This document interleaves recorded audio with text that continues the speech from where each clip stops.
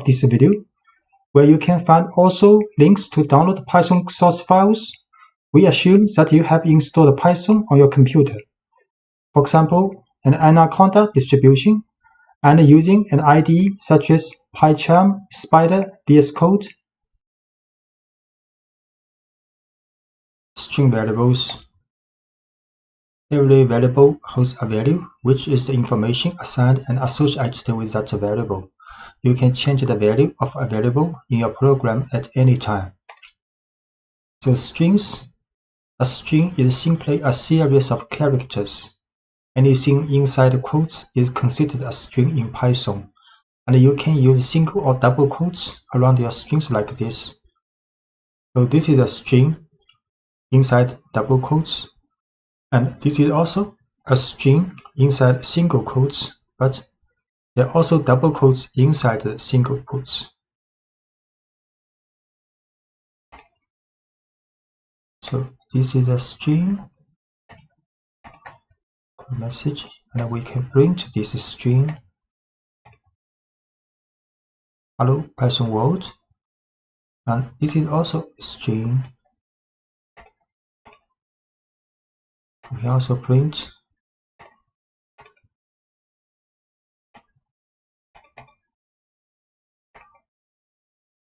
the changing case in a string with methods. So this is a string with all lowercase alphabet. Then you can print name.title. So each word begins with a capital letter.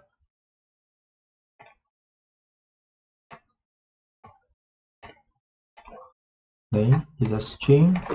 If we show all alphabets are lowercase, then we can print this string but with the title method after this string. So A, Ada, Lovelace. So these two alphabets will be uppercase.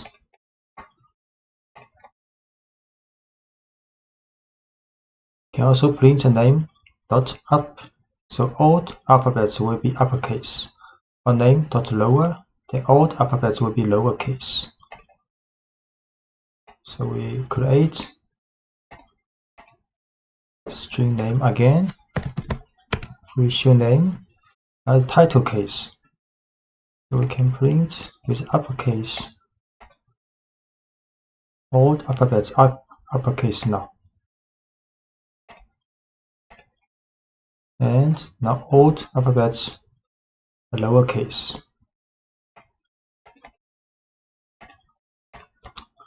Combining or concatenating strings. So this is a string first name, and this is a string for last name. So you can create a string called full name using first name plus a space symbol and with last name. Then you can print out. So first name Ada, last name is Lovelace. Then full name is addition. So is the string concatenation of first name and last name and with a space. Then can print out his full name Ada space Lovelace.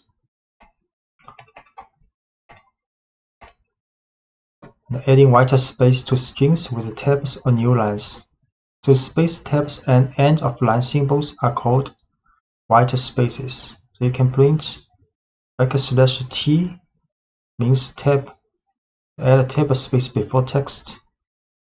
Then you can print also with \n new line, \n with new line.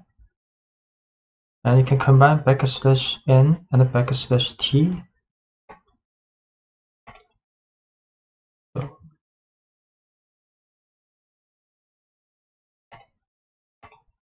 this is for the concatenation. Now we can print Python, then print \t Python. So there tab space. Also print with a new line the language Python, C, JavaScript. Can also print with a new line and a tab space. And a tab space.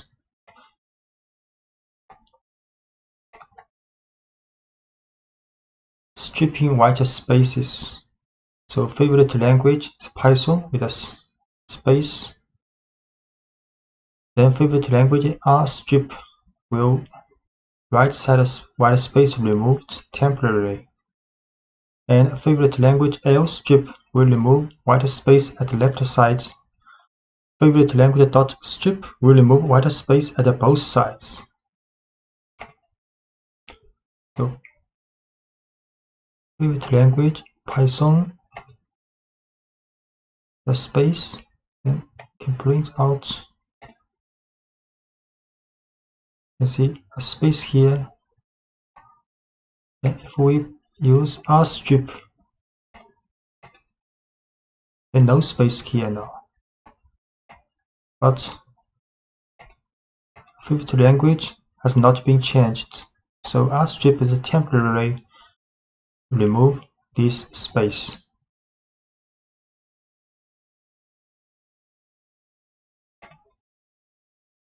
So to remove the white space from the string permanently, you have to store the stripped value back into the variable.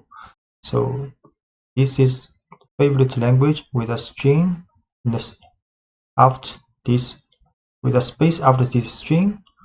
You can use R strip but assign back to this string variable. So create again favorite language with a string to the right side, then we R strip this space and assign back to this variable. Then we show this favorite language again. Now string has been removed permanently. You can add, subtract, multiply, and divide numbers in Python. And 3 double star double asterisk 2 means exponents. So 3 square. And 10% symbol 3 means modulo. So returns the remainder of division. 3 exponent 2 9 age 23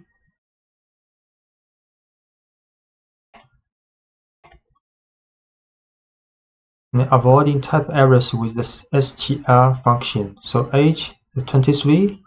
Next, if we create a string variable called message equals happy plus age plus at birthday, then it will have error because Python not allowed you to add numeric variable with string directly, so you have to transform this numeric variable to the type string before adding together. So now message happy plus strh and plus best birthday. Then we can print a message happy 23rd birthday. A list is a collection of items in a particular order. In Python, square brackets indicate a list, and individual elements in the list are separated by commas. So we can create a list called bicycles with 4 different types as the elements of this list. So we create another list called number list with 5 numbers in the brackets. So this is a string type list, and this is a numeric list. create a list.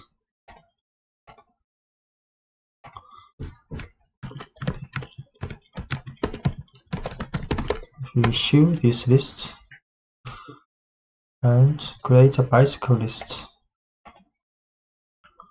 we can print out this bicycle list for bicycles. And accessing elements in a list, you can access any element in a list by telling Python the position or index of the item desired. For example, we can print the first bicycle in this list. And you can also use the string method on any element in a list. So we can get the title form of the first bicycle. You can print first bicycle in the list. Select. Can also print first bicycle's title form in the list. The T is capitalized.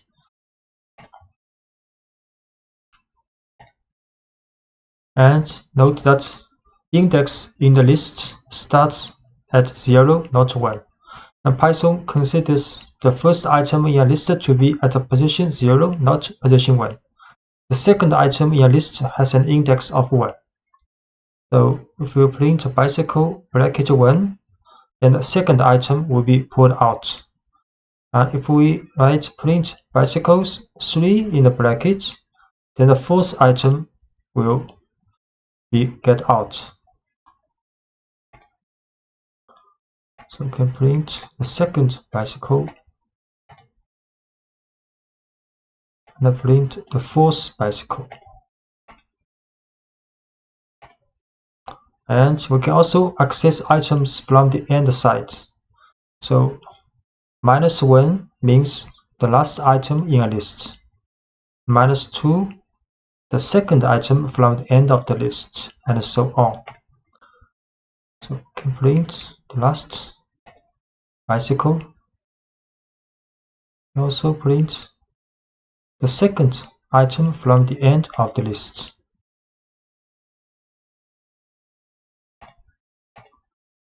Using individual values from a list, you can use individual values from a list just as you would any other variable. For example, you can use concatenation to create a message based on a value from a list.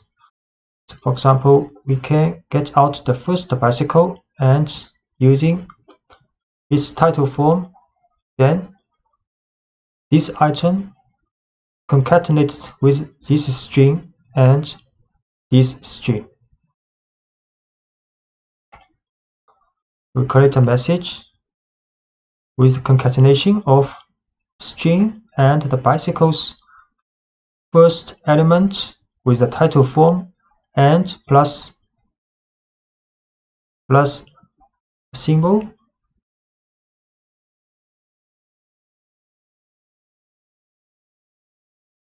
Then we print out this message. So this message is my first bicycle with a track. Most lists you create will be dynamic, meaning you will build a list and then add and remove elements from it as your program runs its course. To change an element, use the name of the list followed by the index of the element you want to change, and then provide the new value you want that item to have.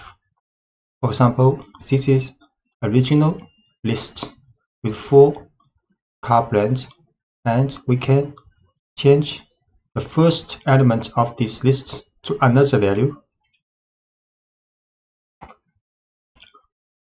So this is a list with 4 cars. Print. Then we can set the first value to Ducati, and we print again. Now the first value has been changed. And we can also add elements to a list. Python provides several ways to add new data to existing lists. We can append elements to the end of a list. So this is the original list for the motorcycle, and we can use append function. So motorcycle dot append Ducati. So the Ducati is added to the end of the list. Create this list with 3 motorcycles. 3 motorcycles now. Then we can append Ducati to the end of the list. So now the list has 4 cars now, with Ducati at the last position. You can start with an empty list and then add items to the list using a series of append statements. So we can also create an empty list first with 2 brackets. Then motorcycles append Honda, append Yamaha, and append Suzuki. Create first an empty list. Then we can append 3 motorcycles. We show this list again. So now the list motorcycle has 3 cars now. And you can also insert elements into a list.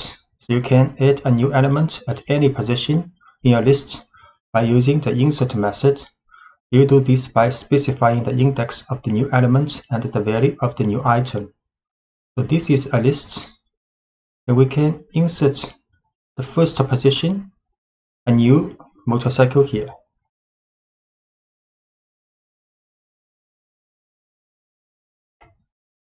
So this is a list with 3 motorcycles.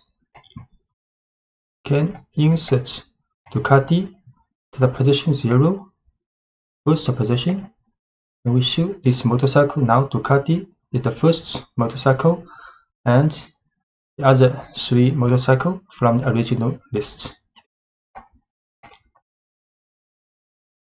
And we can also remove elements from a list. You can remove an item according to its position in the list or according to its value. So removing an item according to its position, you can use the del statement if you know the position of the item you want to remove from a list. So this is a list with 3 motorcycles. We can remove the first motorcycle, the second item, the list with 3 motorcycles. 3 motorcycles now. Then we'll del first motorcycle. Show again. Now only the 2 motorcycles left in the list. Can also create 3 motorcycles now. The motorcycle has 3 motorcycles in the list now. We can delete the second motorcycle this time. We show again this list. Only 2 left. A second Yamaha has been removed.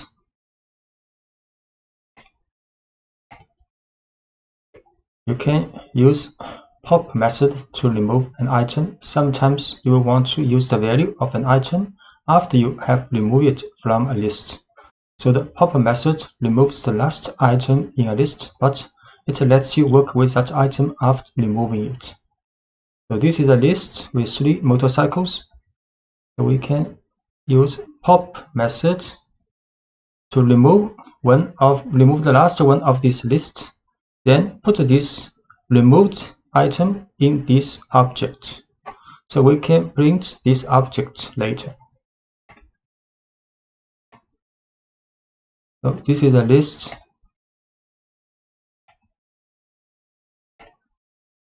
with 3 motorcycles. Then we can use the pop method to remove the last one of this motorcycle list. Then print again this motorcycles list. Now 2 left. The last one, Suzuki, has been removed. And we can also print this popped motorcycle. Suzuki, that's correct. And popping items from any position in a list. You can actually use pop to remove an item in a list at any position by including the index of the item you want to remove in parentheses. So this is the list with 3 motorcycles. So we can pop 0. So the first item is removed from the original list and stored in variable called first owned.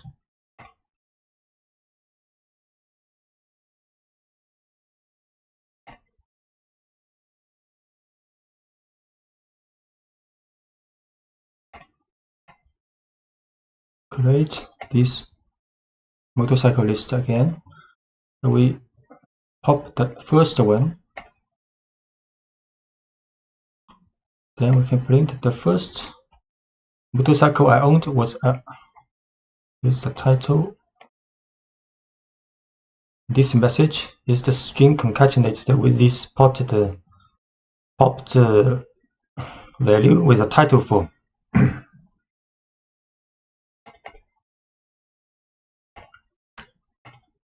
So when you want to remove from a list, if you know the value of the item you want to remove, you can use the remove method.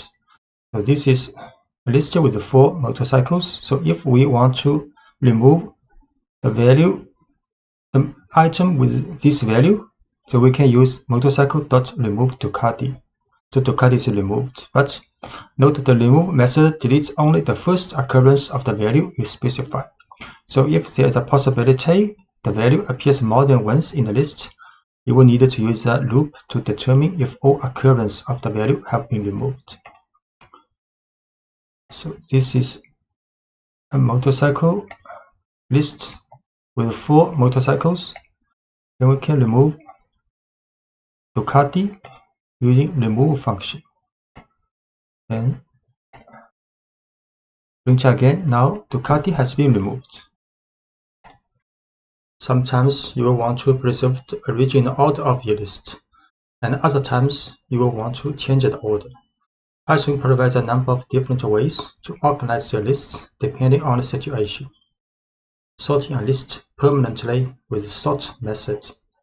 So this is a list with 4 cars, and you can use cars.sort.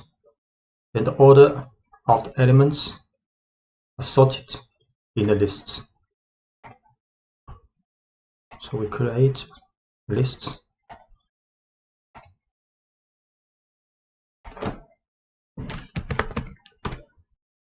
So the order of the elements in the cars, like now, you can use sort. We print again. So now the elements are sorted alphabetically in the list.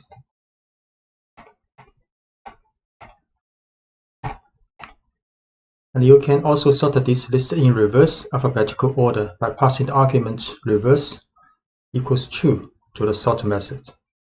So you can use sort reverse true.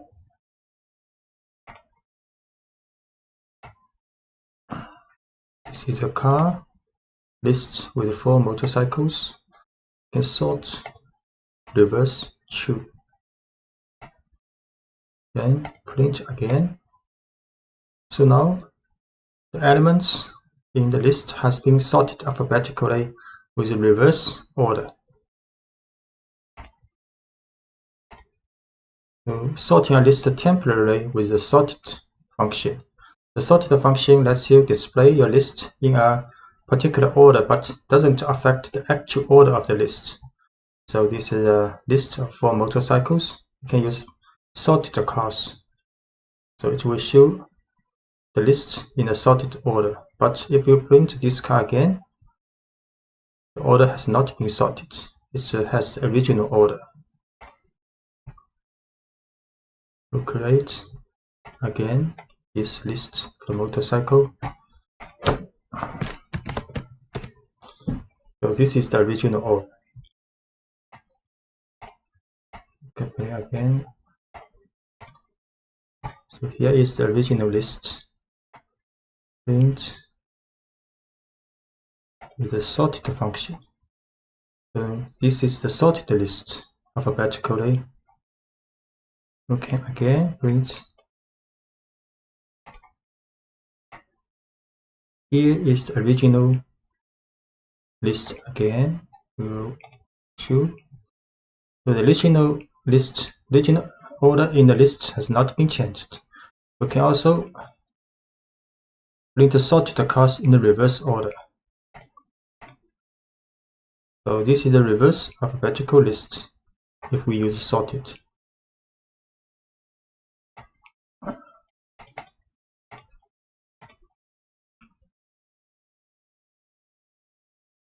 So print a list in reverse order. So just to reverse the original order of a list, this may not be the alphabetical order. So just to reverse the original order of the list, you can use a reverse method. So this is the original list. If we use cast reverse and print a cast, then the order of the elements are reversed. So the last one will be printed first. So the reverse method changes the order of a list permanently, but you can revert to the original order anytime by applying reverse to the same list a second time. So we print. This is the. Okay, we create again this motorcycle list. This is the original order, and we use cars dot reverse. Then print again.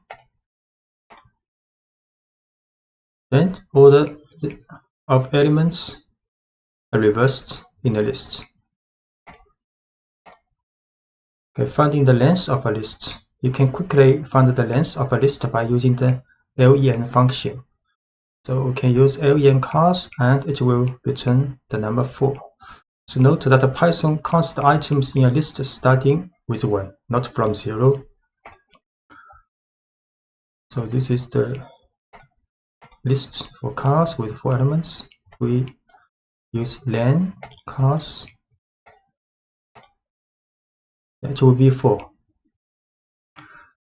Looping allows you to take the same action or set of actions with every item in a list. So when you want to do the same action with every item in a list, you can use Python's for loop. Let's say we have a list of magicians' names, and we want to print out each name in the list. A for loop will let Python to handle this task easily. So in the for loop, Python pulls a name from the list magicians and store it in the variable magician. Then print the name that was just stored in magician. Python then repeats this operation for each name in the list. So this is a list of magician with 3 magicians. And we can write 4 magician in magicians. So magicians is a list. In the for loop, for magician will take each element from the magicians and store in this variable called magician. Then inside the for loop, we print each magician until there's no magician left in this list. So where the no more values are in the list, Python moves on to the next line in the program after the for loop.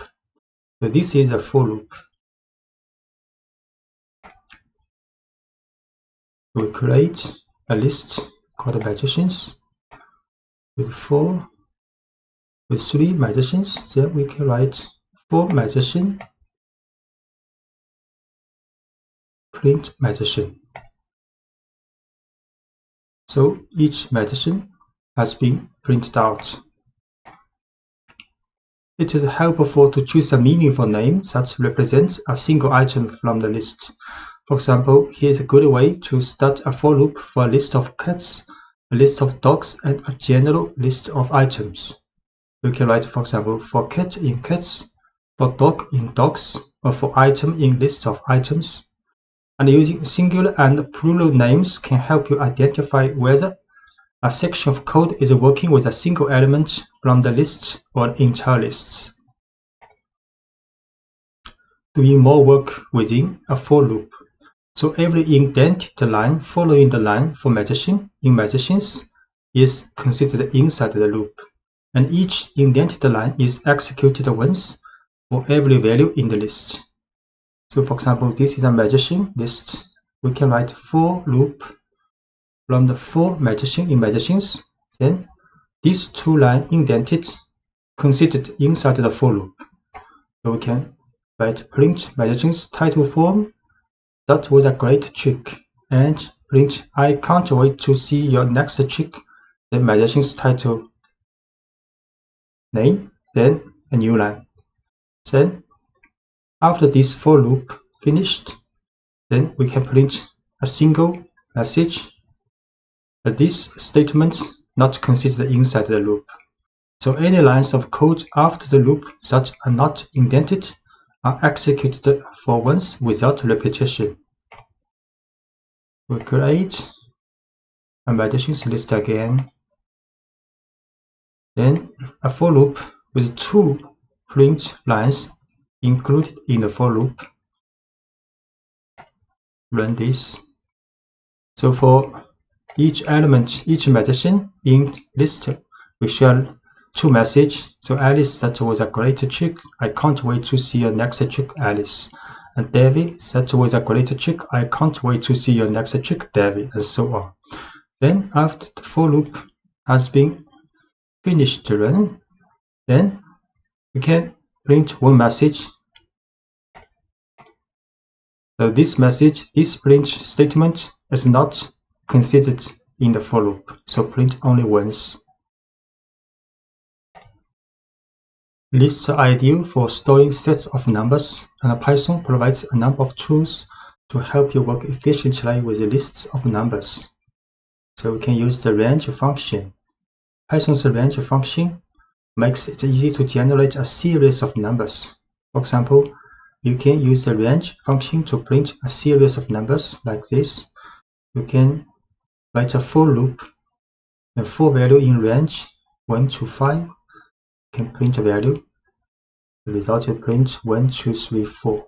The range 1 to 5 will print a number from 1 to 4. Then for each value of this 1 to 4 will print out.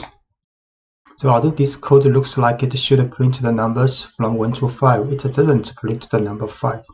So in this example, range prints only the numbers 1 through 4. This is the result of off by 1 behavior you will see often in Python and many other programming languages. So if you want to print the numbers from 1 to 5, you would use range 1, 6. So for value in range 1, 6, print value. Can print out for value in range 1 to 5, print value. So 1, 2, 3, 4 has been printed out.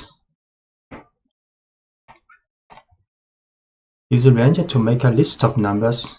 If you want to make a list of numbers, you can convert the results of a range directly into a list using the list function. So for example, we can create a list called numbers, and the value is 1 to 5. Then next we can print numbers. So create a list called numbers. Then print these numbers. So it's a list 1 to 5.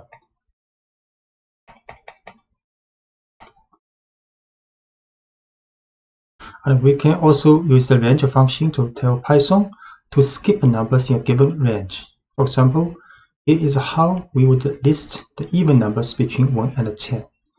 We can write even numbers is a list, create is a list, and the value is from 2 to 11, not including 11, and with a gap of 2. So the result will be 2, 4, 6, 8, 10. So even numbers is a list in the range 2 to 11 with a gap of 2. Then we print out this list. This list has 5 elements. And you can create almost any set of numbers you want to using the range function. For example, consider how you might make a list of the first 10 square numbers. So we start with empty list, then write a for loop.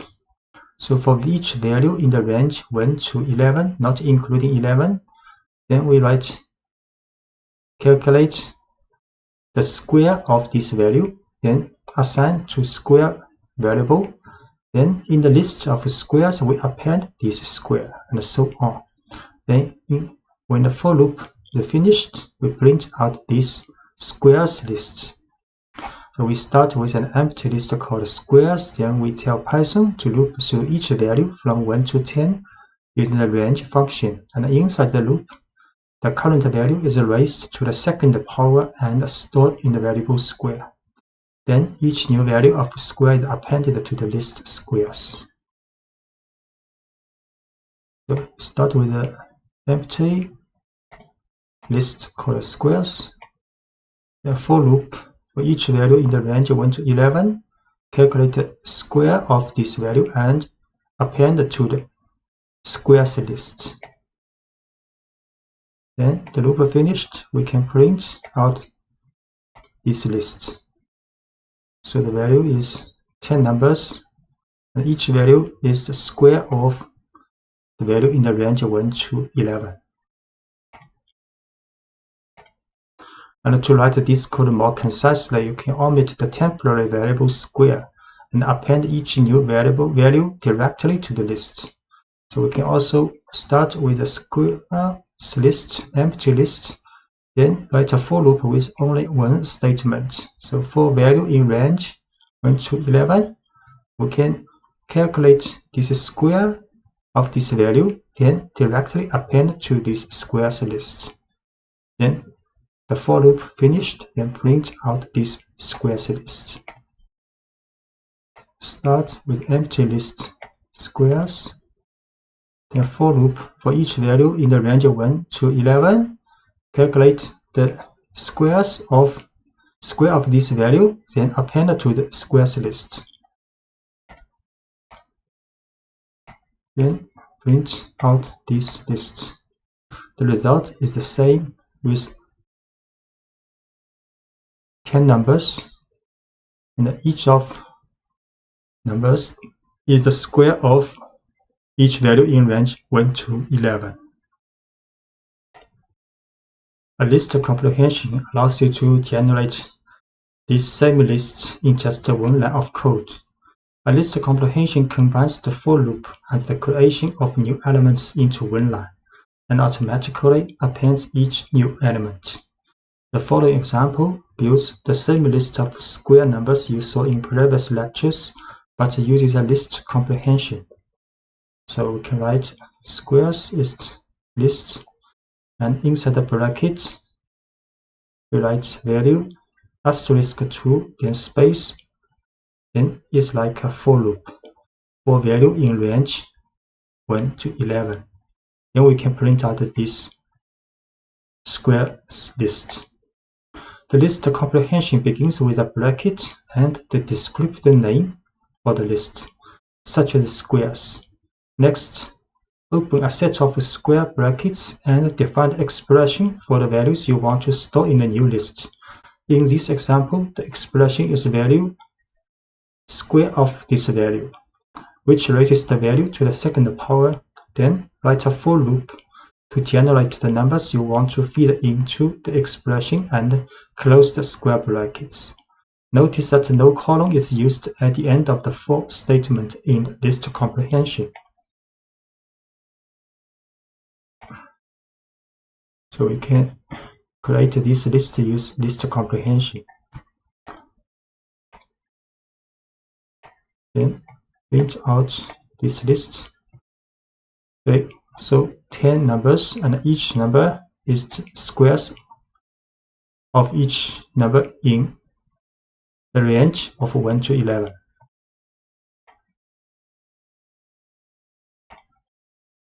You can also work with a specific group of items in a list, which Python calls a slice.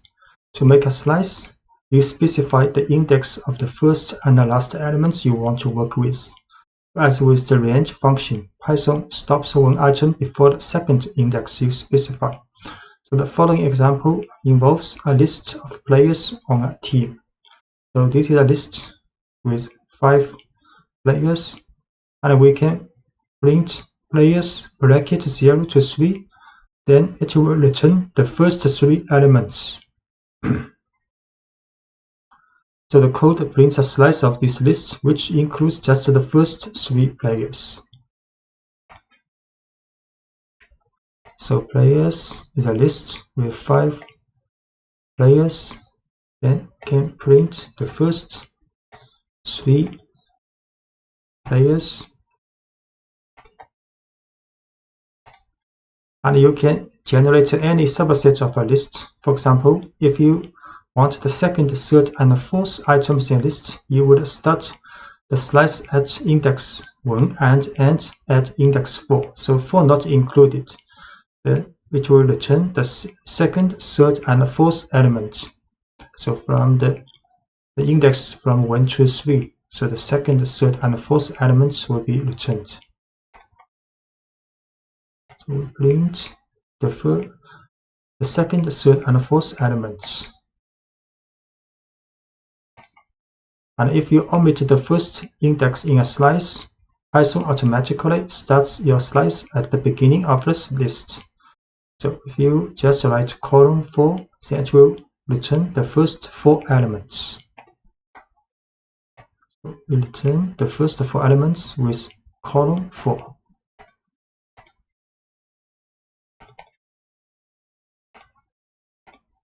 And a similar syntax works if you want a slice that includes the end of a list. For example, if you want all items from the third item through the last item, you can start with index 2 and omit the second index in the bracket. So we can just write players 2 column. Then it will return all items from the third item and through the end of the list.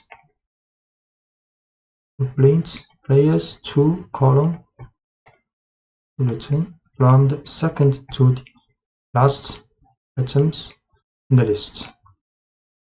The negative index returns an element a certain distance from the end of a list. So therefore, you can output any slice from the end of a list. So, for example, we can write players bracket -3, then column. Then it will return the last 3 players. So it will return the last 3 players with negative index.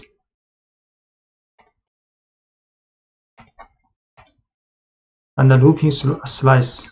You can also use a slice in a for loop if you want a loop through a subset of the elements in a list. In the next example, we loop through the first 3 players and print their names.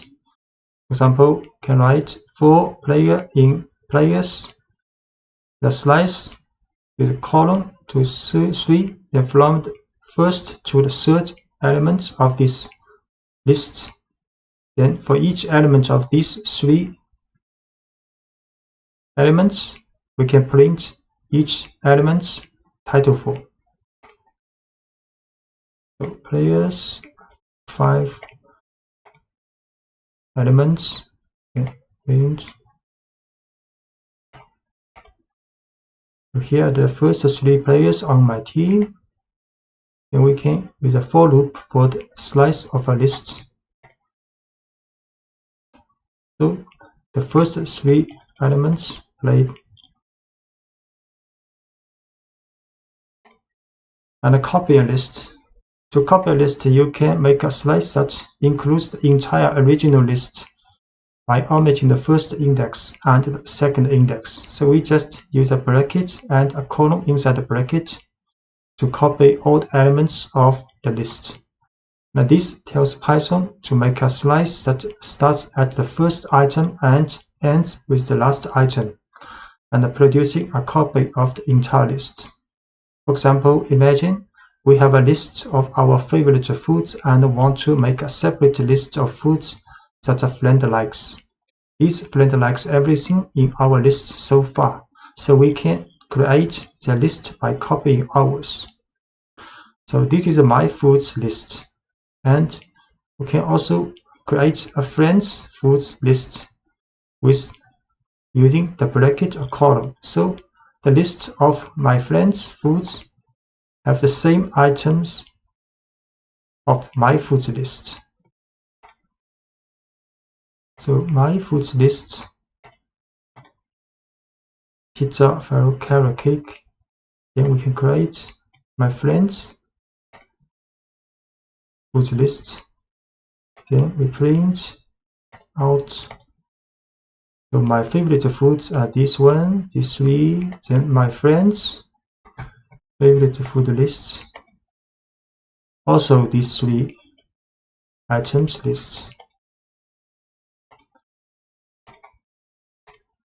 To prove that we actually have two separate lists, we will add a new food to each list and show that each list keeps track of the appropriate person's favorite foods. So in the my foods list, we append cannoli, and in the my friend's foods list, we append ice cream. Then we print out the C. So my foods append a new food, and my friend's foods also append a different foods. Then we print to see my favorite foods. So this one is appended to in the my favorite foods, and this one appended to the my friend's favorite foods. So which means these two lists are independent, separate lists. If we had simply set my friend's foods equal to my foods, we will not produce two separate lists. So for example, this is my food list, and we just use equal. So my friend's foods list is equal to my foods list. Then we append two different items to each list, and in this form, if to connect the two lists, then append item in one list will also do for the other. We will see. So for my foods list, create first with three items. Then we just use equal to assign the same value to my friend's foods list. Then we append two items to these two lists. Then we print out my foods list again.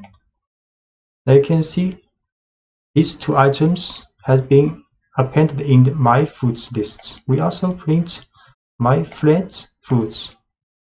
Also, these two items have been added, which means if we use equal sign to assign my foods to my friend's foods, they are just reference to the same object. They are not copy, not independent objects. So if you append one item in one of the two objects, and this will also happen for the other one. Sometimes we want to create a list of items that cannot change. Tuples allow you to do just that. Python refers to values that cannot change as immutable, and an immutable list is called a tuple. A tuple looks just like a list, except you use parentheses instead of square brackets. And once you define a tuple, you can access individual elements by using each item's index, just as you would for a list. For example, if we have a rectangle that should always be a certain size, we can ensure that its size doesn't change by putting the dimensions into a tuple.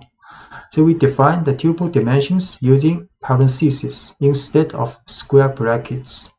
Then print each element in the tuple individually, using the same syntax we have been using to access elements in a list.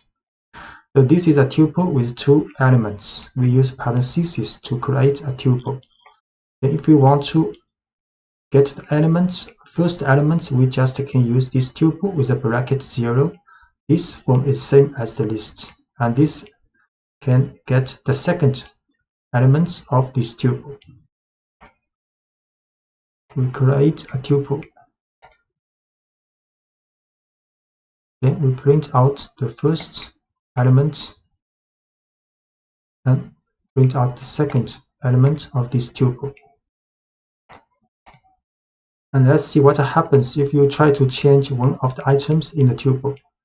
So if we set the first element to 250, and Python will raise an error. We create this tuple first. Then we try to assign a new, change the value of one element. Then type error tuple object does not support item assignment. And the looping through all values in a tuple. You can loop over all the values in a tuple using a for loop, just as you did with a list. So this is a tuple. We can also use a for loop for dimension in dimensions, then print each element. Create a tuple, then we print a message, and we print each element of the tuple using a for loop. So two elements printed out. So writing over a tuple, although you cannot modify a tuple, you can assign a new value to a variable that holds a tuple. So if we want to change our dimensions, we could redefine the entire tuple. So you can, this is the original tuple. This is the new tuple we defined. So if you want to change the value, because you cannot change the element by element, so you can define the tuple again with the new value. You can define the entire tuple again with the new value you want. So we create this tuple again with the new value. Then we print out, then using a for loop to print this tuple out. Conditional tests.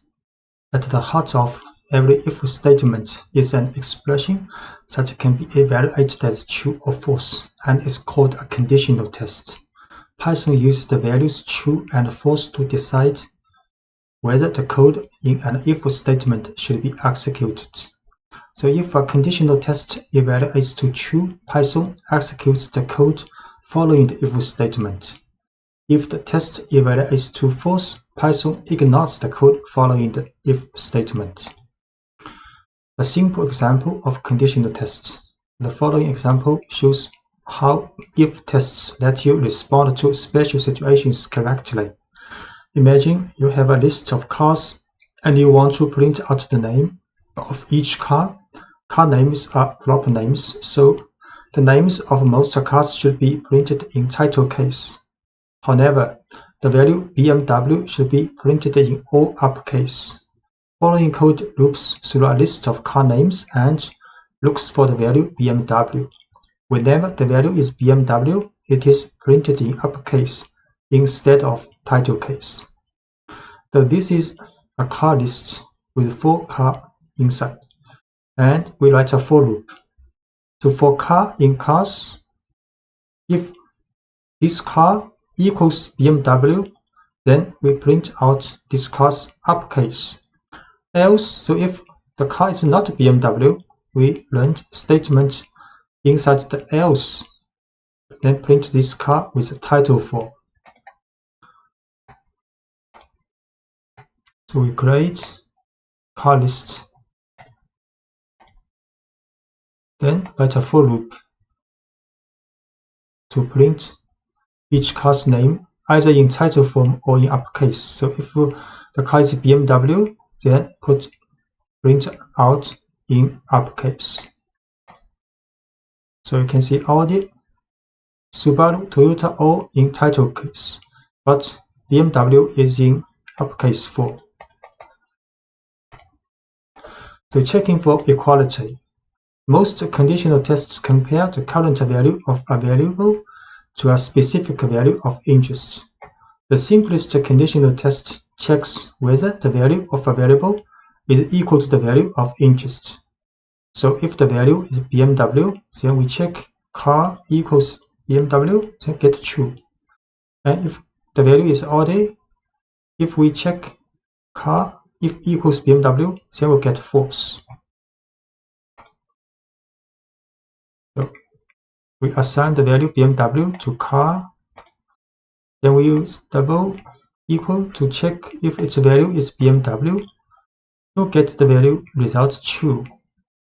And if we assign the odd value to car, then we check again if the car's value is BMW. Then you will get false. And ignoring case when checking for equality. The testing for equality is case sensitive in Python. For example, two values with different capitalization are not considered equal. If the car is Audi with title form, but we check car's value is Audi, we'll get a false. So if case matches, this behavior is advantageous. But if case doesn't matter and instead you just want to test the value of a variable, you can convert the variable's value to lowercase before doing the comparison. So we again assign the value Audi with a title form to car. Then we check the condition if the value is equal to Audi with lowercase.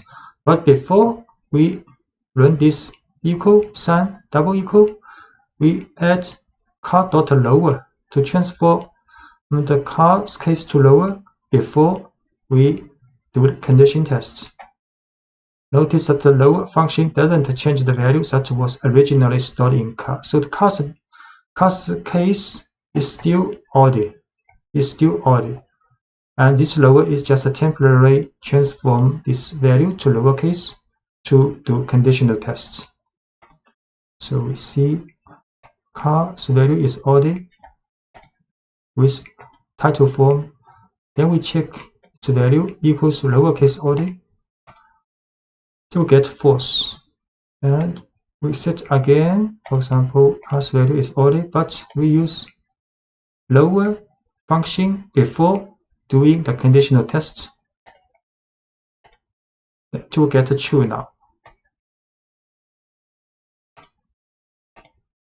The checking for inequality. So when you want to determine whether two values are not equal, you can combine an exclamation point and an equal sign. So this means not equal. So we will store a requested pizza topping in a variable and then print a message if the person did not order anchovies. So this is request topping called mushroom, this value. So if request topping not equal to anchovy, then we'll print holded anchovies.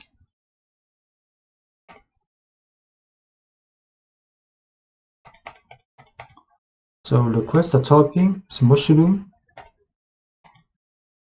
So we check if this topping not equal to anchovy, we'll print holded anchovies. So this message printed out because this value is mushroom, and we test if this value not equal to anchovy. This test will get true. Will get true, then this statement will be run in the for loop, in the if statement. And the numerical comparisons. So testing numerical values is pretty straightforward. For example, the following code checks whether a person is 18 years old. So if the person is 18 years old, then you test numerically if the age equals 18. You get a true result. You can also test to see if two numbers are not equal. So for example, the following code prints a message if the given answer is not correct. So answer is 17. So we test if answer not equal to 42. Then we print a message. This is not the correct answer. Please try again. So age is 18. Then we test age. If age is 18 equals 18, the result is true. The answer is 17. Then we test if answer not equal to 42, then we show the message. Because answer is not equal to 42, the message is printed out. And the numerical comparisons, you can include various mathematical comparisons in your conditional statements as well, such as less than or equal to, greater than, and greater than or equal to. So age is 19, for example, we can run these tests. So each of the above mathematical comparisons can be used as part of an if statement, which can help you detect the exact conditions of interest. So age is 19. Then we can test if age less than 21. We can also run if age is less than or equal to 21, or if the age is larger than 21, we get false. If the age is larger than or equal to 21, we get the false. And you can use AND to check multiple conditions. To check whether two conditions are both true simultaneously, you can use the keyword AND to combine the two conditional tests. If each test passes, the overall expression evaluates to true. If either test fails, or if both tests fail, the expression evaluates to false. For example, you can check whether two people are both over 21 using the following tests. So these two people has age 22 and 18. We can test if this age larger than equal to 21, and this one also older than 21. The result will be false because one is not larger than or equal to 21. But if we change the second one to 22, then we test again, then it will be true because both are older than 21. To write concisely, you can also add parentheses here, so it will be more clear.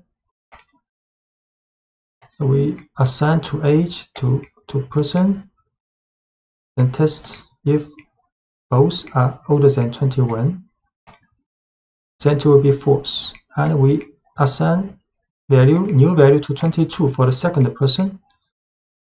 Then we test again, then it will be true. And you can also use the keyword OR, allows you to check multiple conditions as well, but it passes when either or both of the individual tests passes. So an OR expression fails only when both individual tests fail. So let's consider two ages again, but this time we will look for only one person to be over 21. So these two persons, 21, 22, 18 years old, then we test if one of the person is older than 21, the result will be true. And if we assign the first person to 18 also, then we test again, then the result will be false because none of the two people are older than 21 now. So we will set these two persons' age to 22, 18, then test if using auto test if one of the at least one is older than 21, get the result true. But if we set the first person also to 18 years old, then test again if at least one is older than 21, we'll get the false. And checking whether a value is in a list. So sometimes it's important to check whether a list contains a certain value before taking an action. So to find out whether a particular value is already in a list, you can use the keyword in. So let's consider some code you might write for a pizzeria. We will make a list of toppings a customer has requested for pizza, and then check whether certain toppings are in a list. So this is a requested topping with 3 elements, a list. Then we will run the conditional tests. Mushrooms in requested toppings. This is true because mushroom in. But if we run the pepperoni in requested toppings, we'll get false because this list does not contain pepperoni. The requested topping is a list about pizzeria. Then we run the conditional test. Mushroom in requested topping. Get the true in results. If we run pepperoni in request a topping, the result is false. And you can also check whether a value is not in a list. So similarly, you might want to know if a value does not appear in a list. You can use the keyword not in this situation. For example, consider a list of users who are banned from commenting in a forum. You can check whether a user has been banned before allowing that person to submit a comment. So this is a list for the banned user with 3 people. So another user called Mary. So if user not in banned user will print user's title form, you can post a response if you wish. So because this Mary, user's value is Mary not in this list. So this conditional test will get the true. So this message will be printed out. So we create a list for the banned user, and we create a value. Object user is Mary. Then we run this conditional test. If she's not in banned user, then it's true because Mary is not in the banned user. So the print out message, Mary, you can post a response if you wish. A simple if statement. The simplest kind of if statement has one test and one action. We can write if, for example, the conditional test to do something. This is the typical form. So if the conditional test evaluates to true, Python executes the code following the if statement. If the test evaluates to false, Python ignores the code following the if statement. So let's say we have a variable representing a person's age, and we want to know if that person is old enough to vote. The following code tests whether the person can vote. So assign 19 to this age variable. So this if test if age is older than 18, then the message you are old enough to vote will be printed out. And indentation plays the same role in if statement as it did in a for loop. So all indented lines after an if statement will be executed if the test passes, and entire block of indented lines will be ignored if the test does not pass. So you can assign age is 19. We can test this.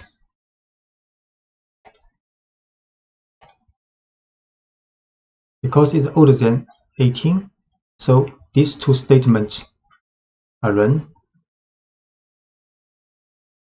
So you can have as many lines of code as you want in block following the if statement. So let's add another line of output if the person is old enough to vote, so asking if the individual has registered to vote yet. So these two messages will be printed out. And if-else statement. And if-else block is similar to a simple if statement, but the else statement allows you to define an action or set of actions that are executed when a conditional test fails. So we will display the same message we had previously if the person is old enough to vote, but this time we will add a message for anyone who is not old enough to vote. So if we assign 17 to the age, then test if age is 18, is larger older than 18, we will print these two messages. But if this test fails, so we will run the else statement.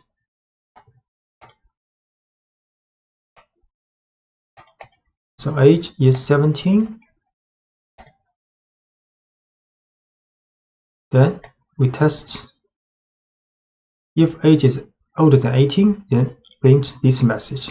Else, if this test is fail, then we will print these two messages. So because age is 17, not older than 18, then these two messages are printed out. Sorry, you are too young to vote, and please register to vote as soon as you turn 18. And if if and else chain. Often you will need to test more than 2 possible situations. And to evaluate this, you can use Python's if else syntax. Python executes only one block in an if else chain. It runs each conditional test in order until one passes. So when a test passes, the code following that test is executed and Python skips the rest of the tests. The following code tests for the age group of a person and then prints an admission price message. So for example, age is 12.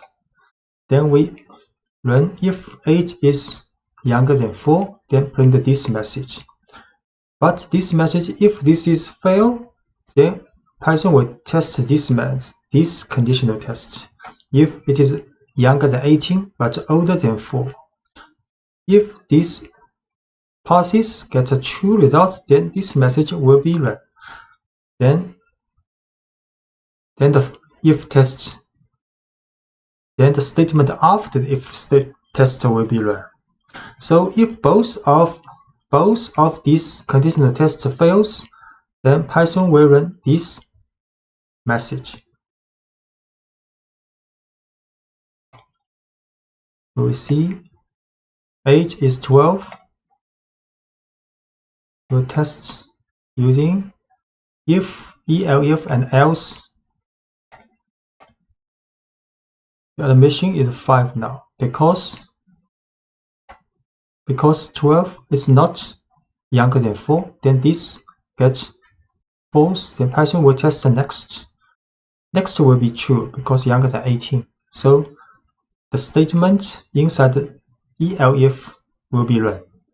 Then Python will finish this if statement, if, elif, else statement.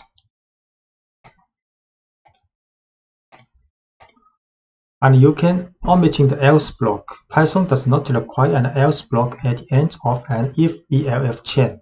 Sometimes an entire block is useful. Sometimes it is clearer to use an additional elif statement that catches the specific condition of interest. So for example, age is 12 again.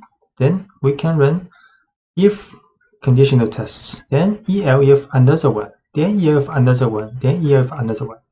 So we do not use else here. We just use very specific conditional test for each age group.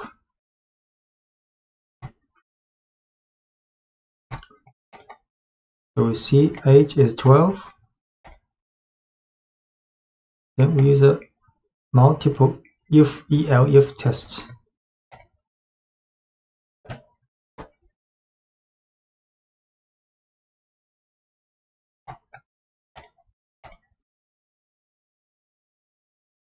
So in this if, elif test, price has been assigned one of each value.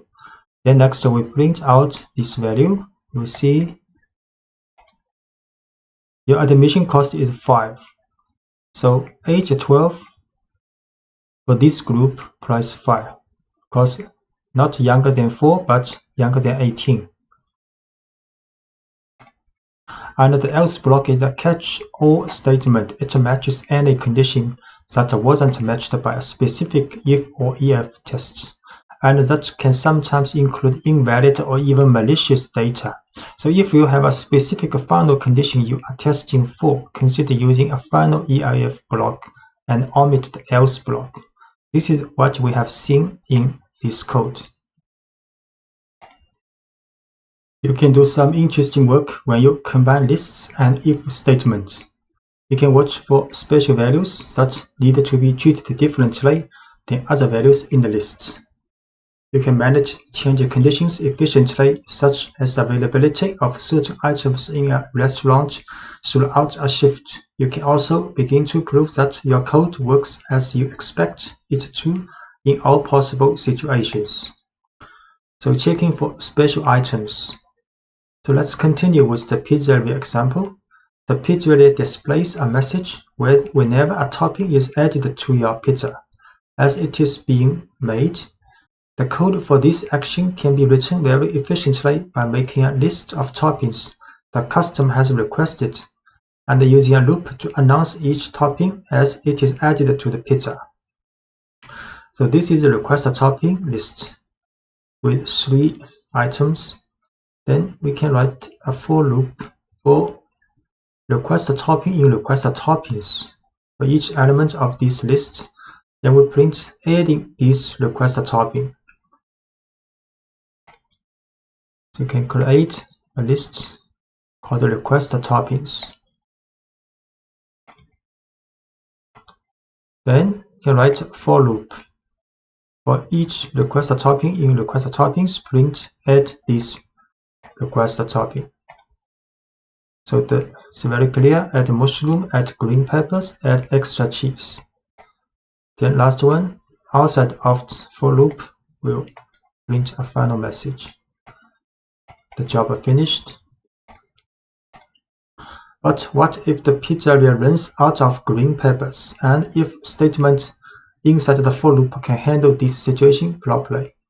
So this is request a topping, and in the for loop we can test using if statement. So if request a topping equals green peppers, then a message, sorry, we are out of green peppers right now, will be printed out.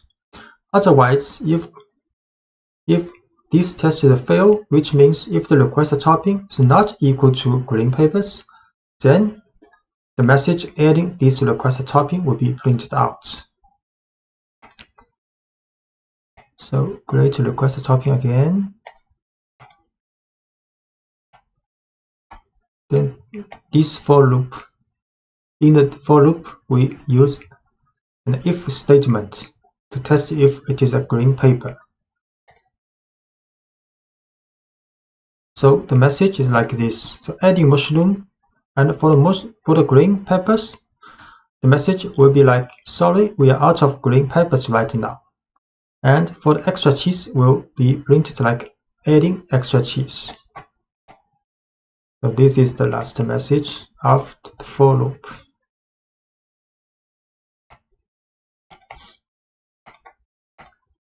And checking that a list is not empty. Sometimes it's useful to check whether a list is empty before running a for loop. So as an example, let's check whether the list of request topping is empty before building the pizza. If the list is empty, we will prompt the user and make sure they want a plain pizza. If the list is not empty, we will build the pizza just as we did in the previous examples. So we first create an empty list to request the toppings. So just next we will run if request the toppings. If request the toppings, which means if request the topping has at least one element and not empty, then it will run the for loop. Else, if request the topping is empty, we will run another loop, another message. So when the name of a list is used in an if statement, Python returns true if the list contains at least one item. An empty list will evaluate to true to these conditional tests. So here we create an empty list for request a topping. Then we will run if else statement. So if request a topping is not empty, we will run this for loop. But if it is empty, then this test will fail. Then we run the else statement. So the else statement is run in this case now. Using multiple lists. What if a customer actually wants French fries on their pizza? You can use the lists and if statement to make sure your input makes sense before you act on it. So let's watch out for unusual topping requests before we build a pizza. And the following example defines 2 lists. The first is a list of available toppings at the pizzeria, and the second is the list of toppings that the user has requested. And this time, each item in request toppings is checked against the list of available toppings before it's added to the pizza. So the code will look like this. Available toppings is a list created, And request topic is another list which creates for the request topics from the customer. Then we will write a for loop. Then for each request topic in the request topics, we will check if this request topic in this available topics list. So if this test gets true, then we print add this request topic. Otherwise, if this request topic item is not in available topics list, then we will run another message. We ask customer, say, sorry, we don't have these toppings. So we run create two lists. One is available toppings and one is requested toppings. Then we write a for loop for each requested toppings.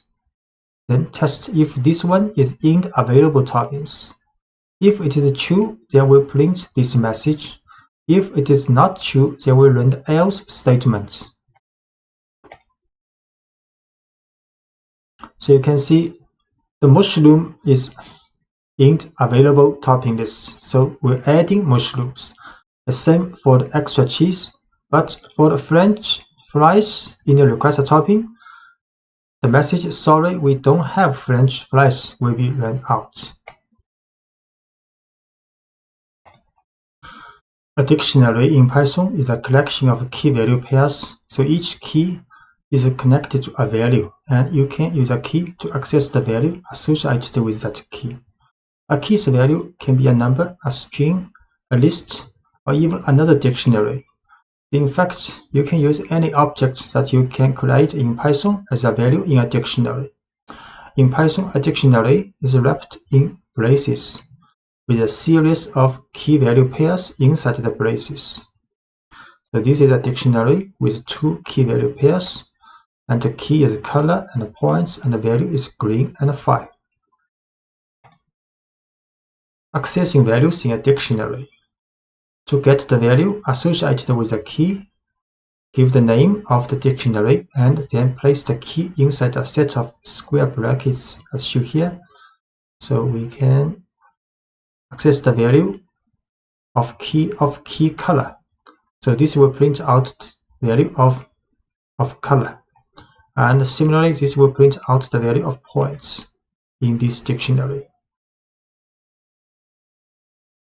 So this dictionary with two key-value pairs, so we can get the points value of this dictionary and assign to new points. Next, we can print out these new points with a message.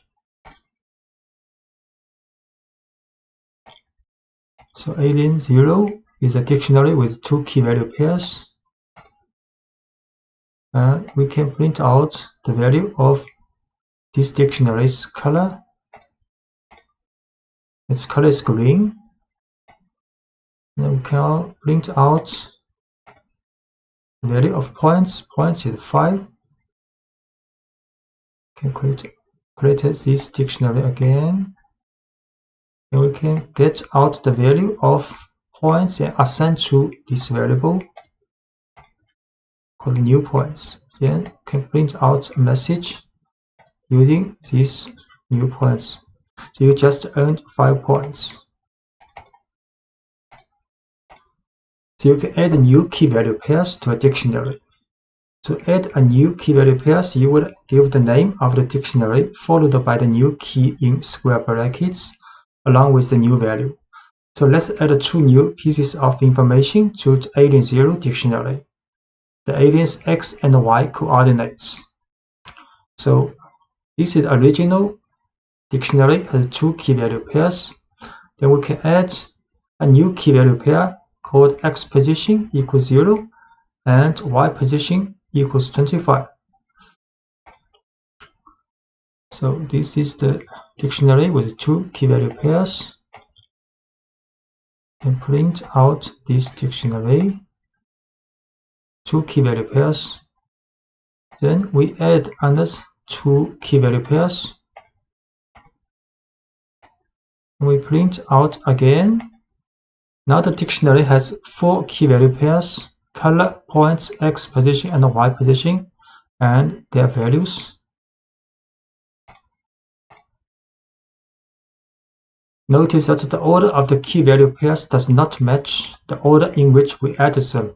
So Python doesn't care about the order in which you store each key value pairs in a dictionary. It cares only about the connection between each key and its value. And you can start with an empty dictionary. It's sometimes convenient or even necessary to start with an empty dictionary and then add each new item to it. To start filling an empty dictionary, you can define a dictionary with an empty set of braces and then add each key value pairs on its own line. So we can start with an empty dictionary with 2 braces. Then we add 1 key value pairs using alien0, brackets color equals green, and points equals 5. So add these 2 key value pairs into this dictionary. We start with an empty dictionary. Then we add these 2 key value pairs into a dictionary. Then print out again. Now the dictionary has 2 key value pairs. Can modify values in a dictionary. To modify a value in a dictionary, give the name of the dictionary with the key in square brackets and then the new value you want associated with that key. So for example, consider an alien that changes from green to yellow as a game process progress. So we create a dictionary with only 1 key value pair, color is green. Then we can modify the value of this key color to yellow. So we create first key value pair green in this dictionary, and we print out the alien's color. The alien is green now. Then we modify the color to yellow in this dictionary. Then we can print out again. The alien is now yellow now. And you can set dictionary with, for example, for X position, Y position, and a speed medium. Can print original position for this alien X position. So position is 0 now, original. Then we can move the alien to the right. So if alien 0 speed is slow, X increment is 1. And else if speed is medium, then increment to 2, and else increment to 3. So because X speed is medium now, so the increment is 2. And we can also we can run this test first. So X increment will be assigned with a true value now. Then we can modify the position X position with current position plus X increment. So run this to modify the value of X position. So print new X position. Now we'll see new position 2 because have increment with true value to the X position. And we can also remove key value pairs. So when you no longer need a piece of information that is stored in a dictionary, you can use the del statement to completely remove a key value pair. All del needs is the name of the dictionary and the key that you want to remove. For example, let's remove the key points from the alien0 dictionary along with its value. So this is a dictionary with 2 key value pairs. Then we can remove the points, the key value pairs with the points. Use del alien0 points in brackets. So we can create these key value pairs dictionary first. 2 key. So print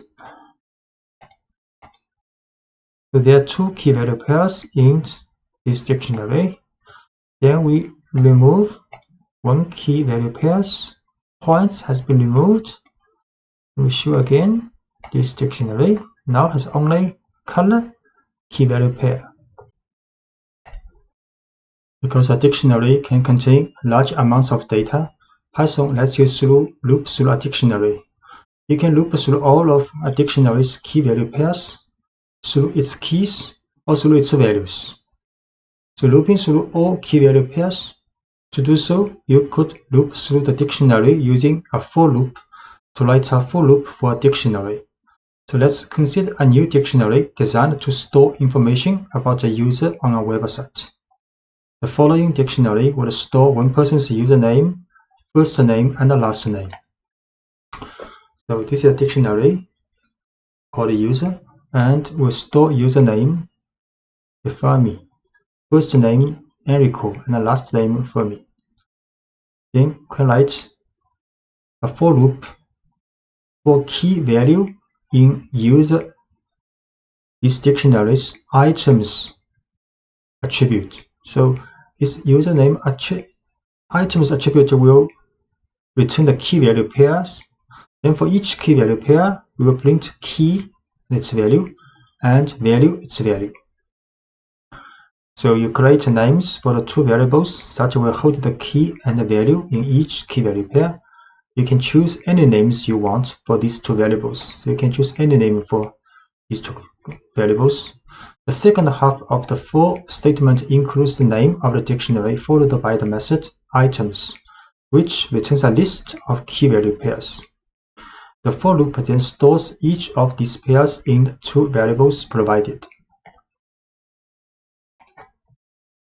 So we can create dictionary for the user. Then we can write a for loop, and in the user zeros items, then we print out this information. So all the key value pairs in this dictionary are printed out. The username value, first name value, last name value.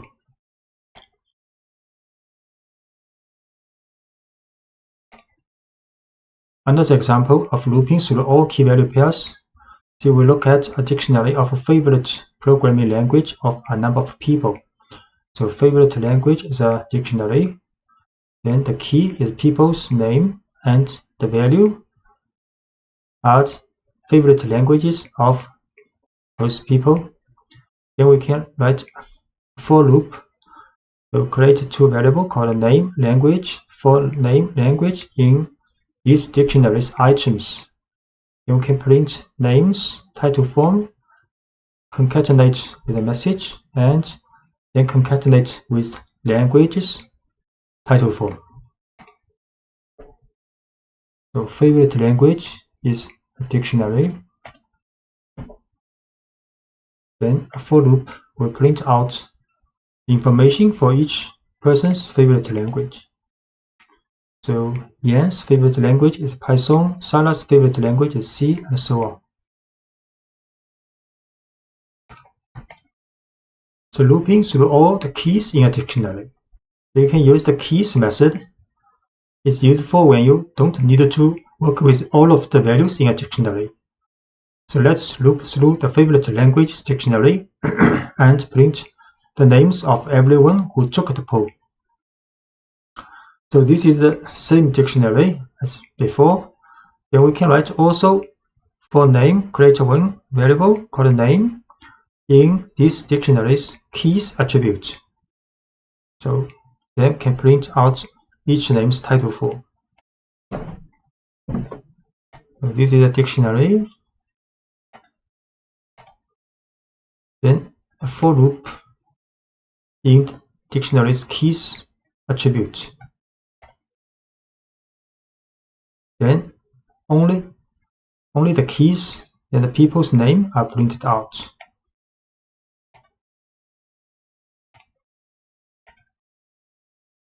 So looping through the keys is actually the default behavior when looping through a dictionary. So the following two codes would have exactly the same meaning.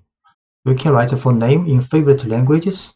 Do not add any methods after this dictionary. Or we can write for name in favorite languages dot keys. These two statements will get the same result.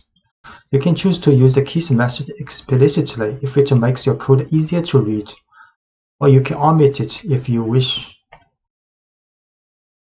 And you can access the value associated with each key you care about inside the loop by using the current keys. So let's print a message to a couple of friends about the languages they choose. So we will loop through the names in the dictionary as we did previously, but when the name matches one of our friends, we will display a message about their favorite language.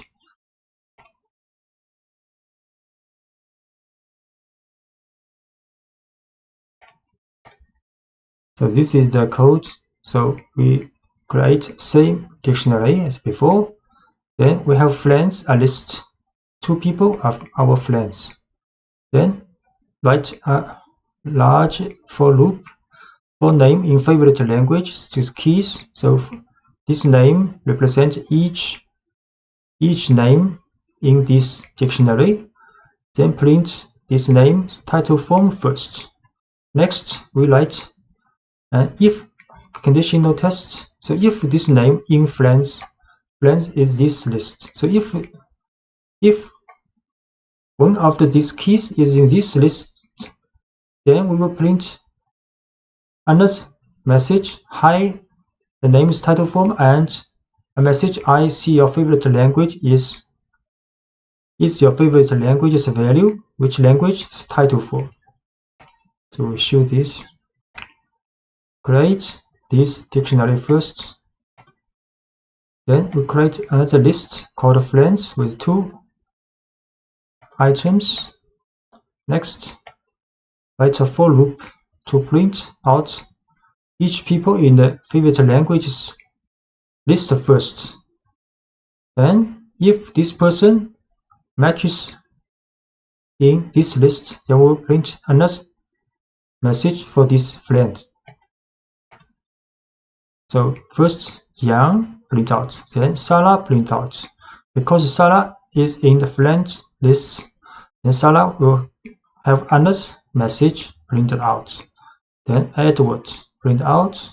Then Phil, because Phil also in the friend list, then Phil will also have another message printed out.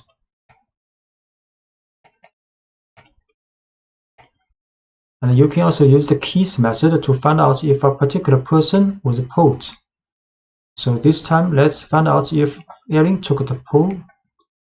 Same dictionary we produce. Then if Erin not in favorite language keys, we use not in. So favorite language.keys will return a list of these keys in the dictionary. Then Erin if not in, so print Erin, please take your pull. And the keys method isn't just for looping, it actually returns a list of all keys, and the line simply checks if Erin is in this list. Because she is not, a message is printed inviting her to take the pull. We can create this dictionary first. Then check if Erin not in this dictionary's keys list, we'll print a message. Because Erin is not in, so the message is printed out.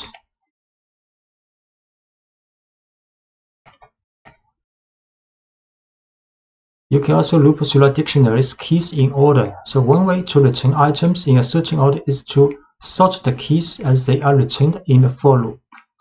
You can use the sorted function to get a copy of the keys in order.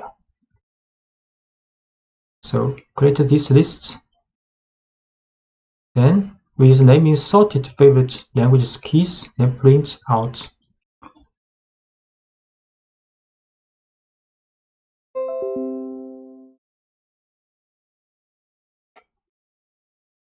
Then choose this one, then create this first dictionary. Then we just sorted this list first before we choose each item in this list. then print message for the name, title, thank you. You can see. So now the names are sorted in alphabetical order.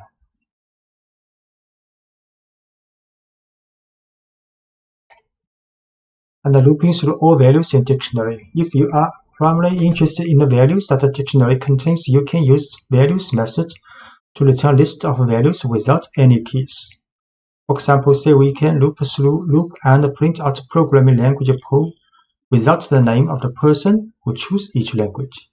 So this is the same dictionary.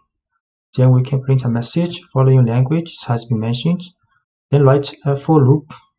In this time, we use the values method for this dictionary, and then for language, the values method will get all values parts in the dictionary.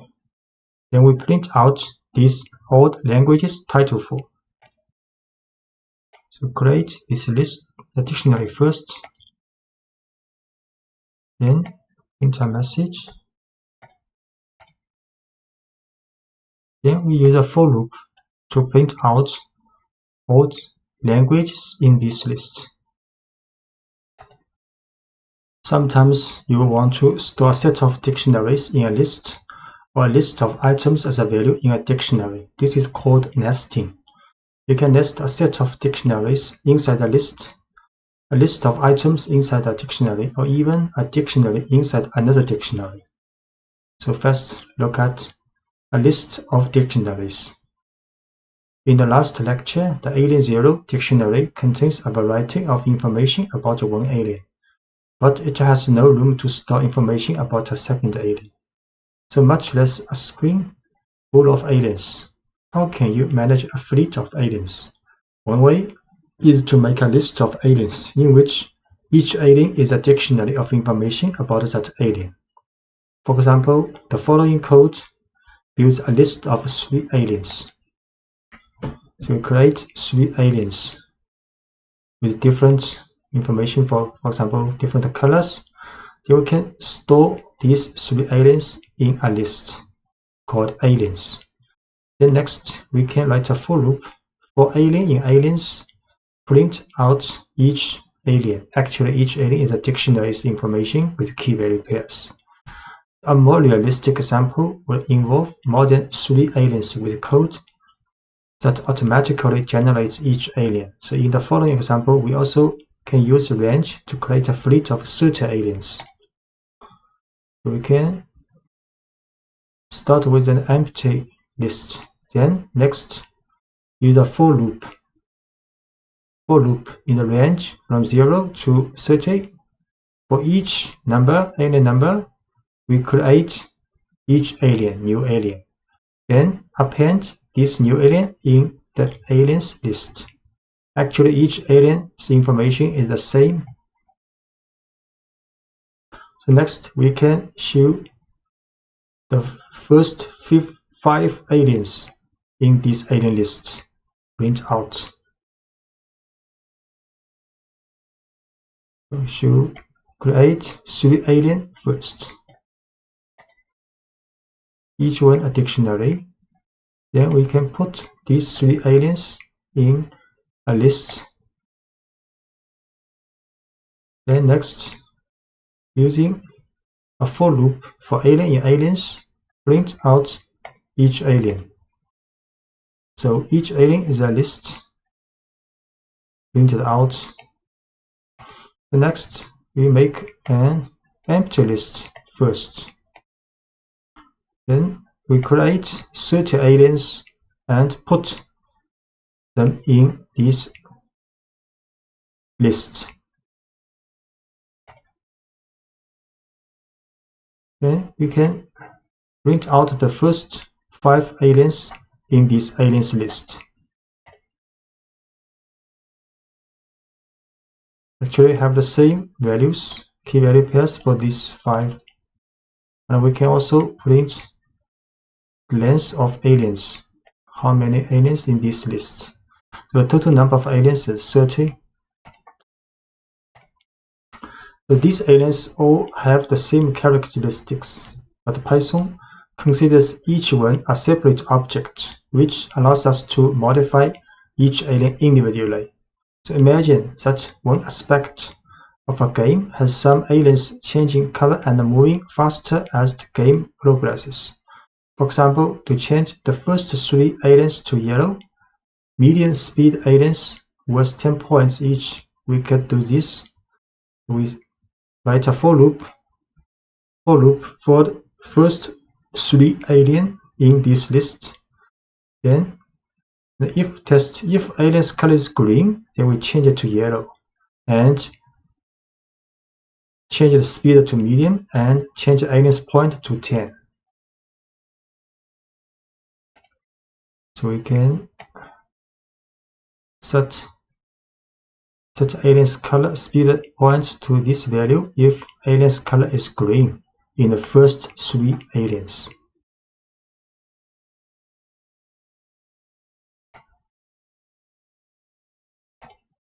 So next, let's look at a list in a dictionary situation. So it is sometimes useful to put a list inside a dictionary. For example, consider how you might describe a pizza that someone is ordering. If you were to use only a list, all you could really store is a list of the pizza's toppings. So with a dictionary, a list of toppings can be just one aspect of the pizza you are describing. So in the following example, 2 kinds of information are stored for each pizza: a type of crust and a list of toppings. So the list of toppings is a value associated with the key toppings. To use the items in the list, we give the name of the dictionary and the key toppings as we would any value in the dictionary. Instead of returning a single value, we get a list of toppings. So we make a pizza dictionary. Then inside this dictionary has 2 keys called crust and toppings.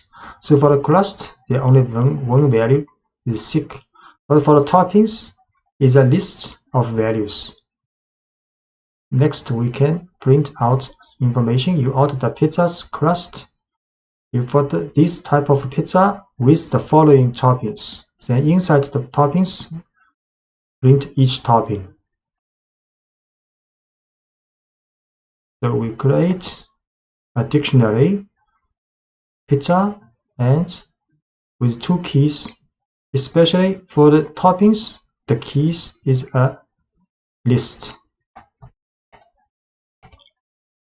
Then we can print out information. You order the pizza.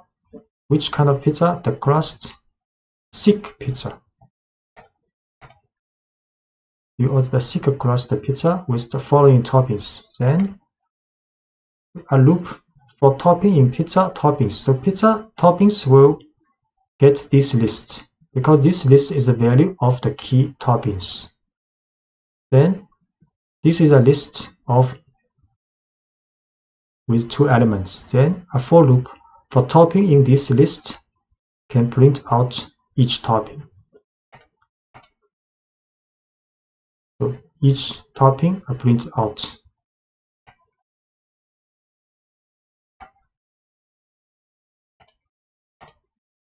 You can nest a list inside a dictionary anytime you want more than one value to be associated with a single key in a dictionary.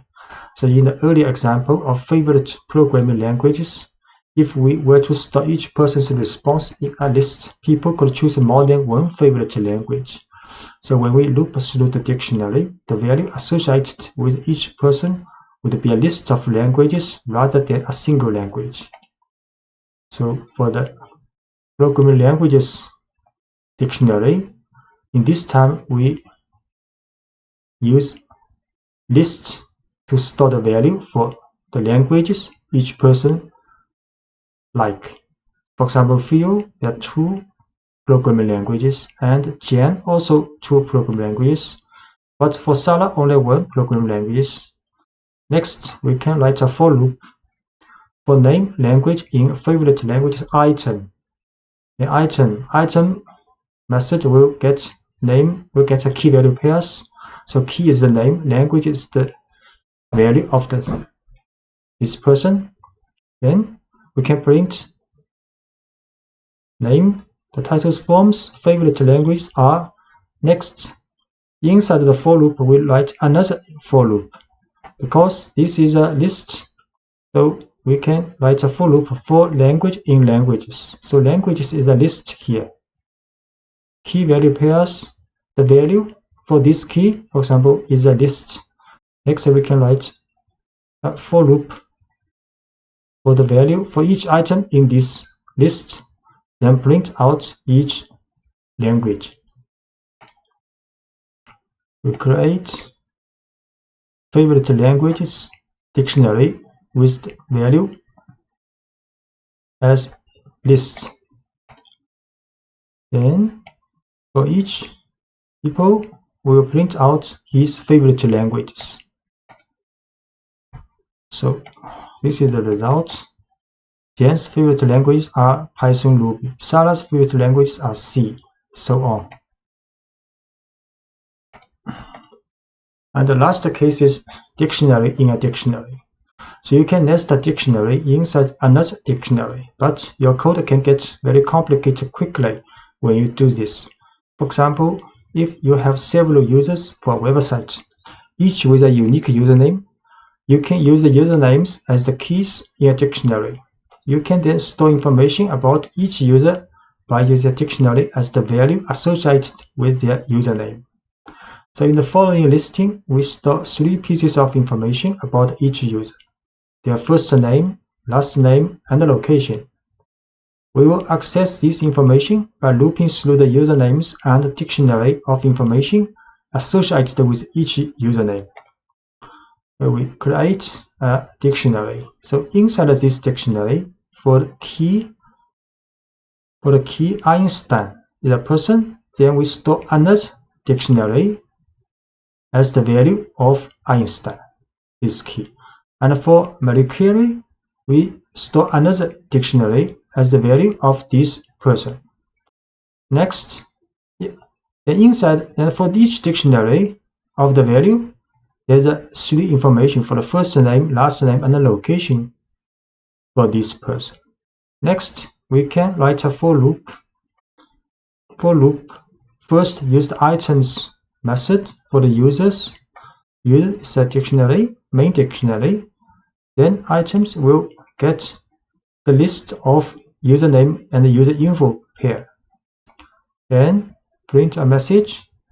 Then we create a variable called full name is user info. User info is a dictionary.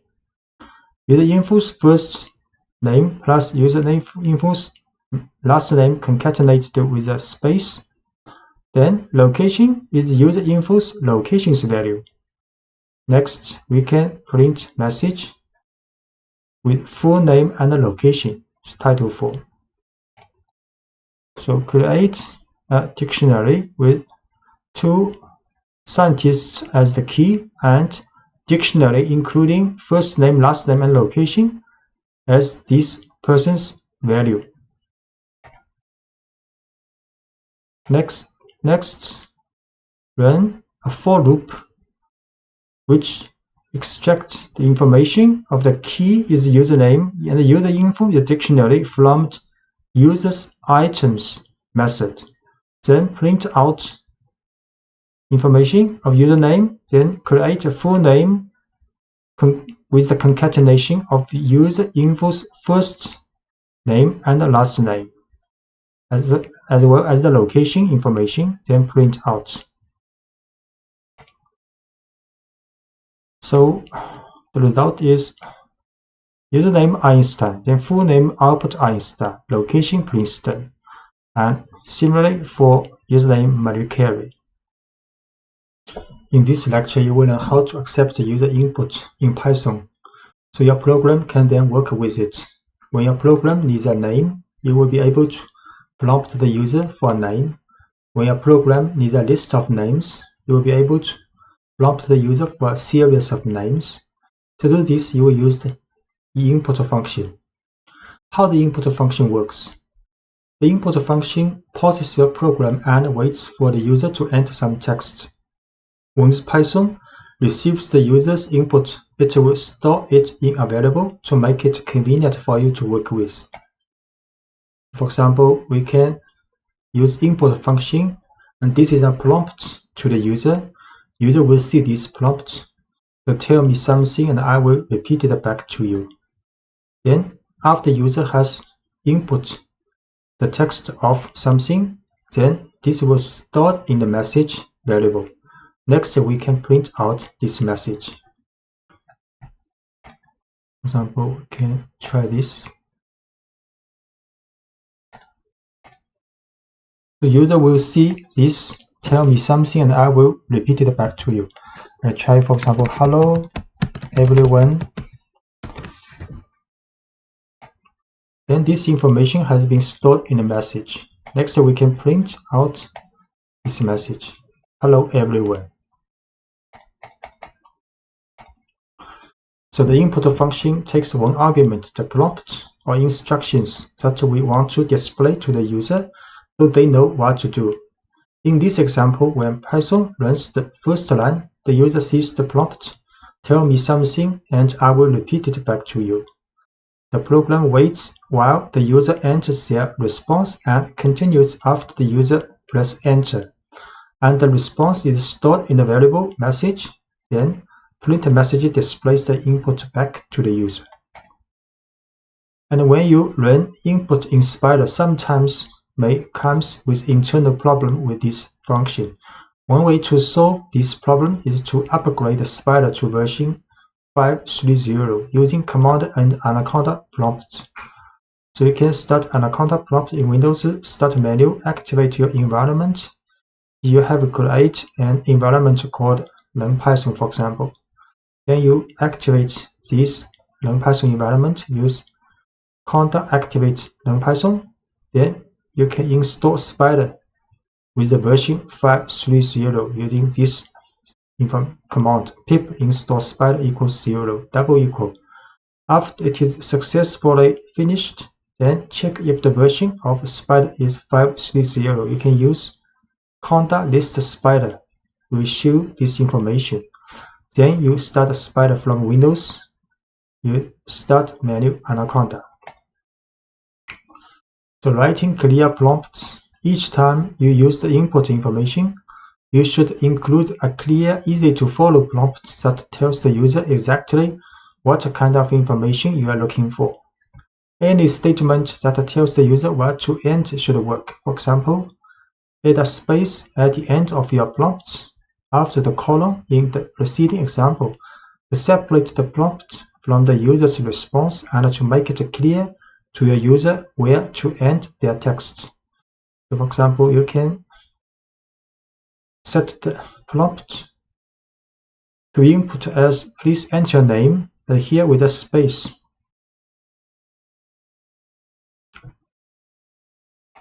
Try.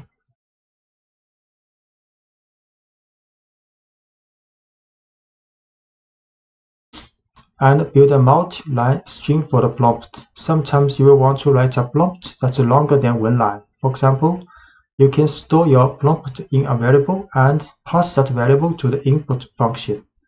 This allows you to build your prompt over several lines. Then write a clean input statement. For example, we can store prompt first with this message. If you tell us who you are, we can personalize the messages you see. Then we can use plus equal to add a new line with another information to this prompt variable. So next we can use input function and passing this prompt. So user will see if you tell us what you are, what's your first name, 2 lines information prompt. So we create prompt this line first. Then we add another line to this prompt.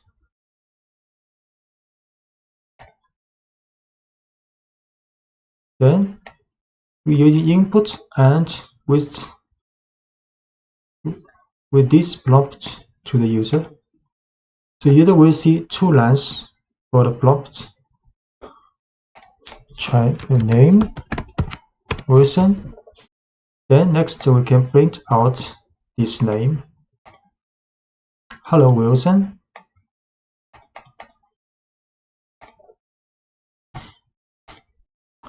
Using int to accept a numerical input. So when you use the input function and the user inputs a number, Python interprets it as a string. If all you want to do is print the input, this works well.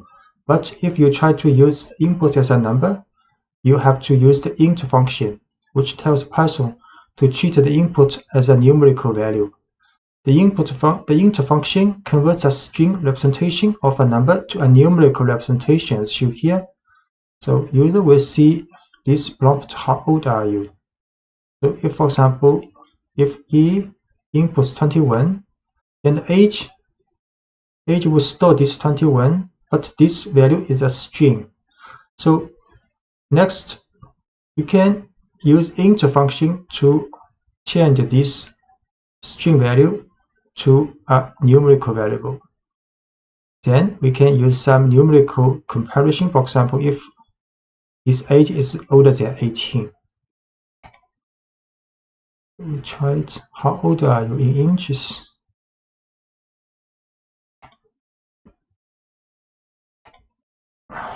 "25", for example.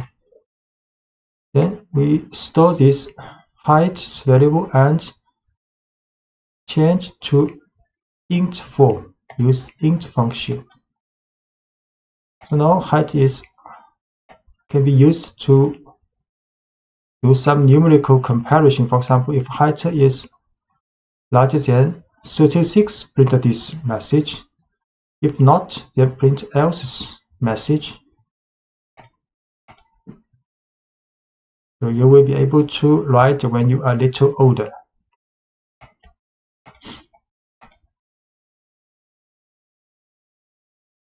Yeah, this is the code what we have used.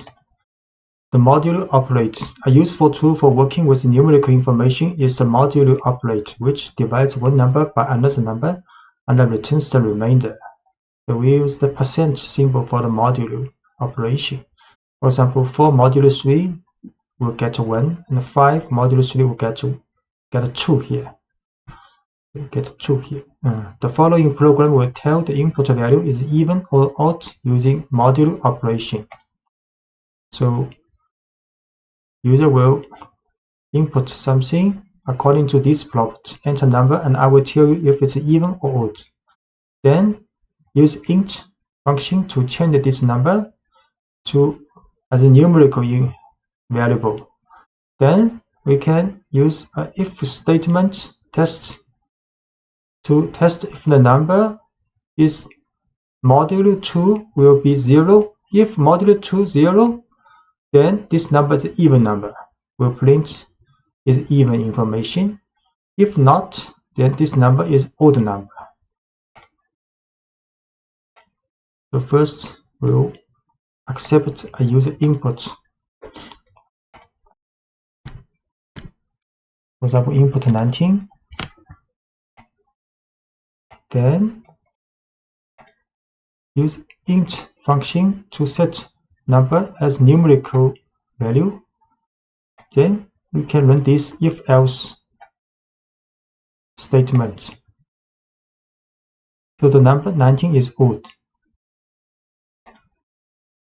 The for loop takes a collection of items and executes a block of code once for each item in the collection.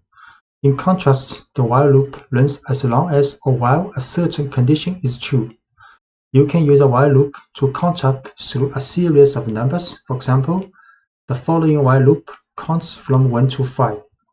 We set current number to the first initially.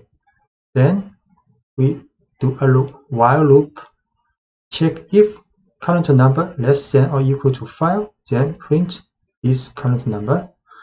Then inside this while loop, we also increase this current number with 1. Then it will go back, check again if this condition still true. So and so on until run the current number if not less than or equal to 5, then the while loop stops. So in the first line, we start counting from 1 by setting the value of current number to 1, and the while loop is then set to keep running as long as the value of current number is less than or equal to 5. The code inside the loop brings the value of current number and then adds 1 to that value with current number equals 1. And this operator is shorthand for current number equals current number plus 1. So Python repeats the loop as long as the condition current number less than equal to 5 is true. We show current number equals 1, assigned with 1 first. So while loop, while this condition is true, will print out this number and then increase this number with 1. So this 5 number is being printed out. So letting the user choose when to quit. So in the following program, we define a while loop. We then define a quit value and then keep the program running as long as the user has not entered the quit value.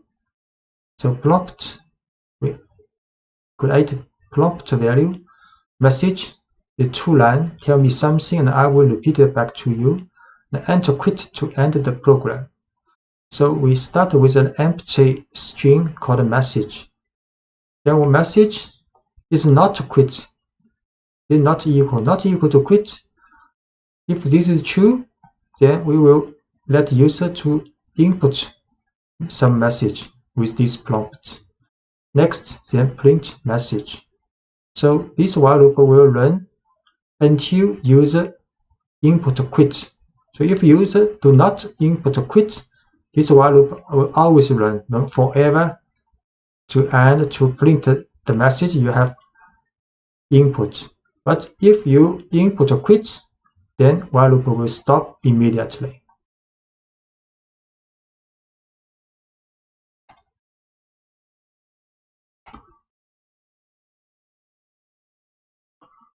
So we create this prompt variable,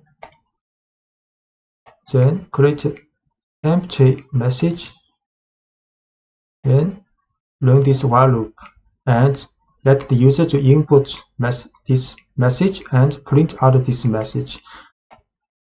Try hello. So print out hello has been printed out. Okay. Everyone print out. So now we input quit. So quit print out and while loop stopped.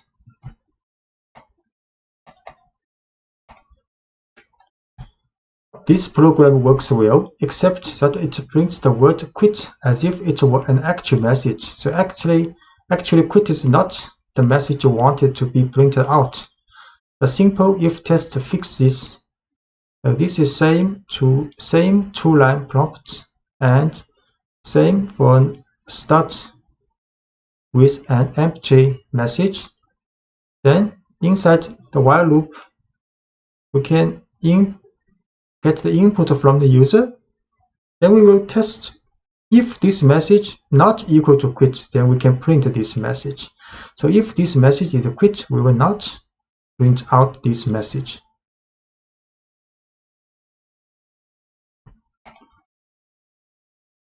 So we can try this. This is the same as before. Then the while loop has been changed with adding an if statement. If the message is not quit, then we print out this message. Then hello. Then hello is printed out. Everyone printed out. But we input quit, message not printed out, and while loop also stopped. Using a flag. So in the previous example, we had the program perform certain tasks while a given condition was true. But what about more complicated programs in which many different events could cause the program to stop running? So if many possible events might occur to stop the program, Trying to test all these conditions in one while statement becomes complicated and difficult. So for a program that should run only as long as many conditions are true, you can define one variable that determines whether or not the entire program is active. This variable, called a flag, acts as a signal to the program. So we can write our program so they run while the flag is set to true, and stop running while any of several events sets the value of the flag to false. So let's add a flag to the previous program. This flag, which we will call active, so you can call it anything, will monitor whether or not the program should continue running. So we set create to their message, prompt message. Then we create a variable called active is true. Next, we will run a while loop. Start with while active. So while active means if the active's value is true, then while active will be true. If the active's value is not true, so while active will not be true. So the while loop starts with while active. So the message, user will input a message. So if the message equals quit, then we'll set active to false. If the message is not quit, then we will print this message, then run while loop again. Until user input quit, we will set active to false, then while loop will stop. We create this prompt message, then set a flag variable active to true first. Then run a while loop. While active, then user can input a message and Python will check if the message is quit. If quit, then while loop stopped, and active, because active set to false, then the loop will stop. If it is not quit, then we'll print out this message and back to the while loop check again. So we run. Hello, everyone, then quit is stopped, while loop stopped. Using break to exit a loop. To exit a while loop immediately without running any remaining code in the loop. So regardless of the results of any conditional test, you can use the break statement. The break statement directs the flow of your program. You can use it to control which lines of code are executed and which aren't. So the program only executes code that you want it to when you want it to. For example, consider a program that asks the user about places they have visited. So we can stop the while loop in this program by calling break as soon as the user enters the quit value. So this is 2 lines message. Prompt the user to tell a city they have visited and can enter quit if they are finished. So a while loop with while true start. So while true is always true if nothing else happened. So while true is always true. Then prompt the user to input a city. So next is if test. If the city is quit, then break. Then while loop stopped. If the city is not quit, then a message I'd love to go to this city are printed out. The loop that starts with while true will run forever unless it reaches a break statement. You can use the break statement in any of Python's loop. For example, you could use break to quit a for loop also, that's working through a list or a dictionary. So we'll show this code. First, create this prompt message variable. Then we will run this while loop. So user will see this prompt, enter city to New York. Then the message I'd love to go to New York printed out. Next I will input London. Then I'd love to go to London. Then here now I have put input quit.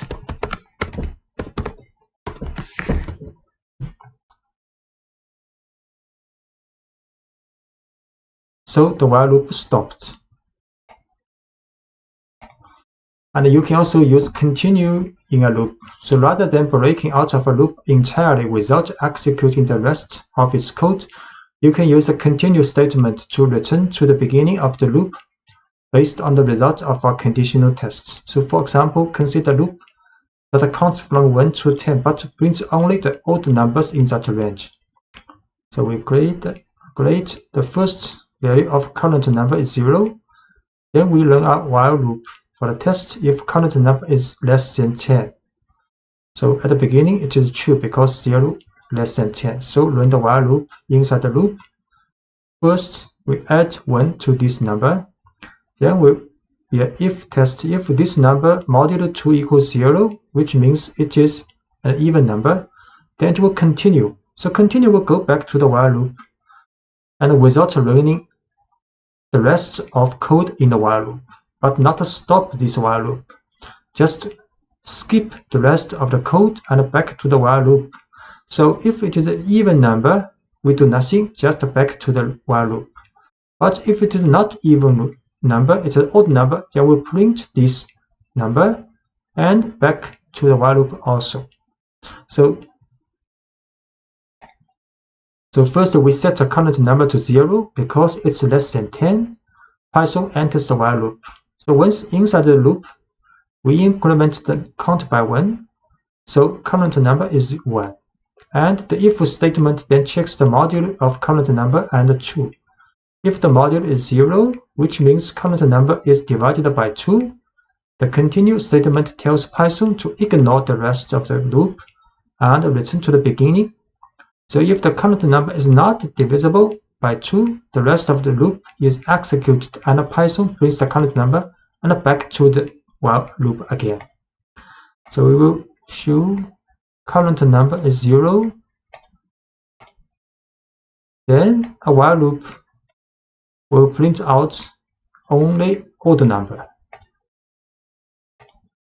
So only odd number 1, 3, 5, 7, 9 are printed out, and the even number not printed out, and the code using continue. So you will not stop the while loop, just skip the rest of the code in this run. To keep a track of many users and pieces of information, we will need to use lists and dictionaries with our while loops. A for loop is effective for looping through a list, but you shouldn't modify a list inside a for loop because Python will have trouble keeping track of the items in the list. To modify a list as you work through it, use a while loop. Using while loops with lists and dictionaries allows you to collect, store, and organize lots of inputs to examine and report on later. So we can move items from one list to another. So consider a list of newly registered but unverified users of our website. After we verify these users, how can we move them to a separate list of confirmed users? One way would be to use a while loop to pull users from the list of unconfirmed users as we verify them, and then add them to a separate list of confirmed users. So this is a list of unconfirmed users. Then we create an empty list called confirmed users. The next use a while loop. So while loop, the purpose of this while loop is to move each unconfirmed users to verify and then to confirm the users list.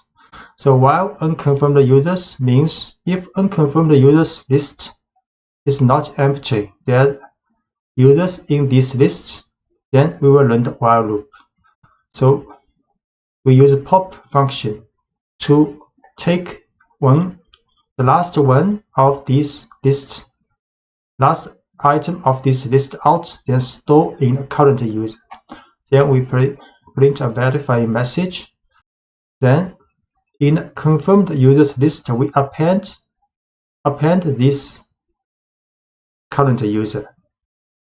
So this process will run until there are no items left in unconfirmed users. Then next, we can write a for loop to print out each confirmed users from this confirmed users list. We set a unconfirmed users list first. Then create confirmed user list with empty. So run a while loop to move every unconfirmed user out, verifying them and put in confirmed users list. So verifying user, each being done. Then we print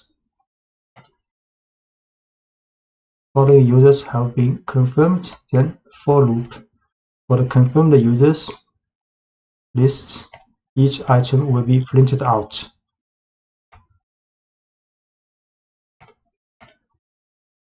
And you can remove all instances of specific values from a list. The remove function will remove the instance that appeared only once in the list. But what if you want to remove all instances of a value from a list? Say you have a list of pets with the value cat repeated several times. To remove all instances of that value, you can run a while loop until cat is no longer in the list. So this is a list with pets. So cat occurs 3 times here.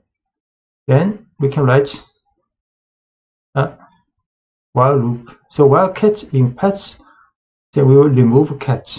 So while cat in cat means while cat exists in this list, it still have cats list exists in this list, then we'll remove this cat. So until there are no cat in these pets, then the while loop will be finished. So we create these pet lists and print cat, cat, cat. Then a while loop will remove each one cat in the list, and we print pets again. There are no cats now in the list. So filling a dictionary with user input. So you can prompt for as much input as you need in each pass through a while loop. So let's make a pooling program in which each pass through the loop prompts for the participant's name and the response. We can store the data we gather in a dictionary. So first, we create an empty dictionary, then set a pooling active flag to true. So while pooling active, then user will see prompt what is your name.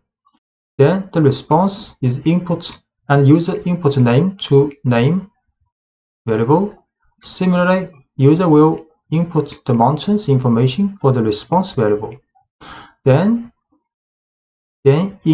for the dictionary, this dictionary created here, we add key value pairs for name, the person, and its response, the value of this mountain. Then repeat is another input for user to enter. The prompt is would you like to let another person respond? So if the user does not enter no, then process will be continue and the user can do back to the while loop, and the user can input again the name and the information for the response with mountains, then add another key value pairs in dictionary. So this process will until user enter no in the repeat input. If the user enter repeat input with no, then pooling active flag will be false. So back to the while loop, pooling active will not be successful, then the while loop is stopped. So next, then we can print out information from this dictionary with the function items and get name response pairs, each name response pairs, and print it out in this message. So we set this empty dictionary first, then while loop.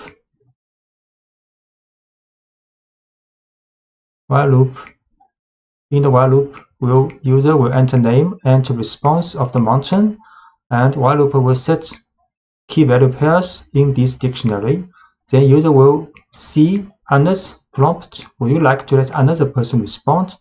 If the user does not enter no or enter yes or other input, then the while loop will continue on, and user then enter another name and mountain, and so on until user has entered no here. Then the key pooling active flag will be false. Then the while loop will be stopped. So we run this process. Okay, we have to define pooling active first. Then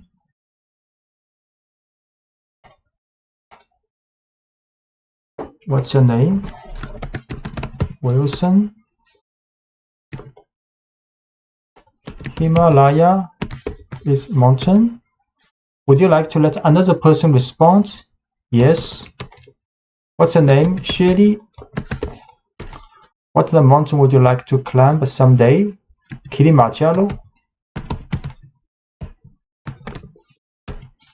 Would you like to let another person to respond? This time enter no. So the while loop stopped. Then we print out the results.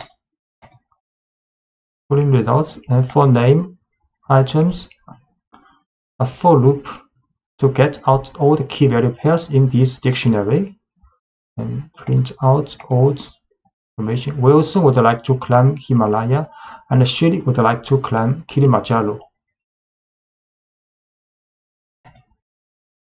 In this lecture, you will learn to write functions, which are named blocks of code that are designed to do one specific job. So when you want to perform a particular task that you have defined in a function, you call the name of the function responsible for it. If you need to perform that task multiple times throughout your program, you don't need to type all the code for the same task again and again. You just call a function dedicated to handling that task, and the call tells Python to run the code inside the function. So we define a simple function. Here's a simple function named greet user that prints a greet message. So we use diff greet user. Then this is the description of this function. Use triple quotes. Then inside the function, print a message hello. Then we can call this function just write greet user. The keyword diff to inform Python that you are defining a function. Then next name of the function is greet user. Then parentheses are empty here, means no more information needed to run this function. And a comment called a docstring enclosed in triple quotes, which describes what the function does. The docstrings are enclosed in triple quotes. Greet users call the function.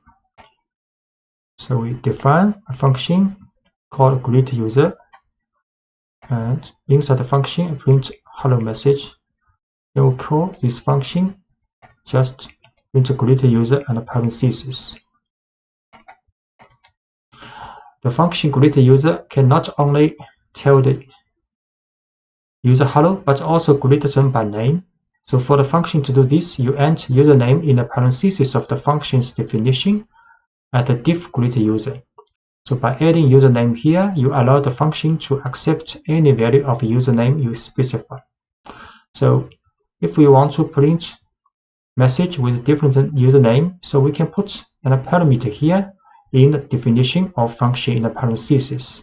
So inside the function, print message will take this information of username and print a message. So when we call this function, we have to add a name, for example, Jesse here. So the variable username in the definition of greet user is an example of a parameter, a piece of information the function needs to do its job.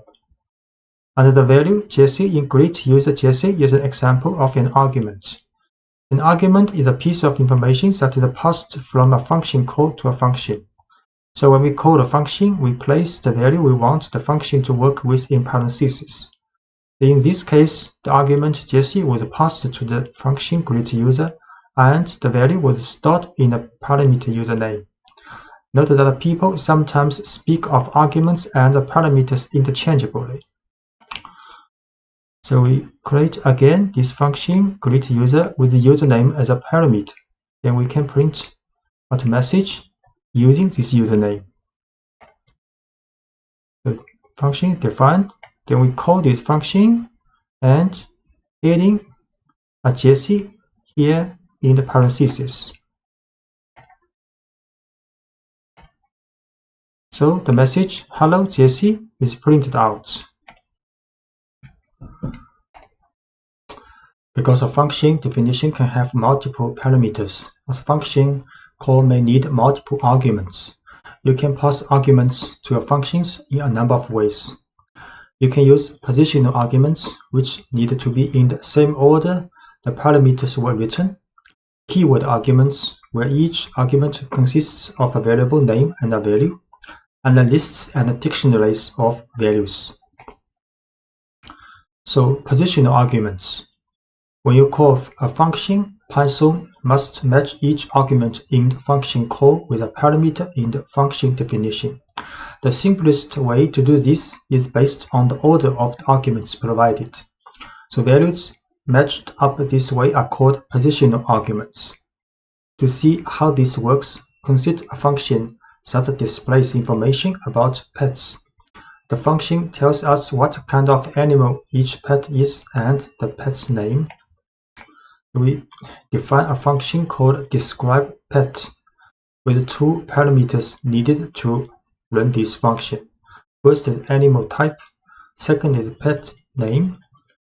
Then in the function definition, we print a new line, then a message I have this type, animal's type. Then print another line, this animal type's name is pet name's title form. So when you call this function, you have to write describePet, then the type first, then name second. Or you can run again, call the dog is the type, then Willy is the name. So we define this function first. Then we call this function. Then I have a hamster. My hamster's name is Harry. We call again with this information input. I have a dog. My dog's name is Willy. So order matters in positional arguments. You can get unexpected results if you mix up the order of the arguments your function call when using positional arguments. So for example, if you call this function but write this order, Harry hamster, so this will print the message not you want. And a keyword arguments. A keyword argument is a name-value pair that you pass to a function. You directly associate the name and the value within the argument. So when you pass argument to the function, there is no confusion. Keyword arguments free you from having to worry about correctly ordering your arguments in function call.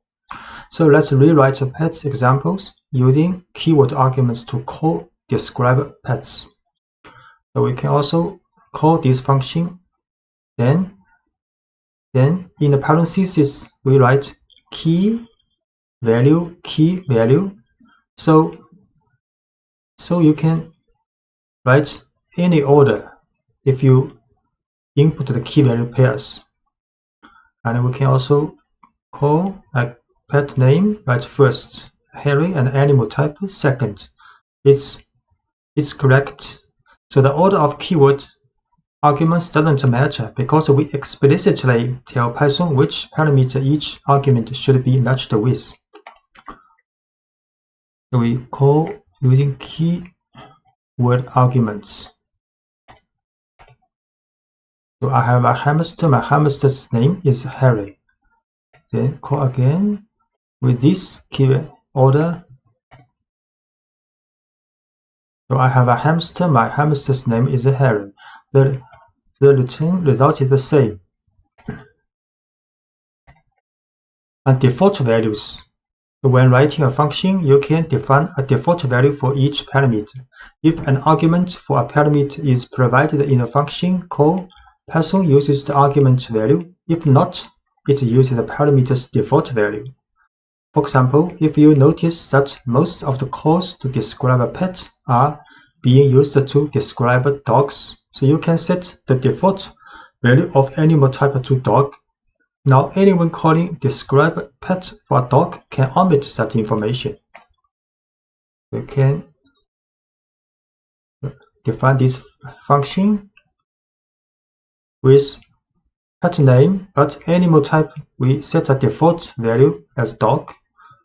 So when you print when you call this function, if it is a dog, you can just input the name of this pet. You need not input a dog, but the function definition with the default value have to be put after the argument parameter without default name, without default value. So dog, because the default value for animal type is dog, so we have to put this parameter in the end in the function definition. So when we call this function, we can also write pet name Willie. So in both calling without animal type in the input, so the function will assume that animal type is dog. So we create this function with the default value with dog for the animal type. Then call this. So I have a dog, my dog's name is Willie. So this information is for name. And I call again.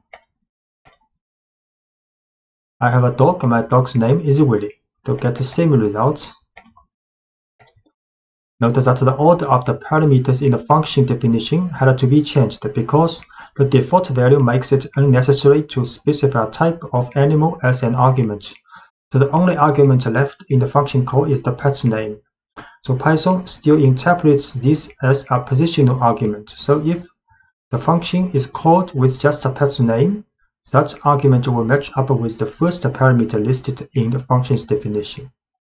So this is the reason the first parameter needs to be pet name. And the simplest way to use this function now is to provide just a dog's name in the function call. And to describe an animal other than dog, you could use a function call like this. So if we describe a pet, but the pet is not a dog, so we have to input pet name is Harry and animal type is hamster. Because the position arguments, keyword arguments, and default values call can be used together, often you will have several equivalent ways to call a function. For example, we will have a dog, the name is Willie, so we can describe a pet, Willie, which we have seen, and describe a pet name is Willie, these two we have learned. And if a hamster name is Harry, we can write Harry here, hamster second, because this is in the definition is the second place for the type, but with a default value because the hamster is not dog, so we have to input hamster here. But you can also write pet name is Harry, animal type is hamster. This is very clear. And because we use keyword and value type, so we can also write animal type first, hamster, then pet name Harry second. No problem. This it works correctly. So we will try this equivalent calls. So these two we have run. I have a dog, my name is Willie. Then if I have a hamster named Harry, I can run this first. Then can run this calling. We get the same result. My hamster's name is Harry, and this one also correct. My hamster's name is Harry. Return values. A function doesn't always have to display its output directly. Instead, it can process some data and then return a value or set of values. The value the function returns is called a return value. The return statement takes a value from inside the function and sends it back to the line that called the function. So returning a simple value. Let's look at a function that takes a first and a last name and returns a neatly formatted full name. So this is a function definition. Get formatted names with two parameters, first name and the last name. Then inside the function, a full name variable is created with a concatenation of first name, space, and the last name. Then a return statement return full name's title form. So when we call this function get formatted name with input information for first name and the last name, then the return value of this full name's title form will be saved back to musician. Then next we can print this musician. We create this function and call this function and store return value full name to musician. Then we print out this musician, Jimi Hendrix, exactly same as what we have inputted. So making an argument optional. Sometimes it makes sense to make an argument optional so that people using the function can choose to provide extra information only if they want to. You can use default values to make an argument optional. For example, say we want to expand get formatted name to handle middle names as well. The first attempt to include middle names might look like this. So we need middle name in this function. So normally people may write like this: first name, middle name, last name in as the parameters. Then inside the function definition, a full name is concatenated from first name, space, middle name, space, and the last name. Then return this full name's title form. When people call this function, just write get formatted name with first, middle name, and last name.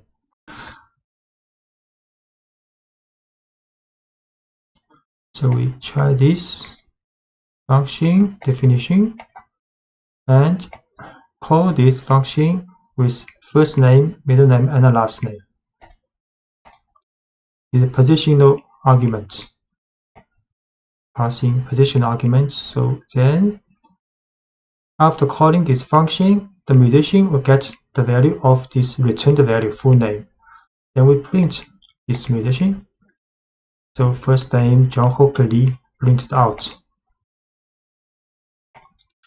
This function works when given a first, middle, and a last name. The function takes in all three parts of a name and then builds a string out of them. But middle names aren't always needed, and this function as written would not work if you try to call it with only a first name and a last name. So this function does not work when people have not middle name to input. The better solution would be to make middle name optional. So we can give the middle name argument an empty default value and ignore the argument unless the user provides a value. So this is a better solution for definition of this function. So inside the parentheses position, we write first name, last name, then middle name at last with a default value of empty string. Then inside the function, we use if-else test. So if middle name means if the middle name is not empty, which means if user input some middle name, then the full name is the concatenation of these three names together. Else means if user did not input the middle name, so full name is only first name concatenated with last name. Then in the end, function will return full name, the title form. So when we call this function, no matter whether the people has middle name or not middle name, this function works. So in this case, we call this function with only first name and last name. Then in this case, we can call function with first name, last name, and middle name. Just note middle name have to be put in the last place, because in the definition, first name, last name, then middle name. We create this function first with middle name as default, has a default empty string. Then we call this function with only first name and last name. Then we print, so only first name, last name. And we call this function with first, last, and middle name input. Then print this musician. Now three name, first name, middle name, and last name. A function can return any kind of value you need it to, including more complicated data structures like lists and dictionaries. For example, the following function takes in parts of a name and returns a dictionary representing a person. We define a function called buildPerson. Information in parameters are first name, last name. So the person is a dictionary created in the function. And for this dictionary, there are two key value pairs. First is the first value is the first name from the parsing of this first name, and key last, the value is last name passed from these positions parameter. So then function return person, this dictionary, when you call this function. So next we call this function buildPerson, then with information for first name, last name passing. We create this function with a return a dictionary of a person. Then we call this function and with passing first name and the last name, and stored back to the musician. So the musician is a dictionary because this function returns a dictionary. So we print out this musician is a dictionary with first two key value pairs. Key first value is Jimmy, last is key, the value is Hendrix. And you can easily extend this function to accept optional values like a middle name, an age, an occupation, or any other information you want to store about a person. For example, the following change allows you to store a person's age as well. So we define a function called buildPerson, but this time we add another parameter called age with default value is empty string in addition to first name and the last name. So inside the function, we create a dictionary called person with two key value pairs, first and last first. Then we run a if test if age. So if age means if user input age when calling this function, then we create another key value pair for this person's dictionary. Then key is age, and the value is the age user input. Then in the end, we return this person dictionary. So when you call this function, you input Jamie, Henrik's first name, last name.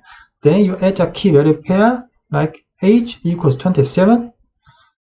Then the musician will be a dictionary include information with a key value pair for first name, last name, and age.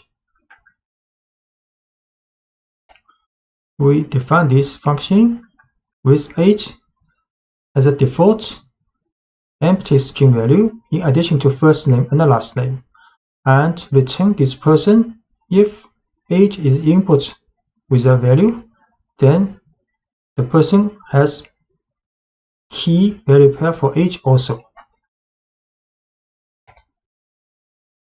Then we call this function, and the return person's dictionary will be stored in the musician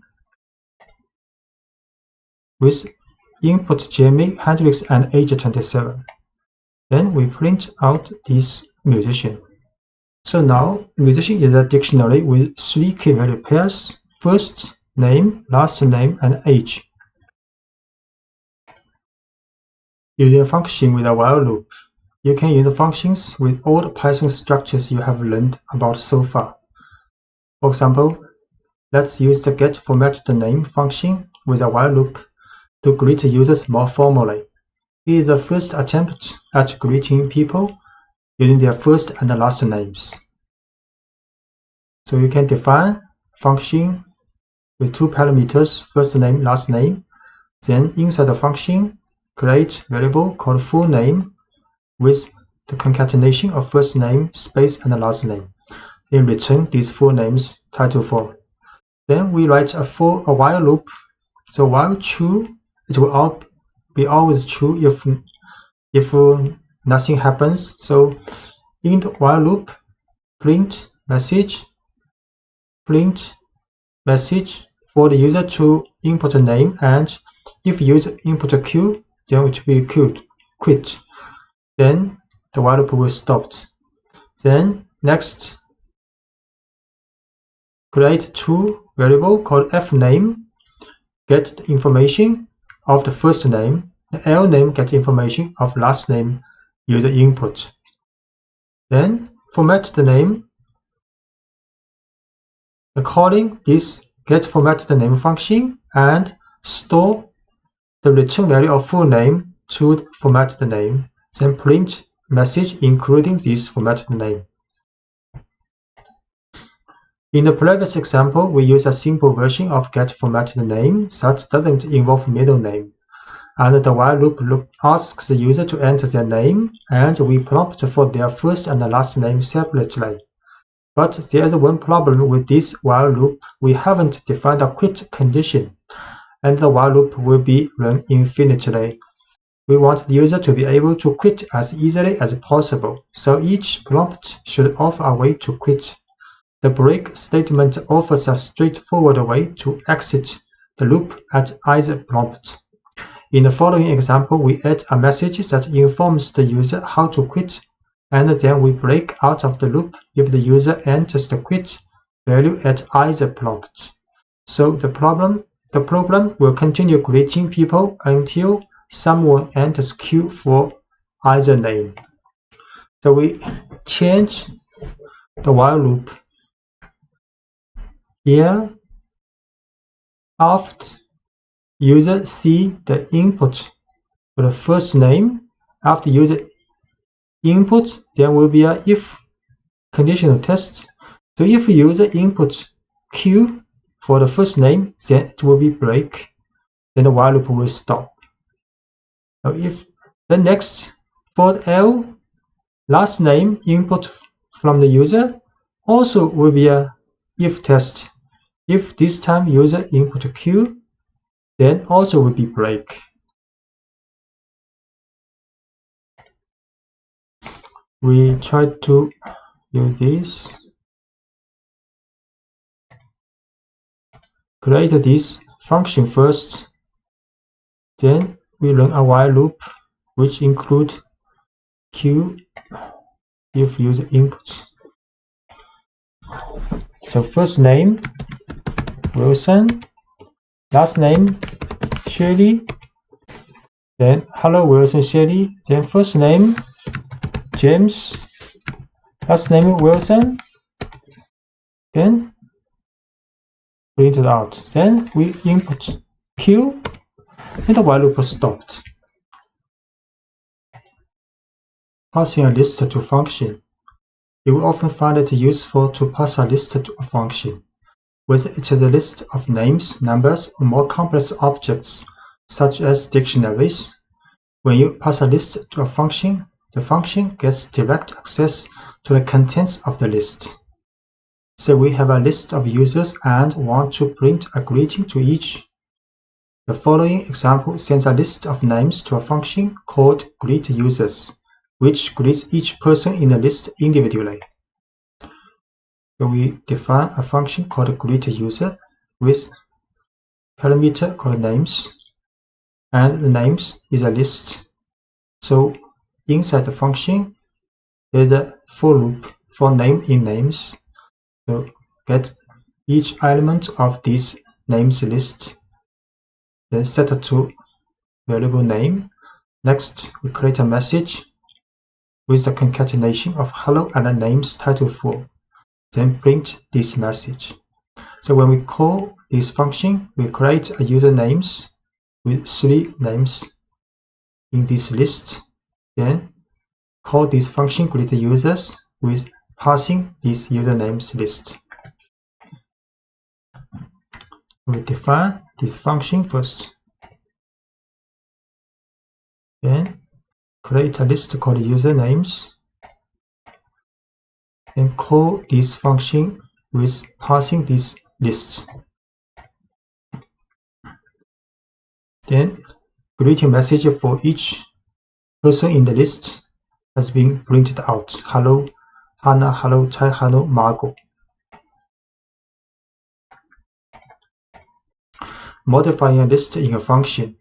When you pass a list to a function, the function can modify the list. So any changes made to the list inside the function's body are permanent. Consider a company that creates 3D printed models of designs that the users submit. So designs that need to be printed are stored in a list, and after being printed, they are moved to a separate list. The following code does this without using function. So if we do not use a function, we will use the following codes. So we create a list called unprinted designs with 3 elements, then create a completed models with empty list first. Then we write a while loop. So while unprinted designs, if there's any element left in unprinted designs, then we pop out this element, the last element in this list, then set to current design. Then we print a message, so printing model, printing this current design now. Then we append this current design to this completed models list we created here. So when while loop runs until unprinted design is empty, because we pop it out empty. So then the while loop are finished and all items have been moved from the unprinted design to the completed models. So next we can print out this information for each completed model in the completed models list.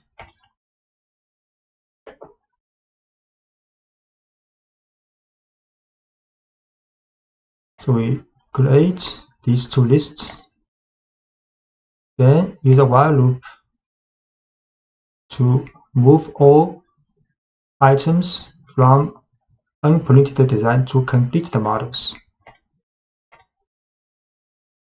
So printing model, so each element has been printed. Then we print a message following having completed, then a for loop in this completed models list, print each model. Each model has been completed. So we can recognize this code by writing two functions, each of which does one specific job. The first function will handle printing the designs, and the second will summarize the prints that have been made. So we define the function print models with two parameters, a list of designs that need to be printed and a list of completed models. So given these two lists, the function simulates printing each design by printing the list of unprinted designs and filling up the list of completed models. Then define a function called showCompleteModels with one parameter, the list of completed models. So given this list, showCompleteModels function will display the name of each model that was printed. So this is the code. So we first define a function called printModels. So there are two parameters, unprinted designs and completed models. Both are lists. Then inside the function is a while loop, very similar to the while loop we see in the previous pages. Then the current design is the pop value from the unprinted designs if unprinted design is not empty. Then we print a message, we print this current design now. Then we append this current design to the completed models list. The next, another function called showCompleteModels with one list as parameter, completed models.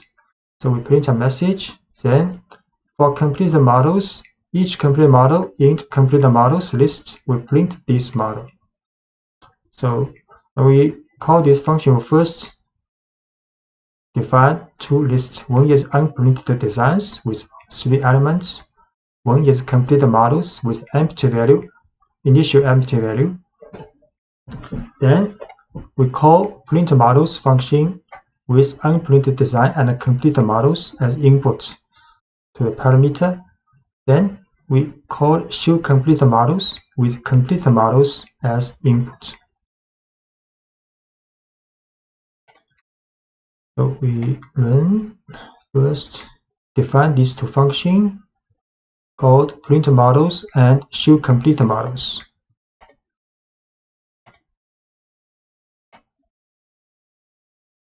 Then we define two lists. One is unprinted design and one is complete design with empty lists. Then we first call printModels with input as unprinted design and completed models as parameter input. So 3 models has been printed. Then we show the printed models.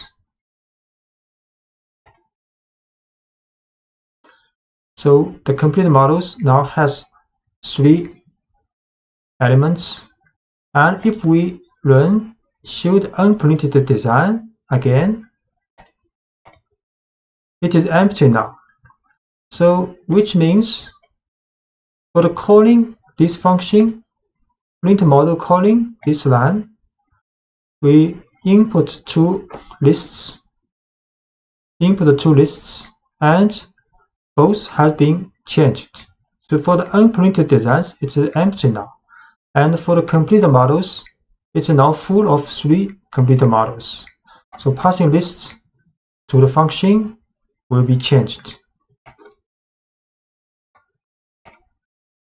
And preventing a function from modifying a list. So sometimes you want to prevent a function from modifying a list.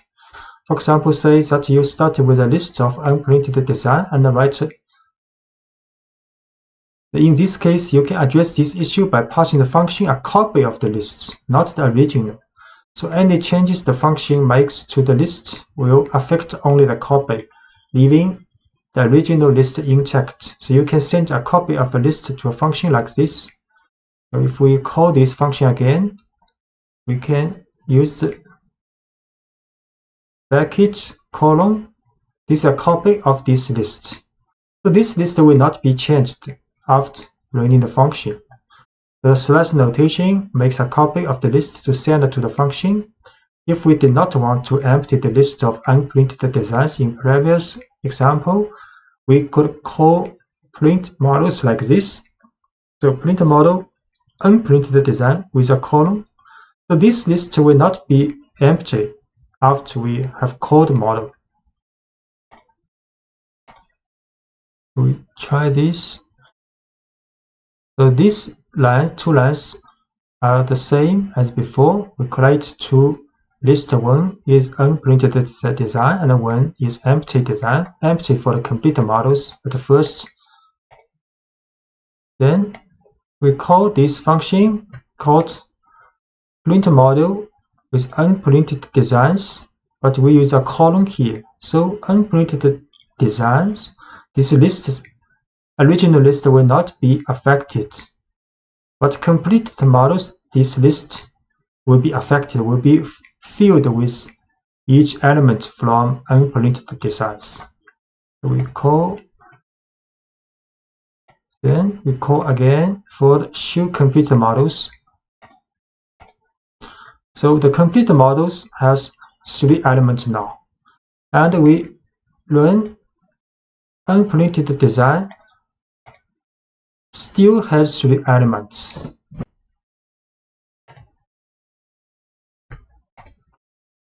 Passing an arbitrary number of arguments to function.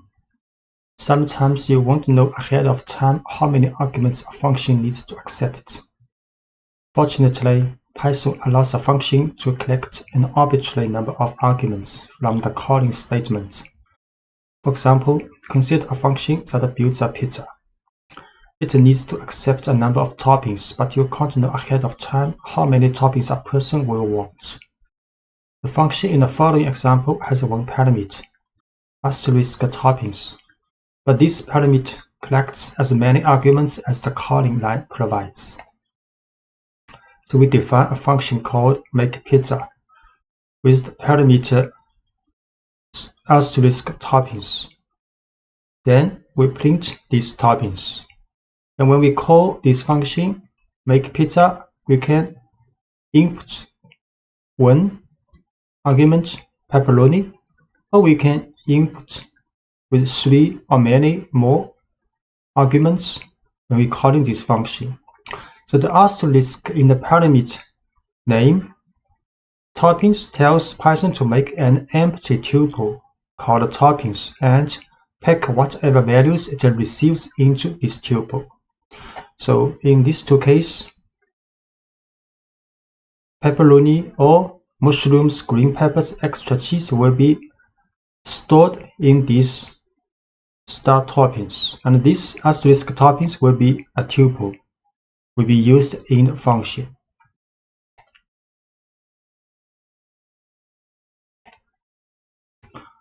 We make function called makePizza with asterisk toppings as the parameter.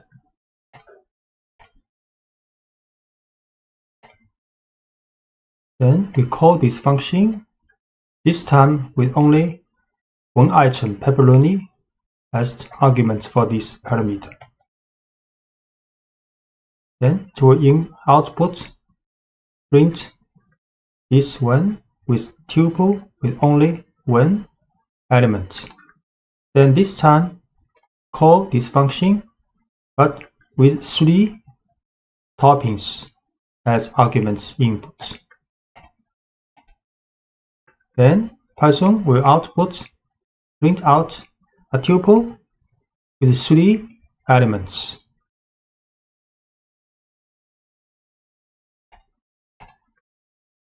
Now you can replace the print statement with a loop that runs through the list of toppings and describes the pizza being ordered. We can make some change for this function. Then we can print a statement and then a loop for each topping inside this toppings list. So this tuple is also a list. Then print out each topping.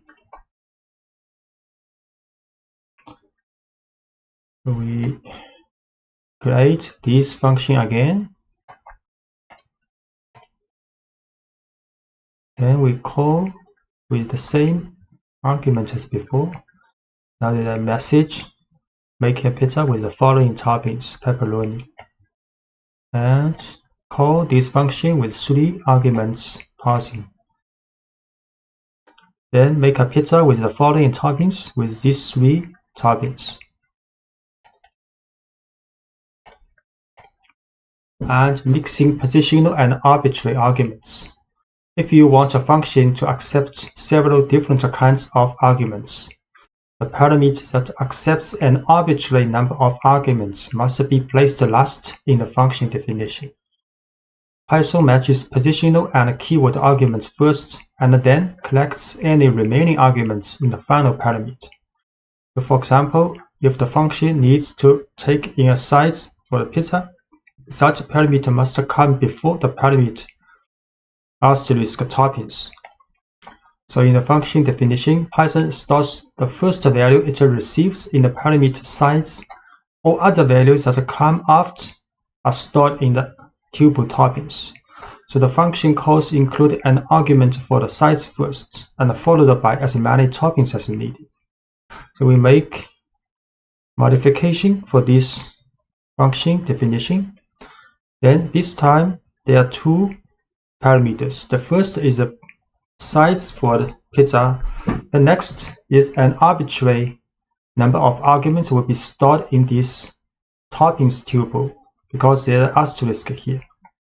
Then inside the function we print a message using the string value of this size. Then in a for loop, same as before, we print out this topping. So when we call this function, the same form for the calling as before, but this time we add size first. Have to add size first because size is stay the first position in the parameter in the function's definition. So size first, then next either is 1 items or 3 items will be stored as this toppings tuple. So we make a new function with size and this toppings tuple as parameter. Then we call this function again with the size first, then pepperoni second. Then a message, we make a 16-inch pizza with the following toppings, pepperoni. We call again this function with size 12 first, then 3 items second. Then we make a 12-inch pizza with the following toppings, mushroom, green peppers, extra cheese. And using arbitrary keyword arguments. Sometimes you will want to accept an arbitrary number of arguments, but you want to know ahead of time what kind of information will be passed to the function. In this case, you can write functions that accept as many key value pairs as the calling statement provides. One example involves building user profiles. You know you will get information about a user, but you're not sure what kind of information you will receive. The function build profile in the following example always takes in a first and a last name, but it accepts an arbitrary number of keyword arguments as well. So in this function's definition, this function called build profile, we have two parameters called first and last. This is like a normal parameter. Then is a double asterisk user info. So this will be stored as a dictionary in the function's definition. So in the function, we define an empty dictionary first. Then we'll create the keys of this dictionary, and with the value coming from the passing of this parameter, same as for the last name. Then next we write a for loop for this dictionary's items. Methods will get a key value pair. For each key value pair in this dictionary's items, then we will create new key and value pairs and use this information from this user's info. So this user's info is a tuple or is a dictionary when we call this function, and the extra information after first and last, these two values will be stored in this dictionary. So this for loop will use this dictionary and put these key value pairs in dictionary profile. Then in the end, function returns this profile, the dictionary, which include all the key value pairs from last name, first name, last name, and user infos. So when we call this function, we will add first, last name's value first.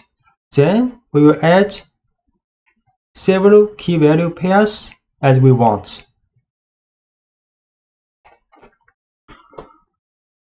So we create this function with first, last, then a dictionary as parameter. We call this function with Albert Einstein as first and last name, then location as Princeton, field is physics as two extra key value pairs. Then we print this user file. So the print result will be a dictionary with 4 key value pairs. So first name Albert, last name Einstein, a location Princeton, and a field physics. Once you have created a function or a dozen functions, you can go a step further by storing your functions in a separate file called a module, saved into same directory as your current source file, and then importing that module into your main program. An import statement tells Python to make the code in your module available in the currently running program file. So storing your functions in a separate file allows you to hide the details of your program's code and focus on its higher level logic. It also allows you to reuse functions in many different programs. So when you store your functions in separate files, you can share those files with other programs without having to share your entire program. There are several ways to import a module. So importing an entire module. To start importing functions, we first need to create a module. A module is a file ending in .py that contains the code you want to import into your program. So let's make a module file called pizza.py that contains the function make pizza. So this function is written in the file pizza.py in the working directory. So this function is same as the function we made in the previous lectures with size and this tuple toppings as input parameter. Then print a message with the size of this pizza and print out each topping.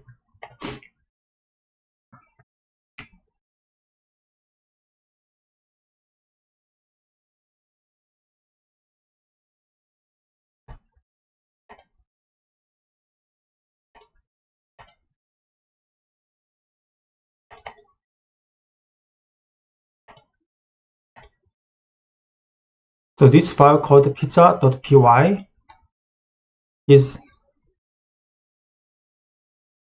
a module file stored in the working directory, and their own function in this file called make pizza. Then first we set the working directory.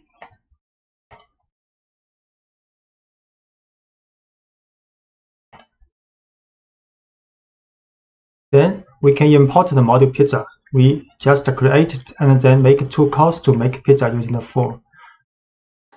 So we can first import this module called import pizza. Pizza is a file pizza.py, but we have need not add extension here, just import pizza.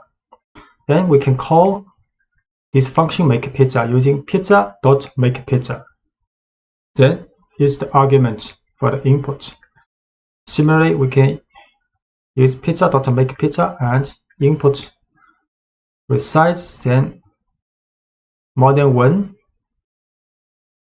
toppings for the pizza.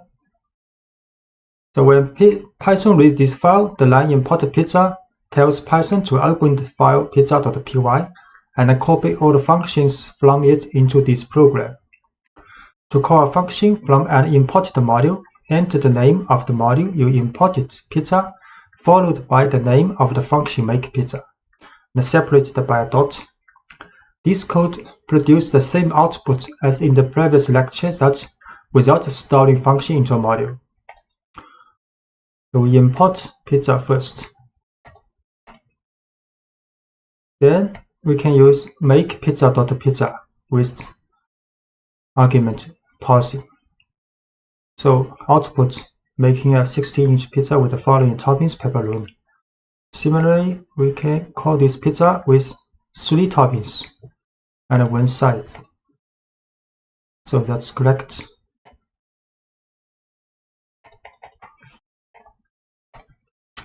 And you can also import specific functions from this import module file. You can also import a specific function from a module. Here is the general syntax for this approach. You can also write like from module name, import this function name. So you can import as many functions as you want from a module by separating each function's name with a comma. So if the module file contains more than 1 function and you want to import these functions, you can write from module name, this file, import the function, first function, second function, third function, and so on.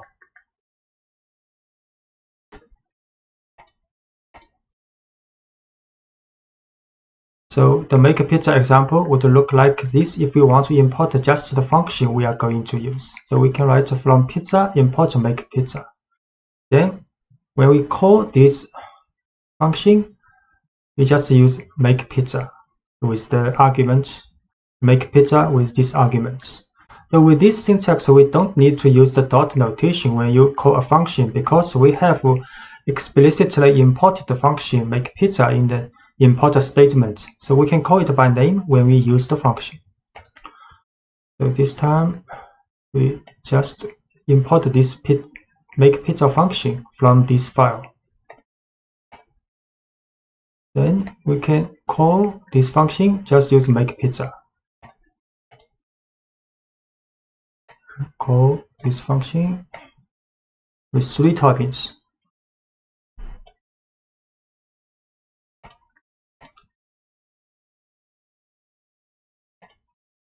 And using s to give a function an alias. So if the name of a function you are importing might conflict with an existing name in your program, or if the function name is long, you can use a short unique alias, an alternate name similar to a nickname for the function.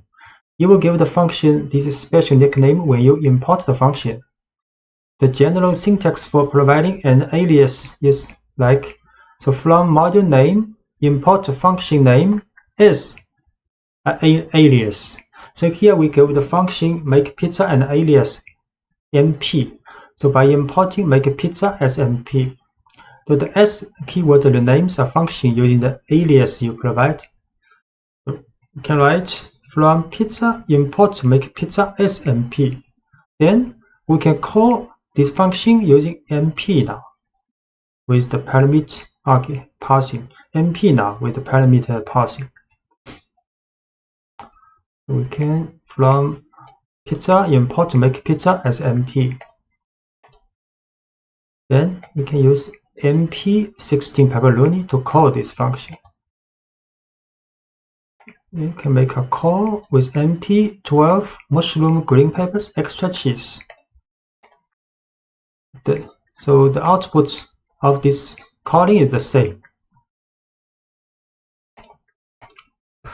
We use s to give a module an alias. You can also provide an alias for a module name.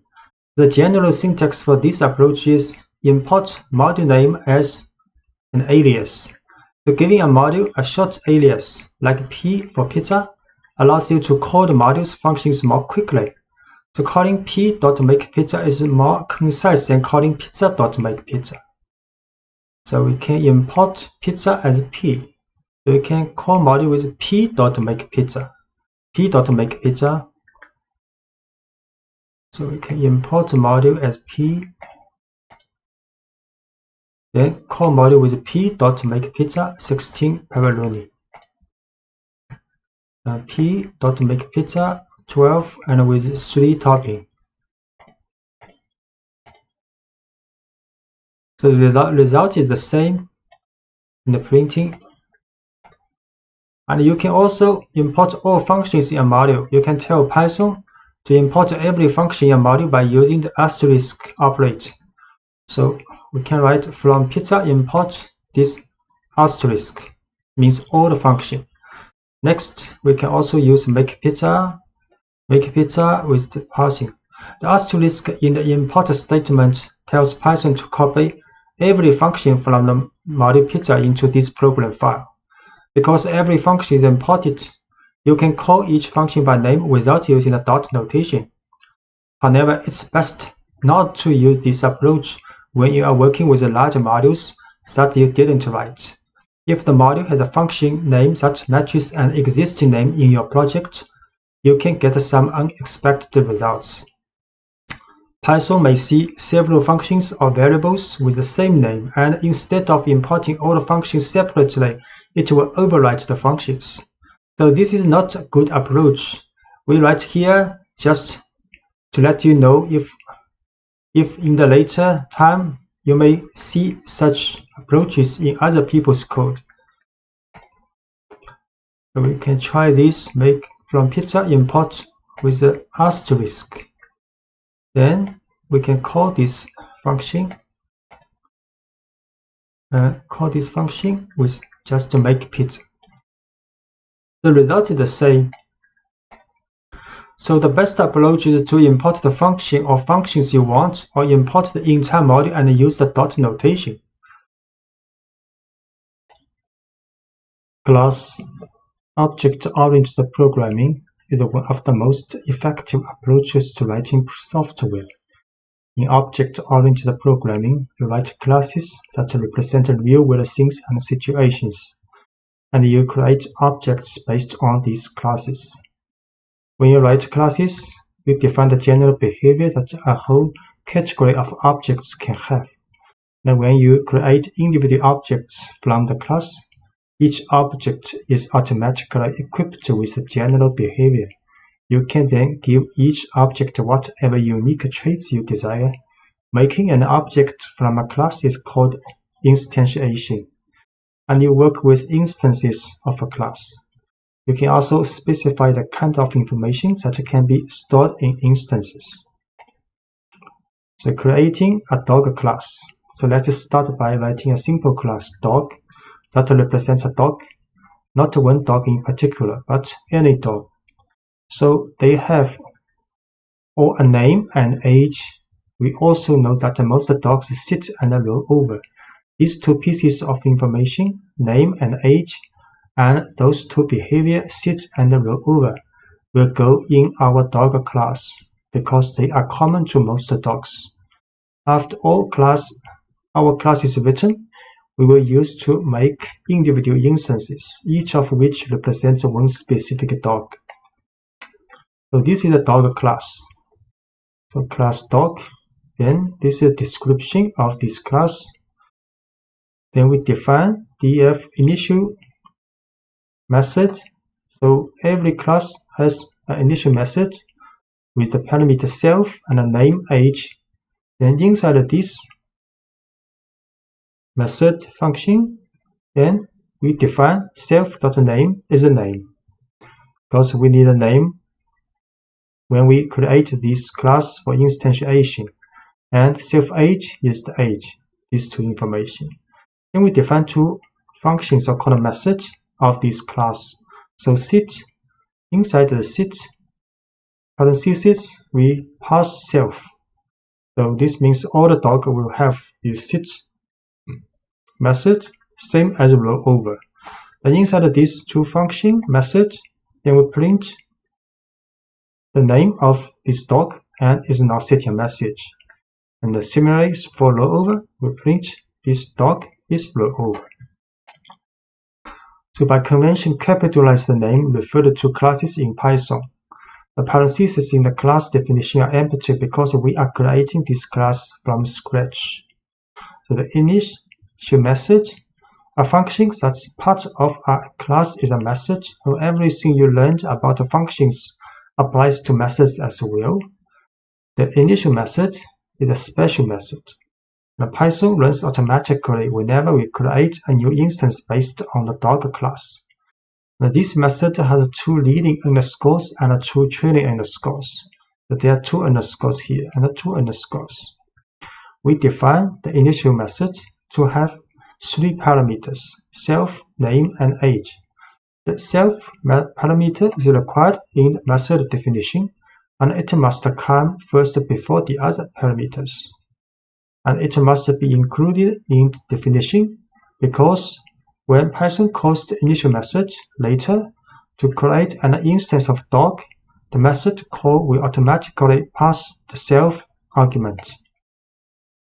And every method call associated with a class automatically passes itself, which is a reference to the instance itself. It gives the individual instance access to the attributes and the methods in the class. So when we make an instance of dog, Python will call the initial method from the dog class, and we will pass dog a name and an age as arguments. The self is passed automatically, so we don't need to pass it. Whenever we want to make an instance from the dog class, we will provide the values for only the last 2 parameters, name and age. And the 2 variables defined each have the prefix self. So any variable prefixed with self is available to every method in the class. And we will be able to access these variables to any instance created from the class. So self name equals name takes the value stored in the parameter name and stores it in the variable name, which is then attached to the instance being created. The variables that are accessible through an instance like this are called attributes. And the dog class has 2 other methods, defined sit and rollover, because these methods don't need additional information like a name or age. We just define them to have 1 parameter self. They all be able to sit and rollover. For now, sit and rollover don't do much. They simply print a message saying the dog is sitting or rolling over. So we create a class now.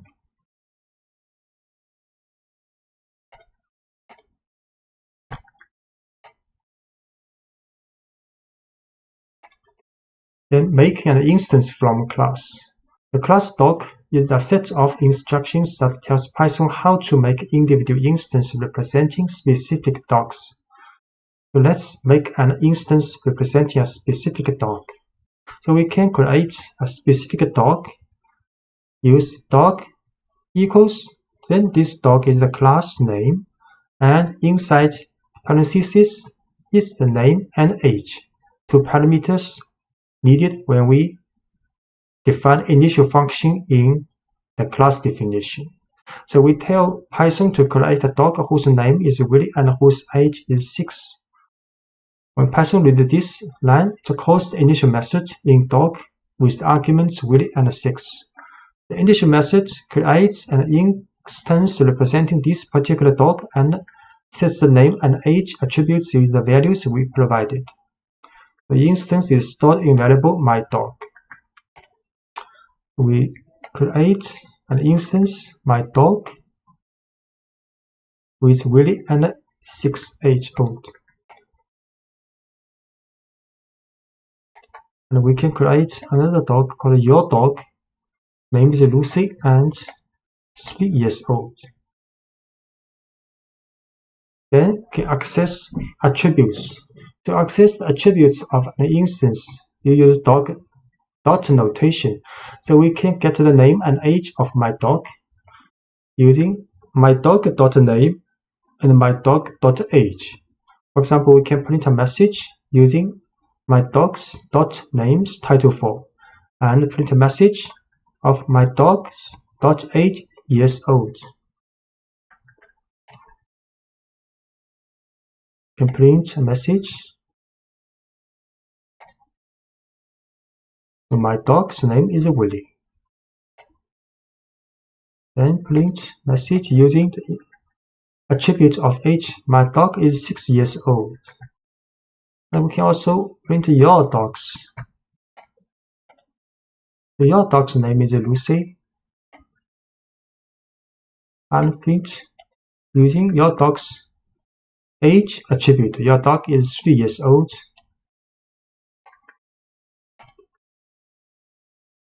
And we can also call methods.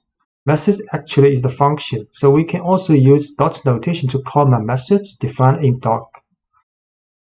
So let's make our dog sit and roll over. So my dog.sit. My dog is an instance because this instance belongs to a class dog, and the dog class has sit method, sit function. So we can use dot notation. So my dog.sit. So we call this function. Similarly, we can use my dog.rollover.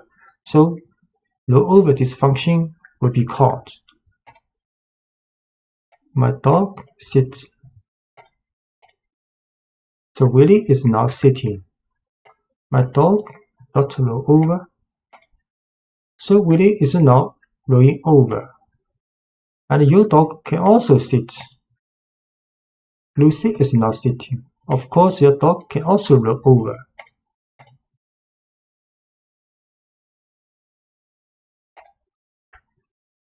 So let's write a new class representing a car. Our class will store information about the kind of car we are working with, and it will have a method that summarizes this information. So we defined initial method with the self parameter first. We also give 3 other parameters: make, model, and year.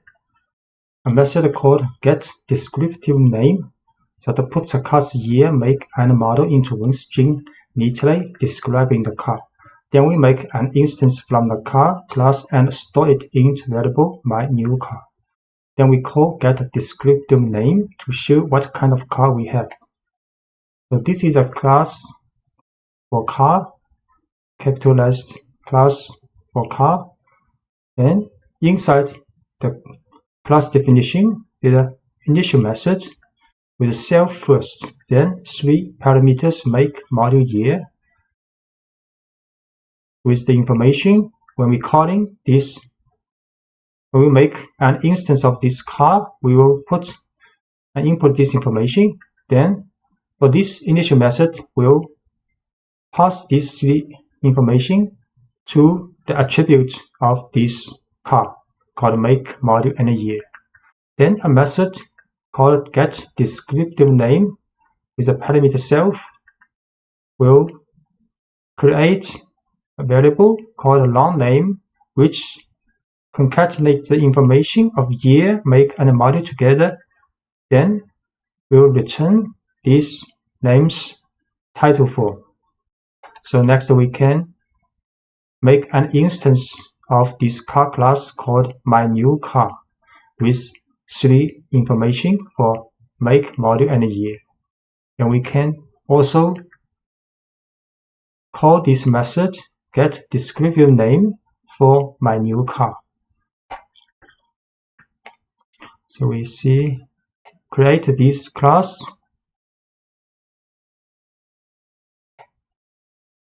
Okay, we can wait. There are lots of other methods.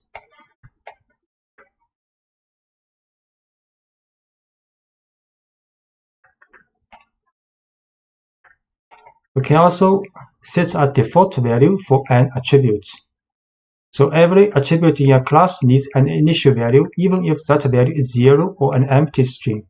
So in some cases, such as when setting a default value, if you do this for an attribute, you don't have to include a parameter for that attribute.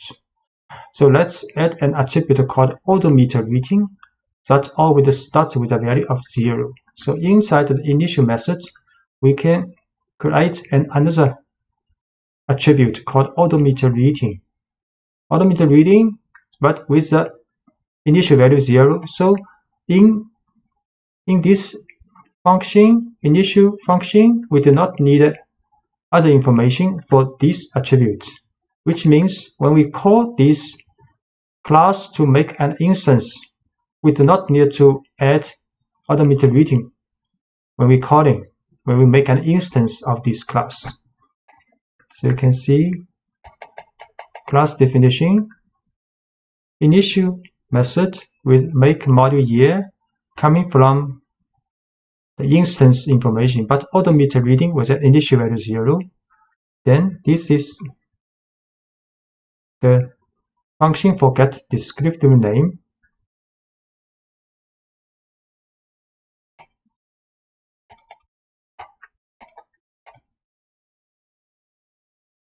Then we also add a method called read odomet that help us read each car's odomet. So read odomet function with self as parameter will print this car's odometer reading attribute in the message. So when we have this instance called my new car, we can use this method with dot notation, my new car dot read odomet. So calling method read odometer will read a car's current mileage. So we can this function define read odometer self, then we print out this car's odometer reading attribute in the message. And we can also modify attribute values. You can change an attribute values in 3 ways. You can change the value directly through an instance, set the value through a method, or increment the value, add a certain amount to it through a method. So modifying an attribute value directly, the simplest way to modify the value of an attribute is to access the attribute directly through the dot notation of an instance. So here we set an odometer reading to 23. Because the odometer reading's initial value for each car is 0, so now we can modify this reading use this way. We can use my new car dot odometer reading is 23. So next we use my new car dot read odometer will get this new value. We will try this. We create this car class.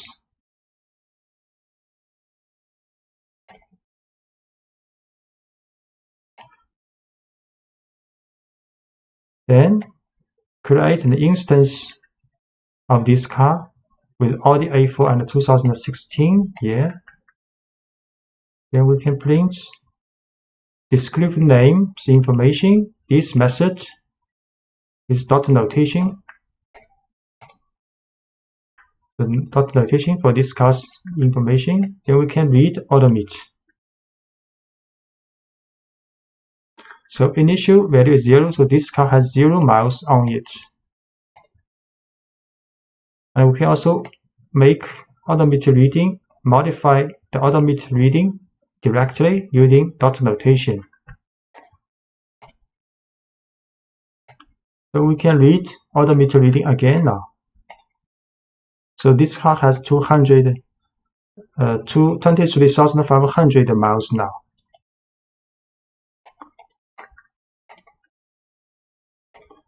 So you can also modify an attribute value through a method. So instead of accessing the attribute directly, you can pass the new value to a method that handles the updating internally. Here is an example showing a method called update odometer. So we can also write a method called update odometer with 2 parameters. First is self for this car, then the miles. So next, int function definition of update odometer. You can write self dot odometer reading. Self is this car dot odometer reading is this attribute. Then equals the miles we passing for this function with the new value. So next, when we make an instance called my used car, choose car, put in 3 information, make module year, then we can update this odometer reading to a new value use the dot notation of my used car dot update odometer with new value. Then we can read odometer again. So we create an instance of this car, Subaru Outback 2013. So then print the get information name of this car dot notation. So the information is printed out 2013 Subaru Outback. Next, we can update the odometer reading of this car to 23,500. Use this method. Then we can read odometer reading. So this car has 23,500 miles on it.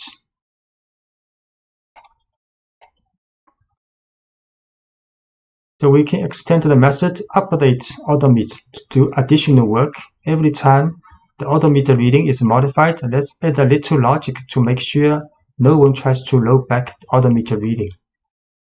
So we can define update odometer self miles with inside the function with if statement. So if miles larger than the current odometer reading, then we assign these new miles to the odometer reading. So if this conditional test is not true, which means the miles is less than the current odometer reading, we will not assign these new miles to the odometer reading. We will print a message: you cannot roll back an odometer.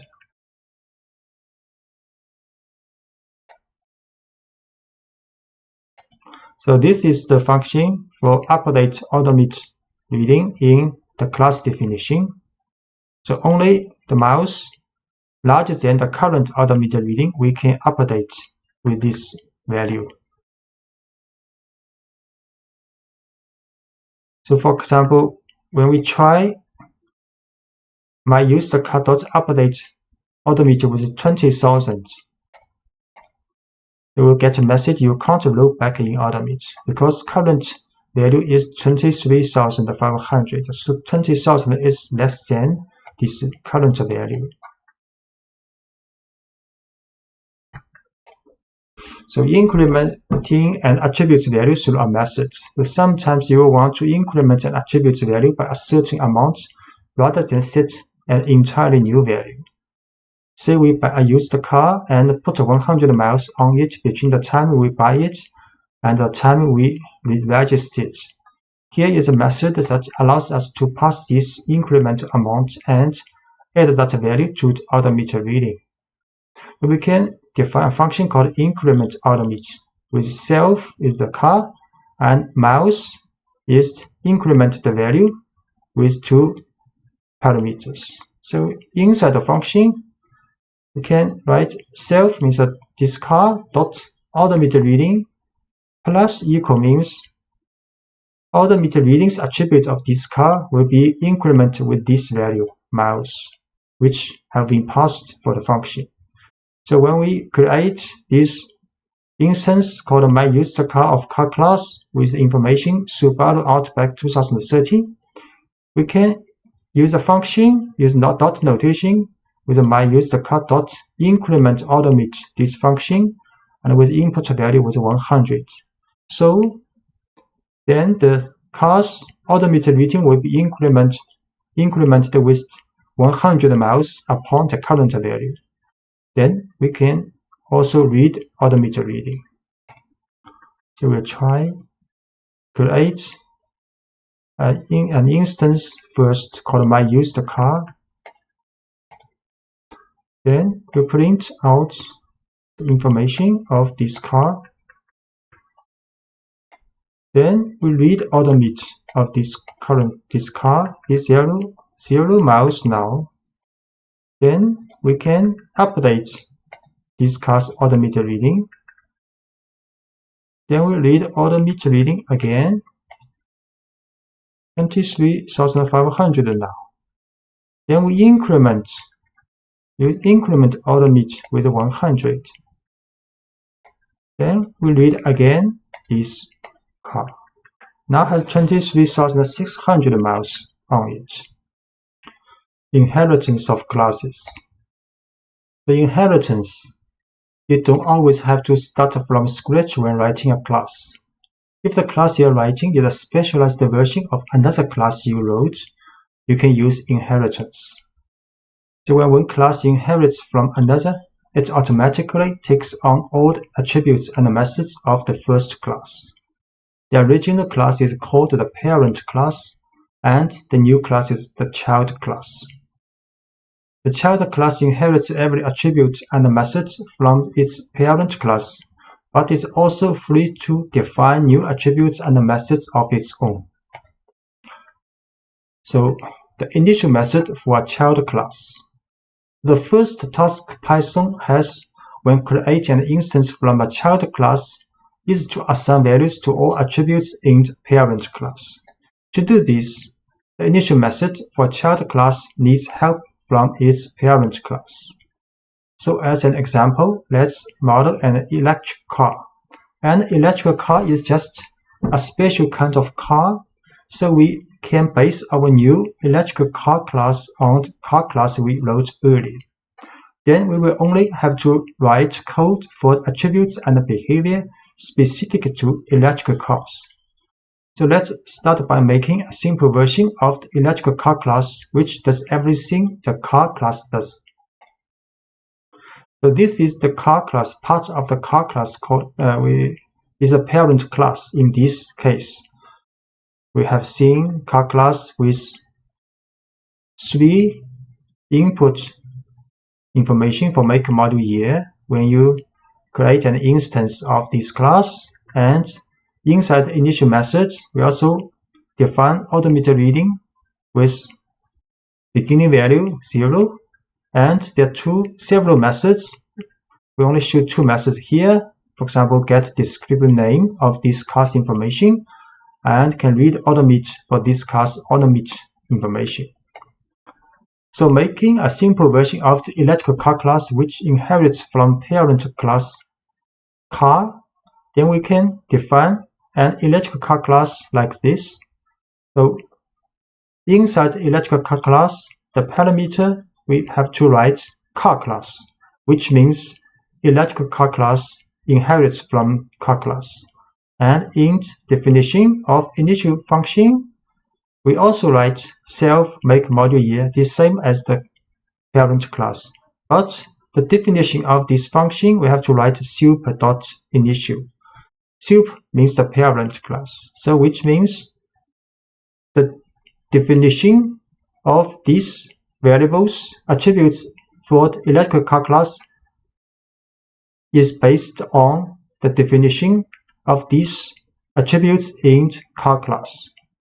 So when we call or make instance of electric class, we can just write electric car, then with the information Tesla Model S 2016, and we can also use the method, for example, get descriptive name, same as we using this function method for a normal car. So when you create a child class, the parent class must be part of the current class and must appear before the child class in the file. So we define the child class electric car, and the name of the parent class car must be included in parentheses in the definition of the child class. And the initial method for child class. The initial method takes in the information required to make a car instance, and the super function is a special function that helps Python make connections between the parent and the child class. This line tells Python to call the initial method from electric car class's parent class, which gives an electric car instance all the attributes of its parent class. And we make an instance of the electric car class with the same kind of information we had provided when making a regular car, and store it in my Tesla. The initial method defines an electric car, which in turn tells Python to call the initial method defined in the parent car class. So let's see. Because we have to create the car class before this line. So we can create an electrical car class now. So electrical car, and in the parentheses is a car class. So this means electrical car class is inherited from car class. Okay, so initial method self module make year, and super have to write a super dot initial make module year.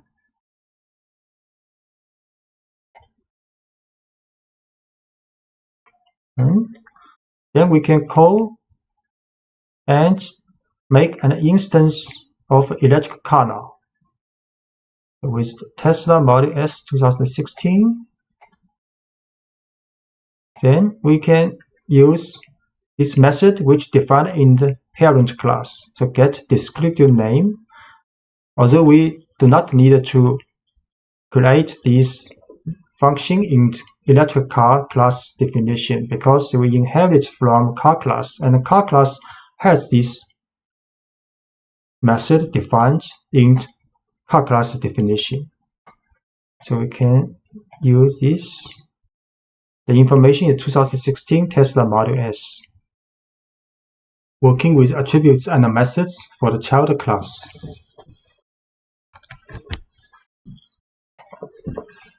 So defining attributes and methods for the child class. So once you have a child class that inherits from a parent class, you can add any new attributes and methods necessary to differentiate the child class from the parent class. So let's add an attribute that's specific to electrical car, a battery, for example, and a method to report on this attribute. And we will store the battery size and write a method that prints a description of the battery.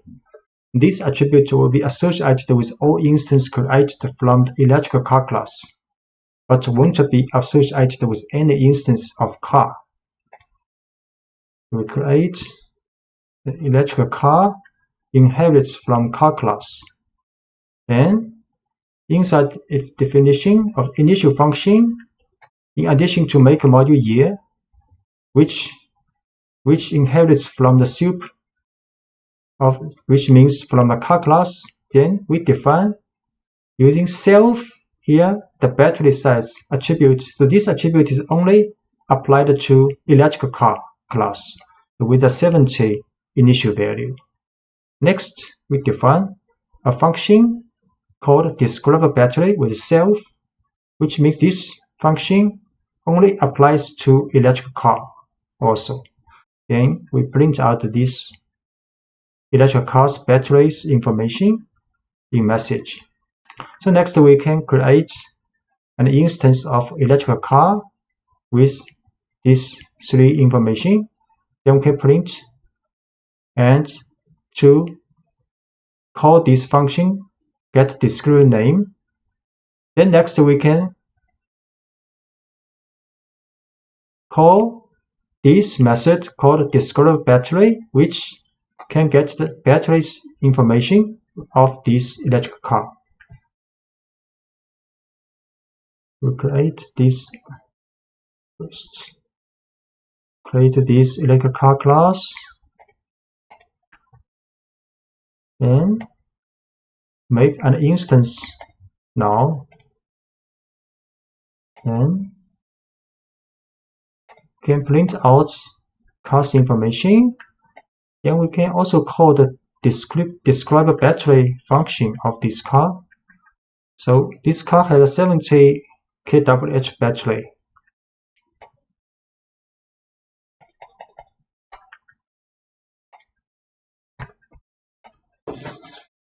So overriding methods from the parent class. So you can override any method from the parent class that doesn't fit what you are trying to model with the child class.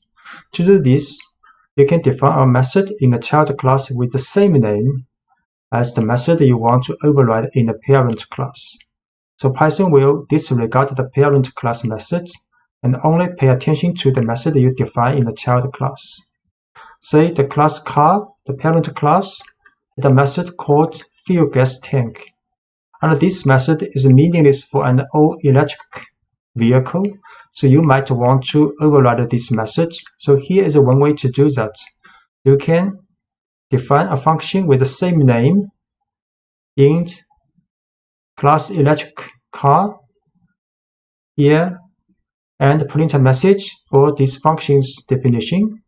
Then, if for the electric car instance, when you call this function, then the information will be printed out like this, and instance as attributes. So when modeling something from the real world in code, you may find that you are adding more and more detail to a car. You will find that you have a growing list of attributes and methods, and that your files are becoming lengthy. In this situation, you might recognize that parts of one class can be written as a separate class. So you can break your large class into smaller classes that work together. For example, if we continue adding details to the electric car class, we might notice that we are adding many attributes and methods specific to the car's battery. So when we see this happening, we can stop and move those attributes and methods to a separate class called battery. Then we can use a battery instance as an attribute in the electrical car class. So what this means, you can see, you can create a battery class. There are lots of information associated with this battery class. So first, define initial method function for this battery class. So there's an attribute called battery size created, and battery size initial value is 60. Then we can describe this battery function created, then show the battery size. You can also define a function called getRange. So if battery size is 60, the range is 140. So if the size is 55, the range is 155. Then we can print out the message of the range of this battery. So this is a battery class with battery size as attribute and two functions. Then next we can create an electric car class inside the initial function definition. In addition to this make, module, year information, we can add an attribute battery, but this time the attribute's value is the instance of battery class now. So this electric car class has attribute make, module, year, and battery. And make, module, year are the information we input when we make an instance of electric car. But the battery is an instance of the battery class. So next, when we make instance of electric car, we can print information of this car. Then we can use this car's attribute battery to describe a battery function.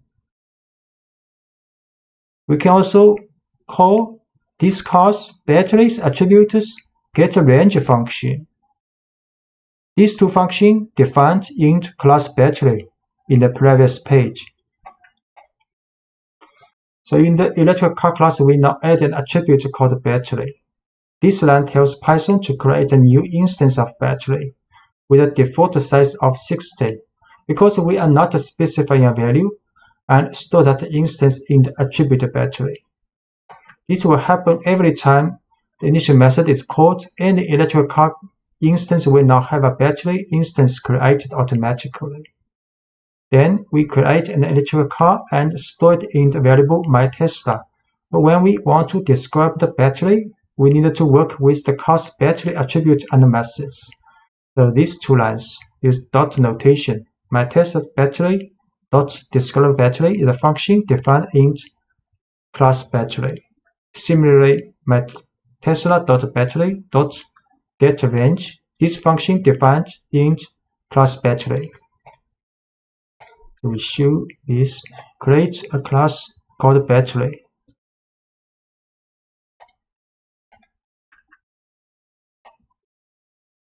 Then create a class, and attribute battery will be the instance of battery class. Then after this class has been created, we can make instance of electrical car. Then we show this class name information. Then we describe battery, show this class battery information. And we'll get a range information of this electrical car. The car has approximately 140 miles on a full charge. Importing classes. As you add more functionality to your classes, your files can get long, even when you use inheritance properly. In keeping with the overall philosophy of Python, you will want to keep your files as uncluttered as possible. To help, Python lets you store classes in modules and then import the class you need into your main program. So we can, for example, import a single class. Let's create a module containing just a car class. This module file will be named car.py, and the car class is stored in this module file. The module file car.py is put in the same directory of your working source file. So this is part of the file, module file car.py. Inside this file, there is a class definition for car, which we have introduced in the previous lectures. In your working source file, you can import car from module. So this car is a class from module car.py. So from car, import a car. So this is the file name without the .py. The file name, module name, then import this class.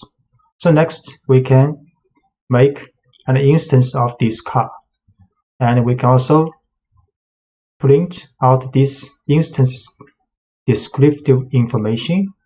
We can also add automated reading for the function automated reading attribute to this car with 23, then use the function of this car to read automate.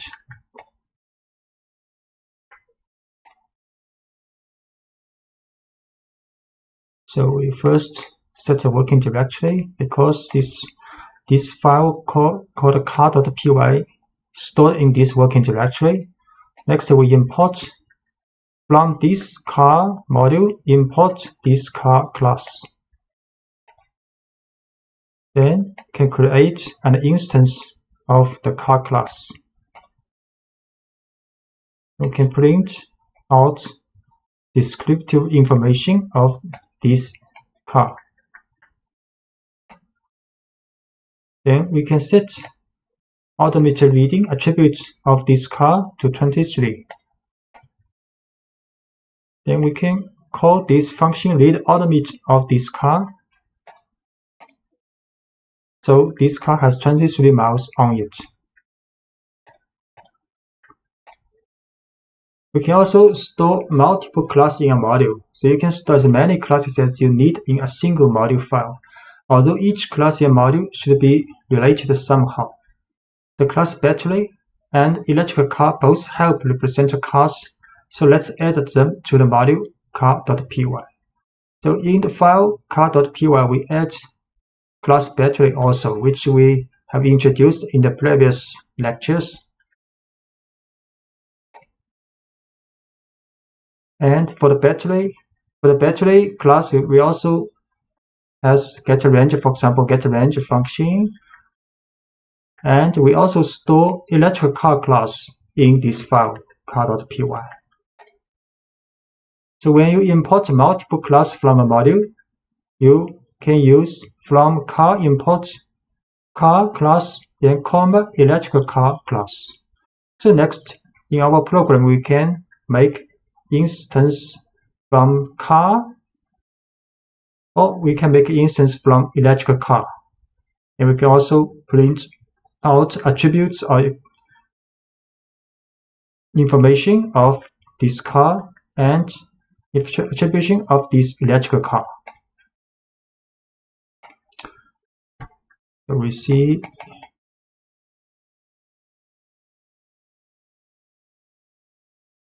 can import electrical car from this car module.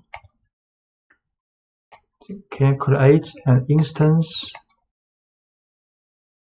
and print out descriptive information of this electric car, and we can print out descriptive battery of this electric car. We can also run this, call this function getRange of the battery attribute of this car.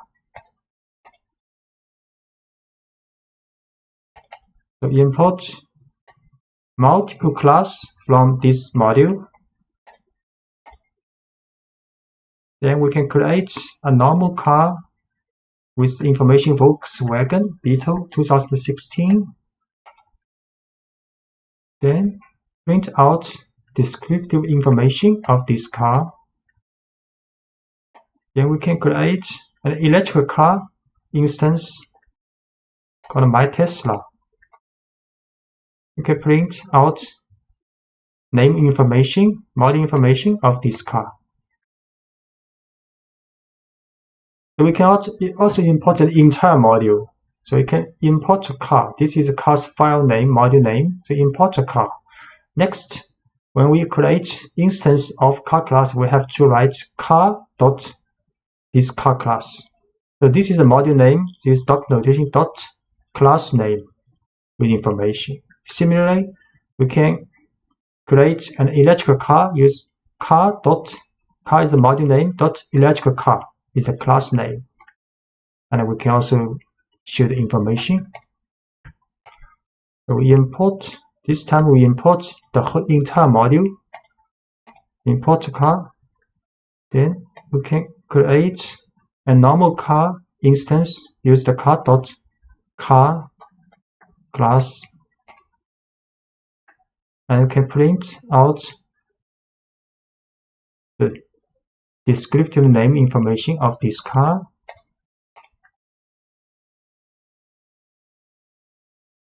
And we can also create an electrical car. Use the car dot notation electrical car, and print out information of this electrical car. Reading from a file. So when you want to work with the information in a text file, the first step is to read the file into memory. You can read the entire contents of a file, or you can work through the file one line at a time. So reading an entire file.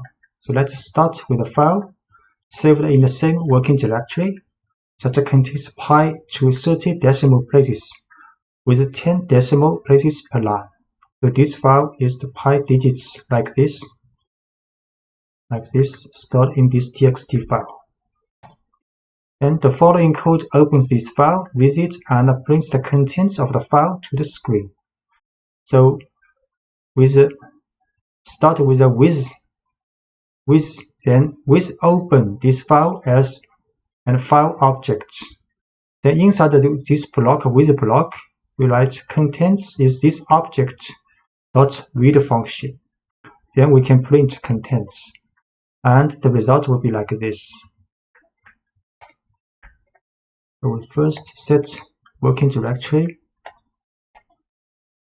Then we read this file. Use with open this file as file object. Then contents is this object to read. Then print this information. But we use rstrip here. We will talk about it later. So output like this. And the open function returns an object representing the file. The read method then reads the entire contents of the file and stores it as one long string in variable contents. Notice close is not needed because Python will close it automatically when the time is right. And the only difference between this output and original file is the extra blank line at the end of the output. The blank line appears because read returns an empty string when it reaches the end of the file, and this empty string shows up as a blank line. So if you want to remove the extra blank line, you can use rstrip in the print statement. So that's why we use rstrip here. Rstrip here because we want to remove this blank line in the reading.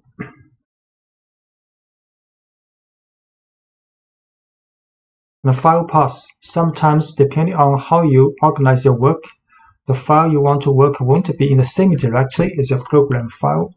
To get Python to open files from a directory other than the one where your program file is stored, you need to provide a file path which tells Python to look in a specific location on your system.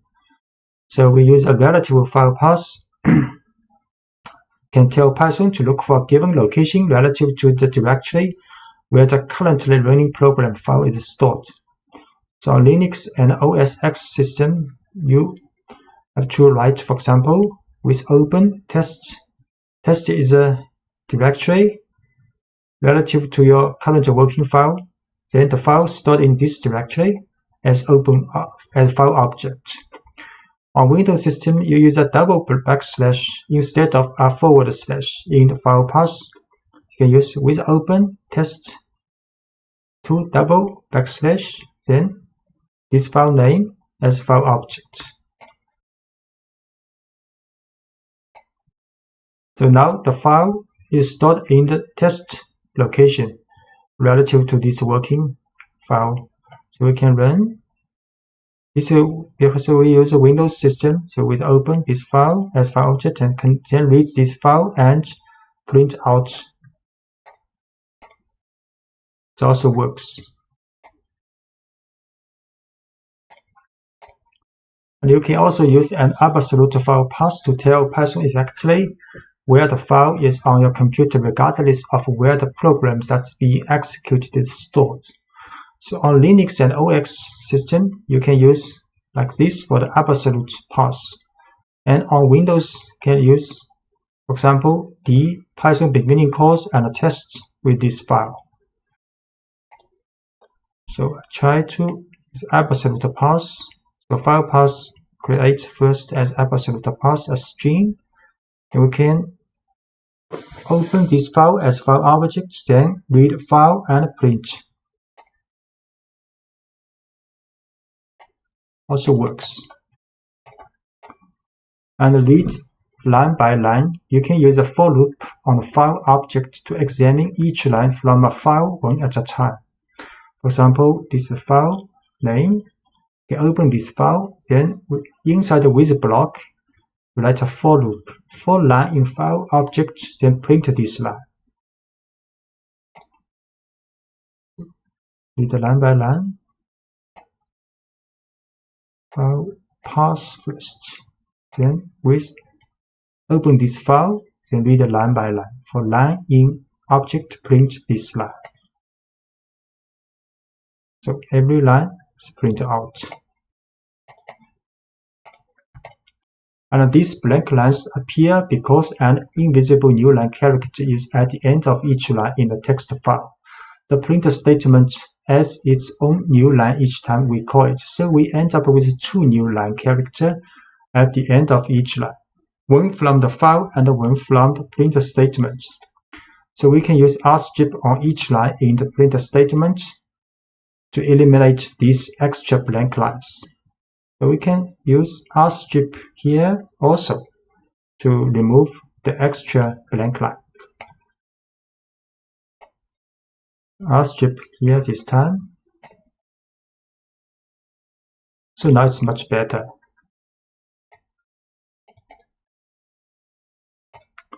Make a list of lines from a file. So when you use with, the file object returned by open is only available inside the with block that contains it. So if you want to retain access to a file's content outside the with block, you can store the file's lines in a list inside the block, and then you can work with that list later. And the following example stores the lines of pi digit text in a list inside the with block, and then prints the lines outside the with block. So we can read this file with block, then use read lines and save these lines to a list called lines. Then outside of the with block, we can next print out each line with a for loop.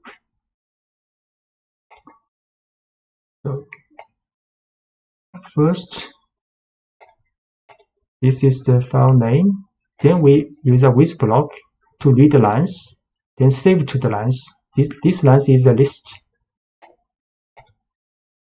Then next, outside of the with block, we can use a for loop to read each lines and print out.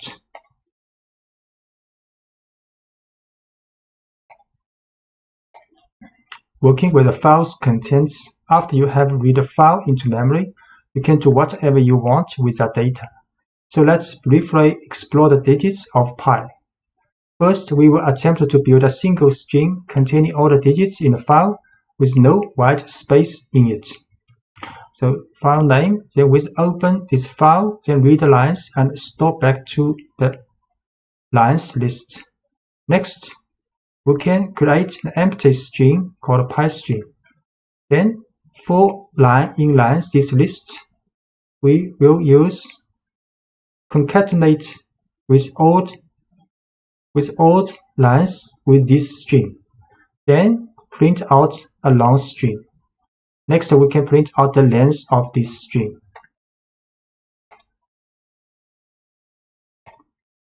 So, file name.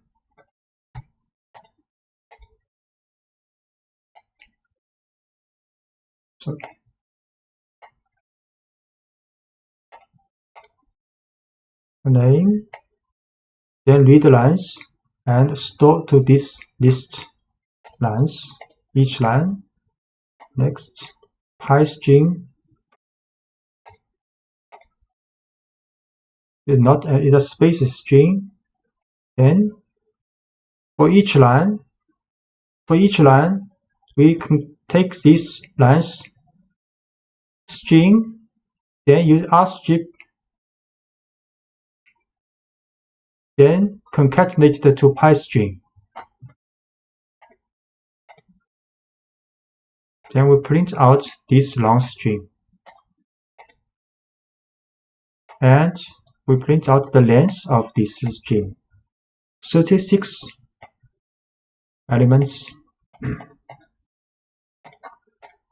And the variable pi string contains the white space that was on the left side of the digits in each line, but we can get off that by using the strip instead of rstrip. So here we use strip. Strip can get the white space on the left side also. File name, read the lines, but use strip this time. Then print pi string. So it is a long string without white space. Then length of this string 32 now. And the larger files, 1 million digits, the code in previous example would work just as well on much larger files. If we start with a text file that contains pi to 1 million decimal place instead of just 30, we can create a single string containing all these digits. We'll print just the first 50 decimal place. The file this time the file name is pi million digits. We open this file and read the lines. Then we create a pi string, empty string, and for each line we will concatenate all the strings for each line. Then we will print out the first 52 decimal place of this string. And we will print the length of all the string.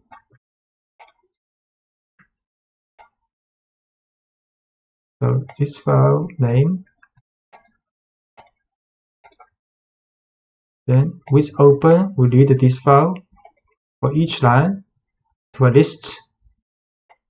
Then create an empty string. Then for each line, we get the string out and concatenate it together. But with the strip for to remove the white space. Then we print out the first 50 decimal places for this long string. And we print the length of the whole string. 1 million 2, because 1 million decimal place. So next we can test, is your birthday contained in pi this string? So let's use the program we just wrote to find out if someone's birthday appears anywhere in the first million digits of pi.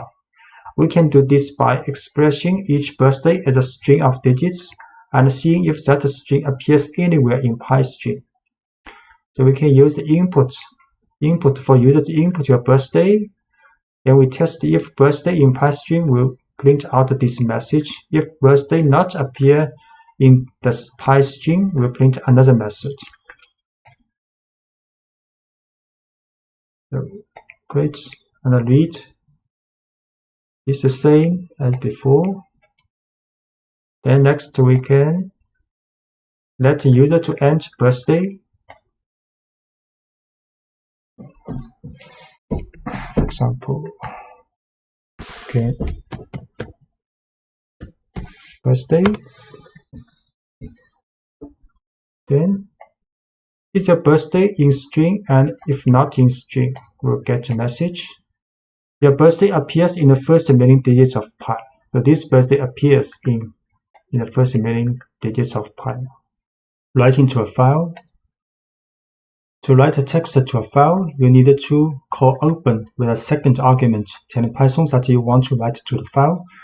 To see how this works, let's write a simple message and store it in a file instead of printing it to the screen. So first, we set a file name in the working directory. Then we open this file with W mode, write mode as file object. Then we can write file object.write this message inside this with block. So the argument W tells Python that we want to open the file in write mode. You can open a file in read mode with R, write mode with W, and append mode with A. One mode that allows you to read and write to the file with R+. If you omit the mode argument, Python opens the file in read-only mode by default. So we set the file name. Then we open this file with the write mode, then write a message.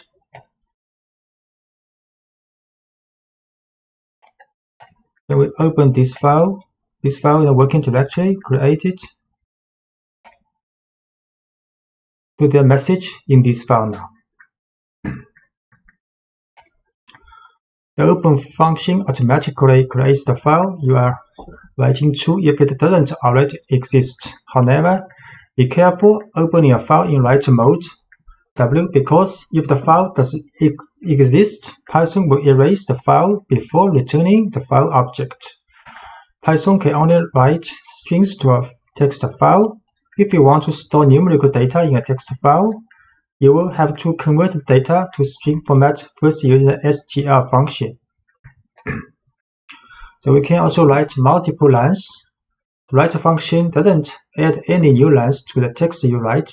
So if you write more than one line without including new line character, so including new lines in your write statement.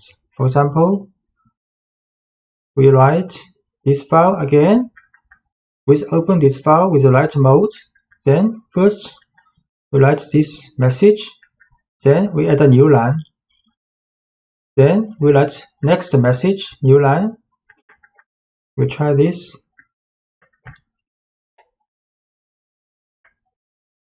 In this file, then write two lines message. Then we open this file. Now there are two lines message in this file now. And we can also append to a file. If you want to add content to a file instead of writing over existing content, you can open the file in append mode. Let's modify this file by adding some new reasons why we love programming to the existing file programming txt, so file name. Then open this file with append mode. So we write 2 more lines in this file. Try this.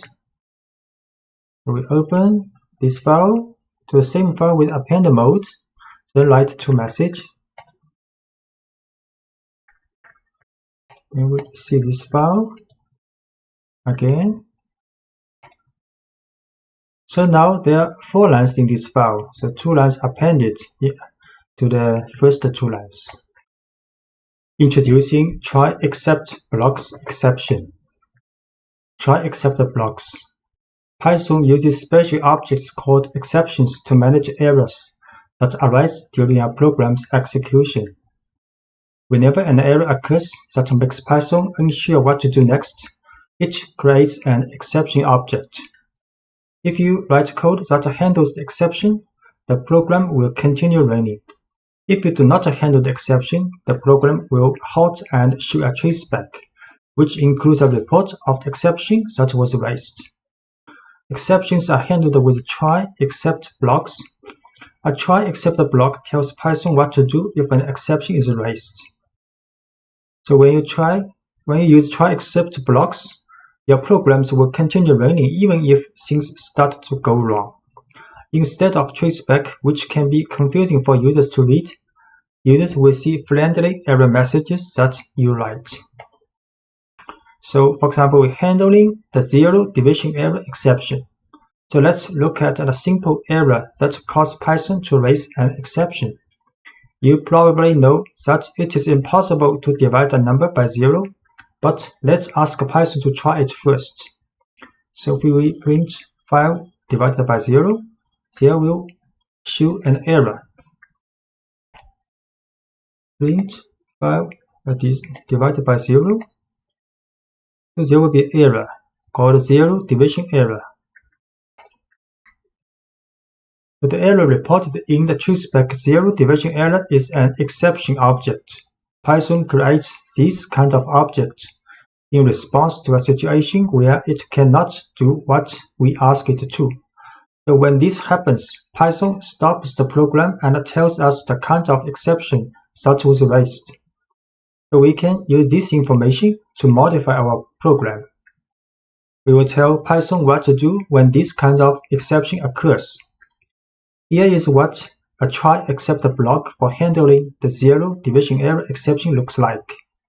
So we can use a try except block for handle this error.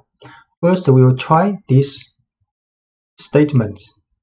Then we will see except if 0 division error occurs, then we check except if the error happens, then except block will check if it is 0 division error.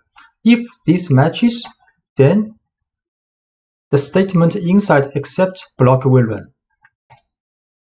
So we put print 50, the line that causes the error, inside the try block.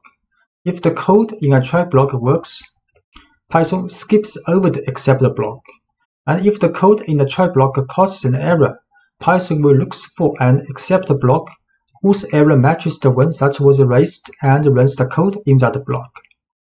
So in this example, the code in the try block produces a 0 division error. So Python looks for an except block and telling it how to respond. So Python then runs the code in that block and the user sees a friendly error message instead of a traceback. So we try print this one, then check except 0 division error. We run. So the message has been printed out, so except the block is run.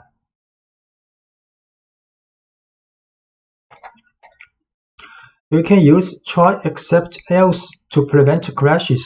So in some cases, we can use try except else block, handling errors smoothly when the program has more work to do after the error occurs. This happens often in programs that prompt users for input. If the program responds to invalid input abruptly, it can prompt for more valid input instead of crashing. So let's create a simple calculate that does only division. We can make this program more error resistant by wrapping the lines that might produce errors in try except else block. So the error occurs on the lines that performs the division, so that's where we will put the try except block. And this example also includes an else block. So any code that depends on the try block executing successfully will go in the else block. We print a message, then print another message, then if while true, let the user to input first number. If user input first number equals to Q, then the while loop will break. Then second number is also an input by user. Next, we'll run a try except else block. So in the try is division between int value of int value first number divided by int value of second number. So if this statement runs successfully, then the else block will run. Print this answer. If it raise an error except block object, then Python will check except statement if this error is zero division error. So then we'll print if matches this error, then we'll divide. We'll print you cannot divide by 0. So we should first we print the two messages on the screen. Then we will run this while true, while loop. So let user to input first number and second number. If user in the first number enters Q, then the while block running will stop. And if user enters 0 in the second number, then the error will come and will print out this message. If both number cause the division runs successfully, then we print answer. First number 10, second number 5. Then the answer printed and while loop runs again. First number 100, second number 3, also runs successfully. Then first number 19, second number 0. Then you can't divide by 0. Message is printed out. Then the while loop is not stopped. You can also try next first number. For example, write Q, then stopped while loop. So handling the file not found error exception. So one common issue when working with files is handling missing files. The file you are looking for might be in a different location. The file name may be misspelled, or the file may not exist at all. You can handle all of these situations in a straightforward way with a try except block. So let's try to read a file that doesn't exist. The following program tries to read in the content of Alice in Wonderland, but file Alice1 text has not been saved in the same directory as the current working source file. So we try to read this file, but this file does not exist. We'll see how it happens. So file is alice1.txt. We open this file, then try to read this file. The file not found error happens. So Python cannot read a file from a missing file, so it raises an exception. No such file or directory. So to handle it, you can use a try block that will begin just before the line that contains open to look for and accept blocks that matches that error, and the result is a friendly error message instead of a traceback. We can change with the try except block, then open this file, then read. So if this block successful, the accept block will be skipped.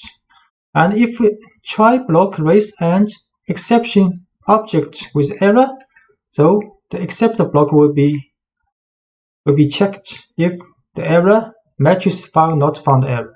If it matches, then the message and this block will be run. So the code in the try block produces a file not found error. So Python looks for an except block that matches that error.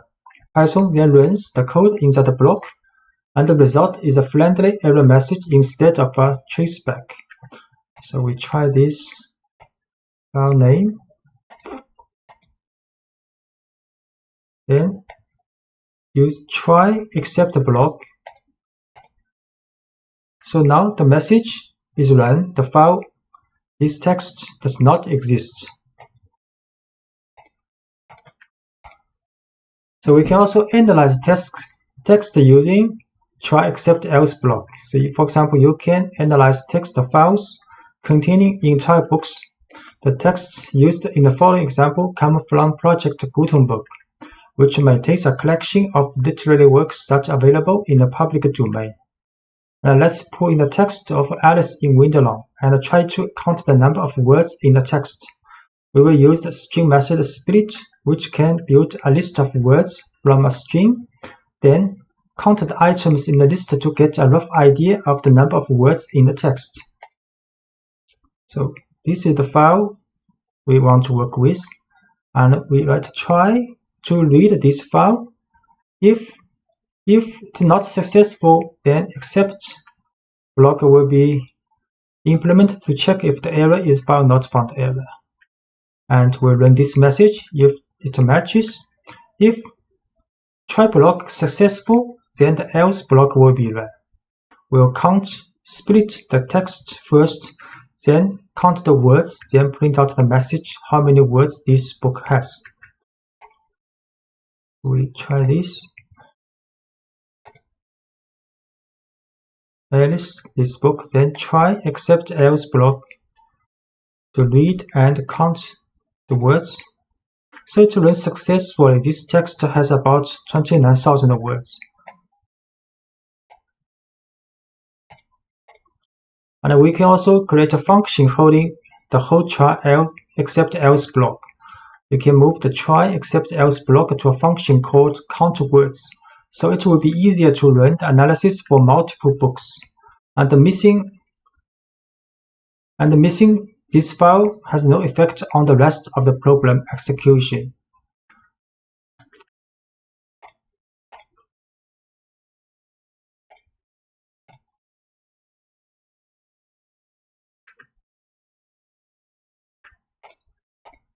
So we can create a function. The function actually we put the previous page's try except else block in this function called count words. Then next we can try to read several books using a for loop and count words. In the working directory, we have these 4 books. So we run this function first. Count words, create this function. Then we create a list with 4 books inside. And we intentionally write a wrong name for this book, Cinderella. Actually, the book is called cinderella.txt, but we add 1 here to see how it is going with this file. So next is a for loop to call this function for each of these 4 books. So you can see the file Alice text has about 29,000. It's okay. But for the second book, Cinderella, the file Cinderella.txt not exist. And the next 2 books also works and count the words.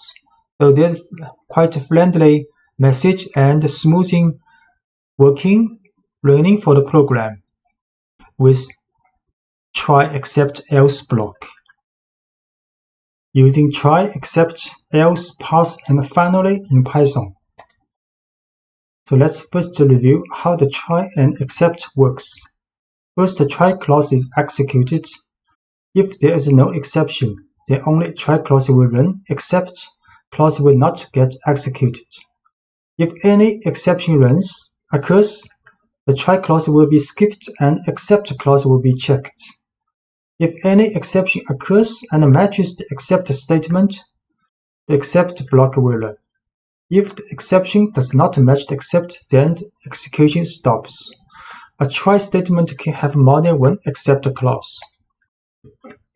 And using try, except, else, and finally in Python. So try, this block will raise an exception if there is an error. Except here you can handle the error if it matches, and else block runs only if the try clause does not raise an exception. Finally block always gets executed either exception is generated or not. So we see an example called division x by y. It's a function called division x by y. Say inside the function, first try this division, then if this has error, then we'll check the except block if it is 0 division error. If it matches, then you will show the message you are dividing by 0. And if try block has no error, then else block will be run. And finally block will always be run either there is an exception object raised or try block successfully run. So we try to do this, divide 3 by 2 and 3 by 0.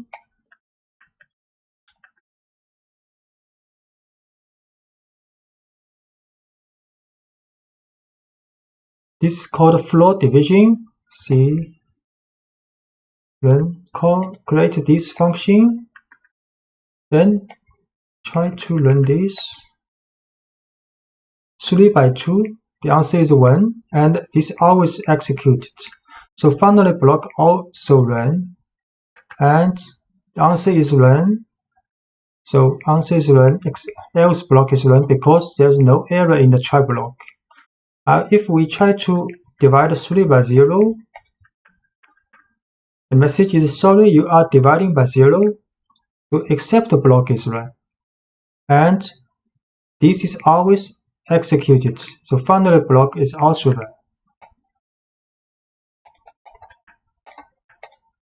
And we can also let it fail silently. So sometimes you will want the program to fail silently when an exception occurs and continue on as if nothing happened.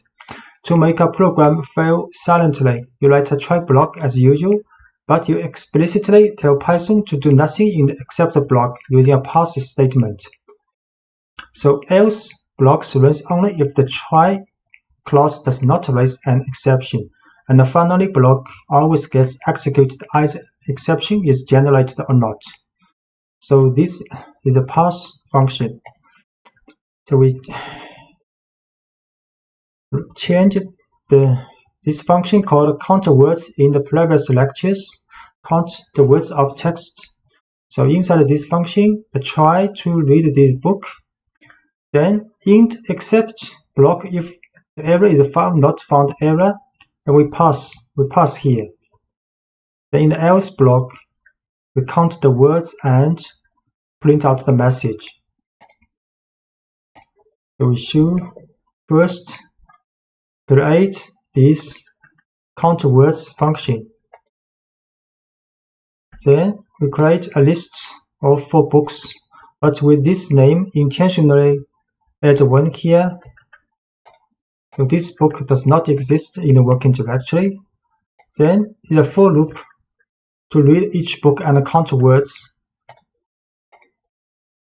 So you can see the first book has about 29,000 words working correctly. The second book, because it is not found, so Python runs silently, does not show any information about this book.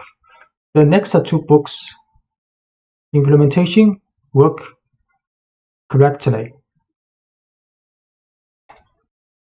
NumPy is a basic package for scientific computing with Python and especially for data analysis.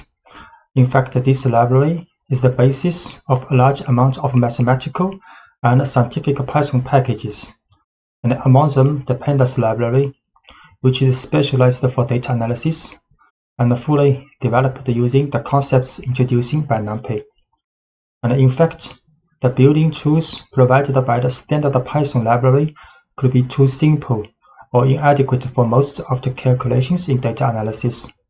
So having knowledge of the NumPy library is important to being able to use all scientific Python packages, and particularly to use and understand the pandas library. NumPy is currently the most widely used package for the calculation of multi-dimensional arrays and large arrays. In addition, the package comes with a range of functions that allow you to perform operations on arrays in a highly efficient way and perform high-level mathematical calculations. So installation and import of NumPy. Generally, this model is present as a basic package in most Python distributions. However, if not, you can install it later. In Anaconda prompt, you can install NumPy by printing conda install NumPy. Once NumPy is installed on your distribution, to import the NumPy module within your Python sessions, for example, like Anaconda Spider, you can write the following: import NumPy as np.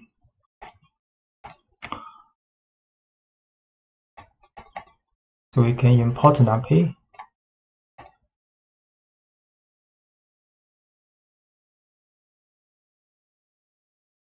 In the array, the heart of the NumPy. The NumPy library is based on one main object called n-the-array, which stands for n-dimensional array. This object is a multi-dimensional homogeneous array with a predetermined number of items. Homogeneous because virtually all the items in it are of the same type and the same size. In fact, the data type is specified by another NumPy object called dtype. So each n-the-array is associated with only one type of dtype, and the number of the dimensions and items in an array is defined by its shape, a tuple of n positive integers that specifies the size for each dimension. The dimensions are defined as axes and the number of axes as a rank. Moreover, another peculiarity of NumPy arrays is that their size is fixed, that is, once you define their size at the time of creation, it remains unchanged. And this behavior is different from Python lists, which can grow or shrink in size. So the easiest way to define a new n-the-array is to use the array function, passing a Python list containing the elements to be included in it as an argument. So we can create an array using np.array 1, 2, 3 and a list. So A will be an array with 3 elements. So we can create this array, one-dimensional array with 3 elements. And we show this array 1, 2, 3. And you can easily check that a newly created object is an n-the-array by passing the new variable to the type function, type A. So we can show type A is a NumPy's n-the-array. And you can, in order to associate the type dtype to the newly created n-the-array, you have to use the dtype attribute. So we can use the dtype attribute to this array. Dtype. The dtype int 32. It is integer type with 32 bits.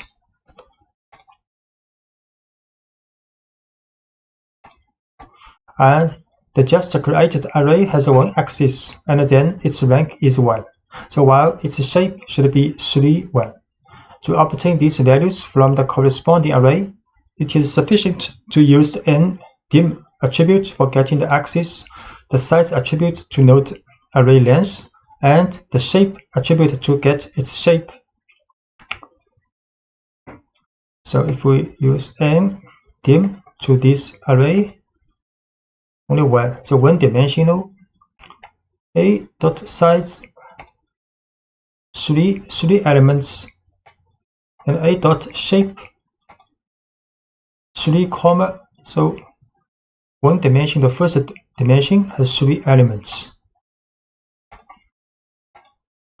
And define a 2-dimensional array. We can also define a 2-dimensional array using toListInt NP array function.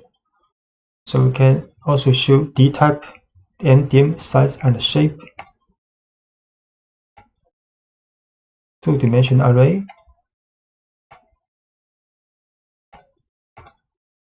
And dtype is float number 64 bits.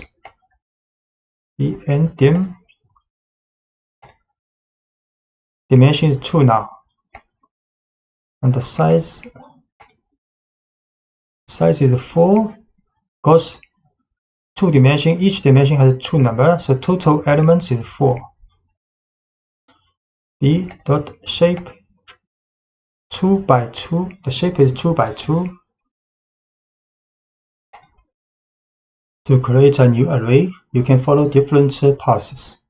The most common path is to run through a list or sequence of lists as argument to the array function. So we create a 2-dimensional array with adding toListInt np.array function. And the array function, in addition to lists, can accept the tuples and a sequence of tuples. So we can also add a tuple in the np.array function, or we can add combined tuple and list in the function. First, create function with adding toList, and we show this ND array 2-dimensional, and can create array using 2 tuples.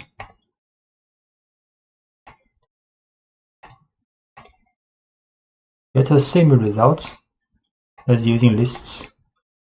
Can also create array using combined list and tuple.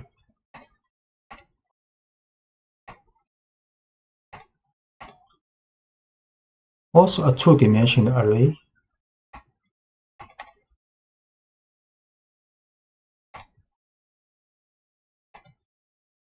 Dtype. So NumPy arrays are designed to contain a wide variety of data types. We have seen simple integer and float numerical values. In addition, you can use the dtype for strings. So we create an array, 2-dimensional array with the value of strings in the list. So dtype will like u1, less than u1, and have also a name attribute for the dtype.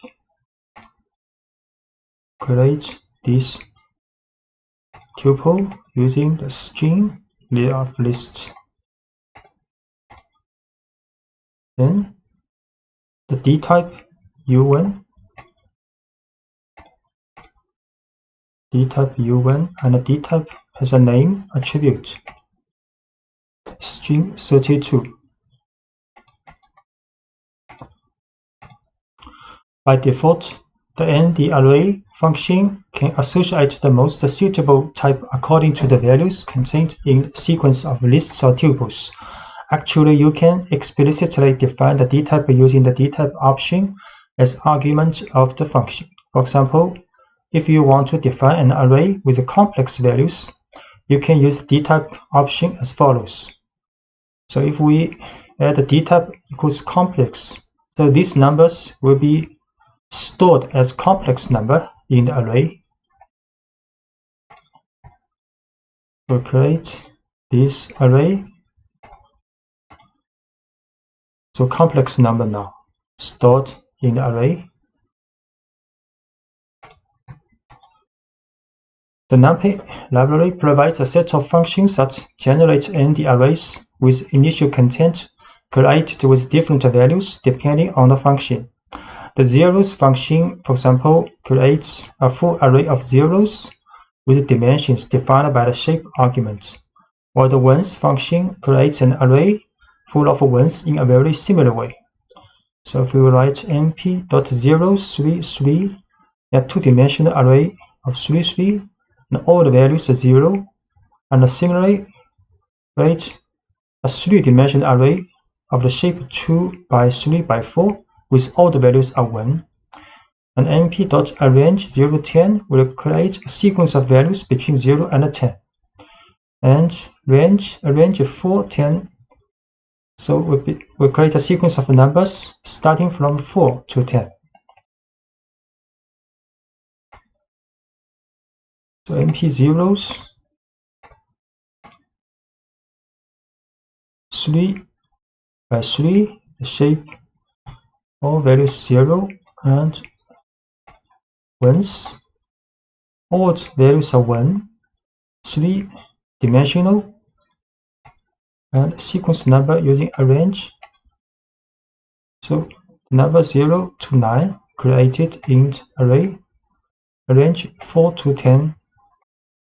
So the number 4 to 9 created in this array.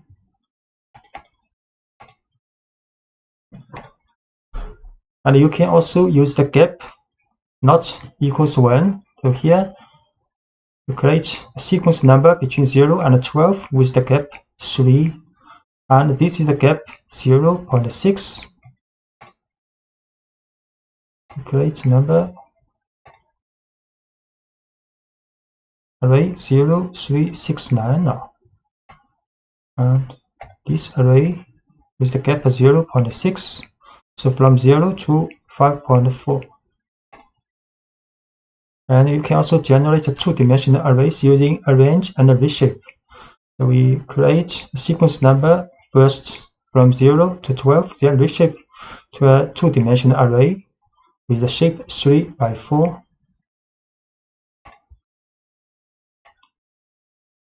So the two-dimensional array is a number from 0 to 11. The shape is 3 by 4. And line space generates a sequence of numbers based on the number of elements in a third argument. So np.linespace 0, 10, 5 means to create an array with 5 values equally distanced between 0 and 10. np linespace 0, 10 with 5. So this is the resulting array with 5 numbers equally distanced between 0 and 10. Just note, in arrange function, the 10 is not included, but in line space, the 10 is included.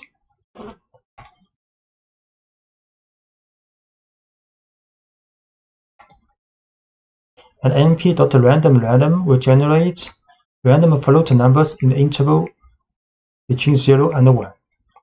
So we can write np.random 3 will generate 3 random numbers between 0 and 1, and np.random 3 by 3 will generate two-dimensional array with random numbers between 0 and 1. np.random 3. So 3 random numbers in a one-dimensional array. So this will create two-dimensional array with a shape 3 by 3 with all the values and random numbers between 0 and 1. Arithmetic operators. The most obvious are adding and multiplying an array by a scalar, and these operations are element-wise. Such as, the operators are applied only between corresponding elements. So this is a NumPy array with the number from 0 to 3. Then we can add a with 4 or multiply a with 2. NumPy array. So a 0 to 3. A plus 4 will return another NumPy array with the elements 4, 5, 6, 7. A multiply 2. So each element will be multiplied with 2 in the new array. and can create another array B with also 4 elements, then A can plus B or A multiply B. So B is an array with elements 4, 5, 6, 7, so A plus B. So element-wise addition between A and B will return another array with 4 elements. A multiply B will get also another 4 element array with each element is the multiplication between the corresponding elements in A and B. And moreover, these operators are also available for functions provided that the value returned is a NumPy array. So for example, you can multiply the array by the sum or the square root of the elements of array B, and they are also element-wise. So assume A and B here have the same shape. We can A multiply NumPy sum function of B, or A multiply the square root of B. A multiply the sum function of B, and the result is also a NumPy array with 4 elements. A can multiply the square root of B. Also, the result is a 4 element NumPy array. And for multidimensional case, arithmetic operators continue to operate element-wise. So this is a 2-dimensional NumPy array with shape 3 by 3, and B is also a 3 by 3 shape 2-dimensional NumPy array with elements all equals 1. Then A can multiply B element-wise. So create A first.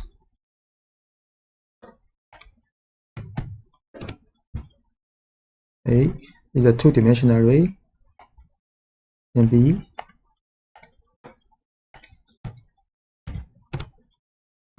also 2-dimensional array. Then A multiply B element-wise a 2-dimensional array. And actually the value of each element in the resulting NumPy array is same as in A, because B, all elements in B is 1.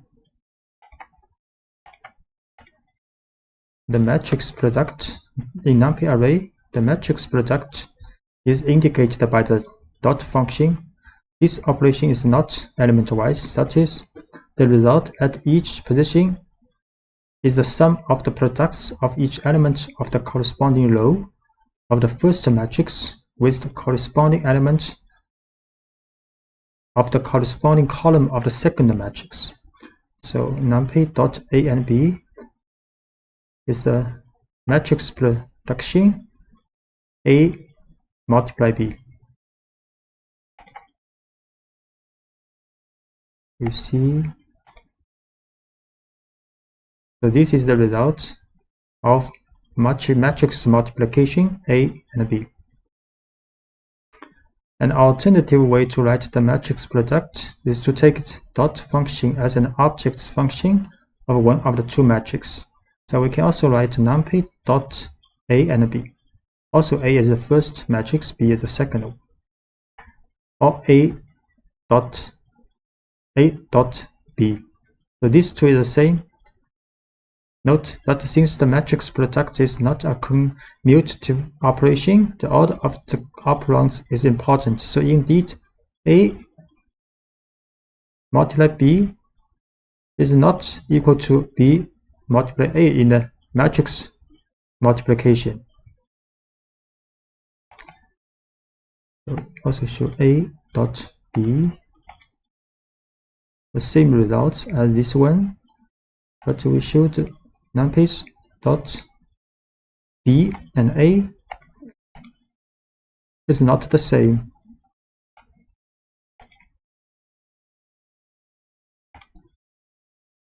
And increment and decrement operators. To increase or decrease values, you have to use operators such as plus equal or minus equal or multiplication equal.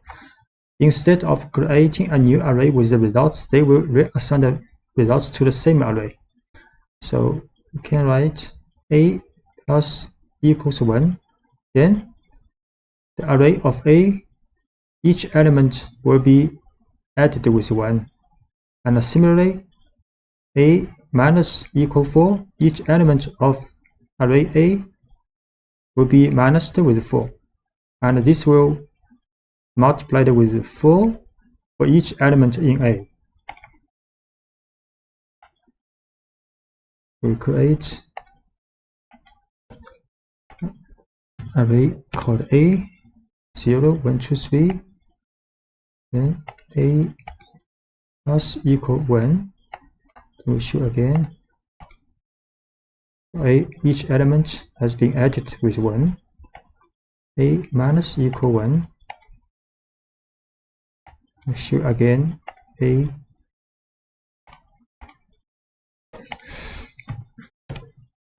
Then the value is being changed back.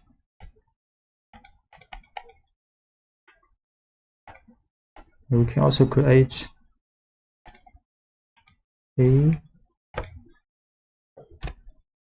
0, 1, 2, 3, A, for example, plus 4,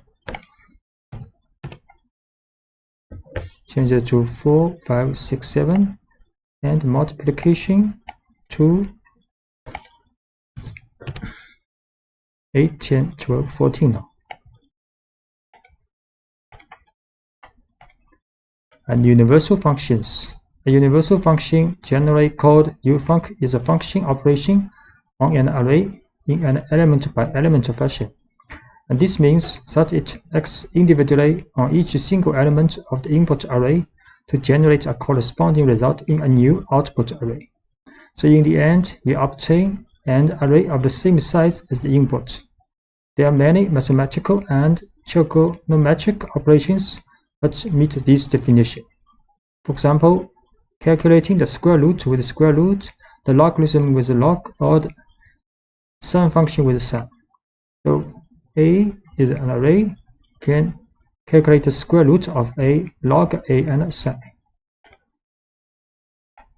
Create A is an array, then square root of A for each element, then logarithm of A. Result is also a 4-element array, and sum function of A.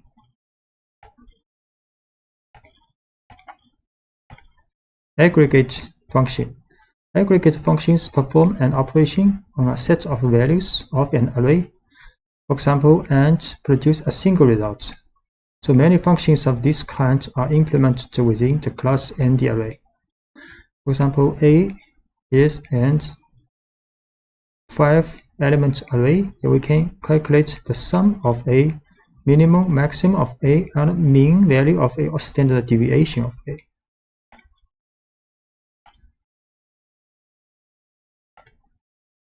A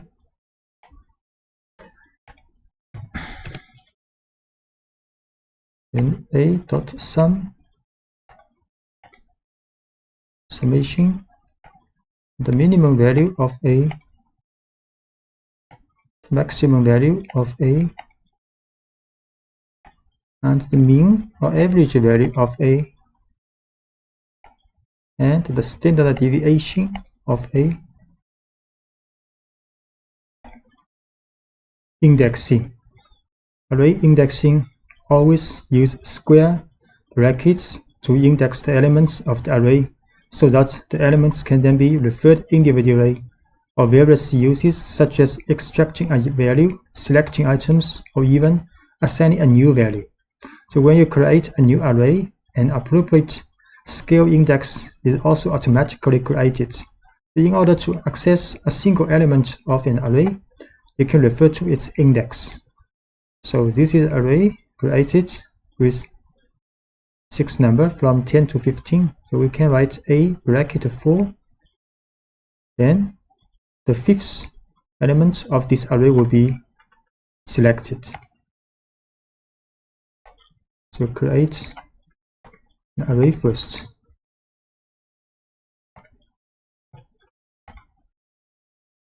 So this array with 6 elements, a bracket 4 will return the 5th element.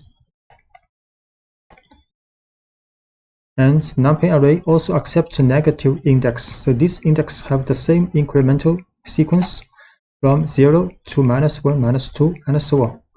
So this is the last one and last element of this array if we use a bracket -1, and this is the first element of this array if we use bracket -6. So a bracket -1, 15 returns a -6, so 10 is returned. To select multiple items at once, you can pass array of index in square brackets. So we can pass an array inside these brackets with 1, 3, 4. Then 3 elements of the array will be returned. The 3 elements 11, 13, 14 of the array are returned.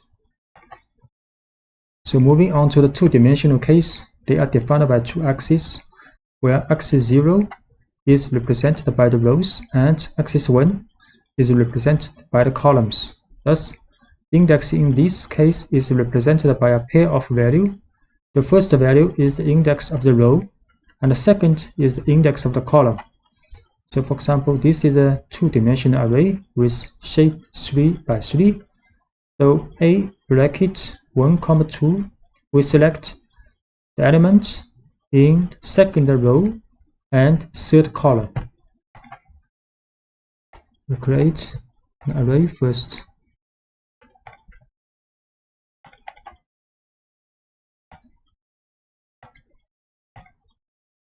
A, the two-dimensional array, then a bracket 1, 2, so the value element of 15 is returned.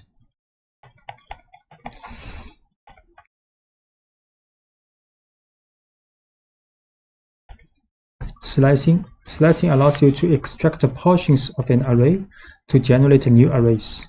So when you use the Python lists to slice arrays, the resulting arrays are copies. So but in NumPy, the arrays are views of the same underlying buffer.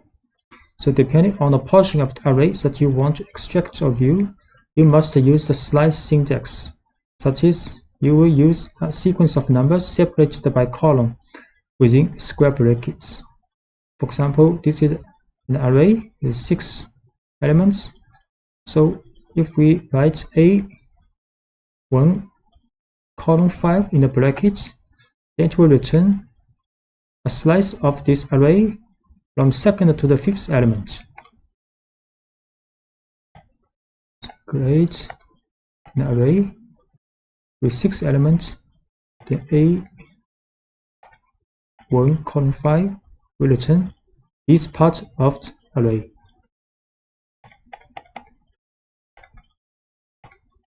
And you can use the third number in the bracket to find a gap in the sequence of the elements.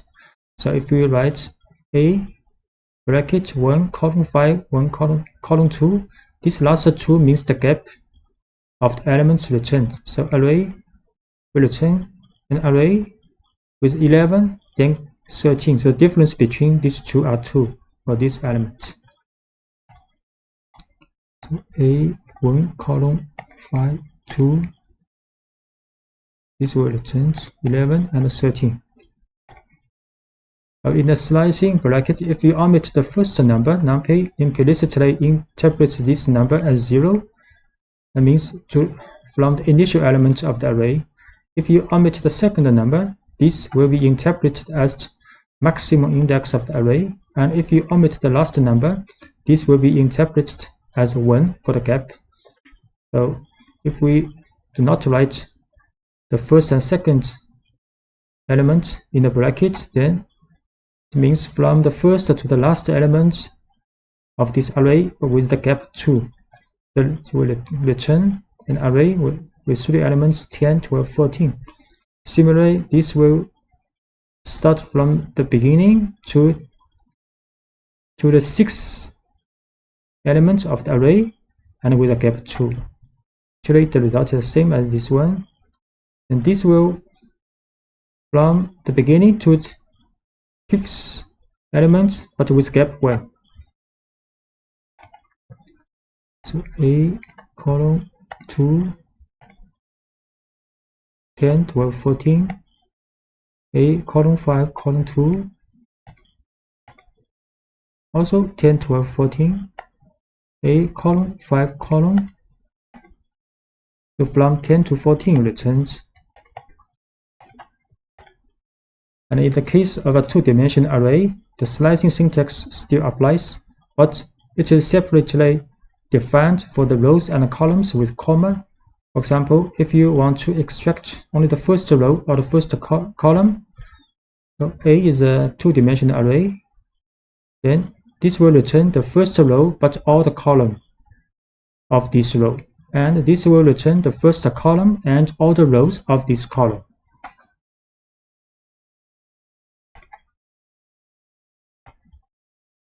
So A is a two-dimensional array.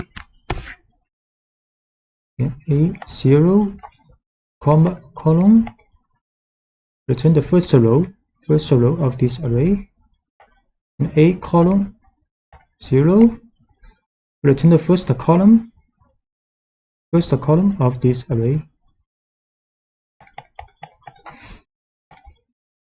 And if you want to extract a smaller matrix, you need to explicitly define all intervals with index that define them. So, for example, A 0 to 2 and comma 0 to 2, it will return the first 2 row and the first 2 column of this array. So it's a smaller array.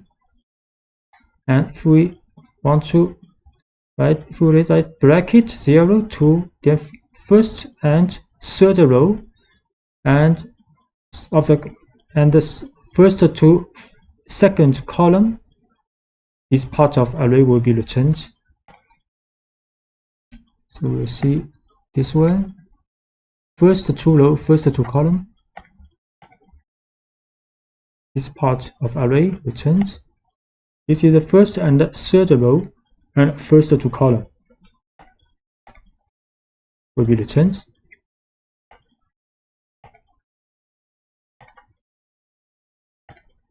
Iterating an array, you can use the for constructor to do the iteration of the items in an array. So you can write a for I in A, print I. You can write for I in A, print I. But similar as NumPy's for loop in the list, but similar as the for loop for the list. So if you apply the for loop to a matrix, it will always perform a scan according to the first axis is a row. So if we write a for row, A is a two-dimensional array, print a row, then each row of this matrix two-dimensional array will be print out. So we can write a for row in A, print row, and row by row, print out. And if you want to make an iteration element by element, you can use the following constructor using the for loop in A.flat. So A.flat will get all elements of this two-dimensional array and put in an one-dimensional array, then print this item out. Write A.flat for elements. So element by element, each element printed out from this two-dimensional array. And if you want to launch an aggregate function that returns a value calculated for every single column or on every single row, there is an optimal way that leaves it to NumPy to manage the iteration. You can use apply along axis function.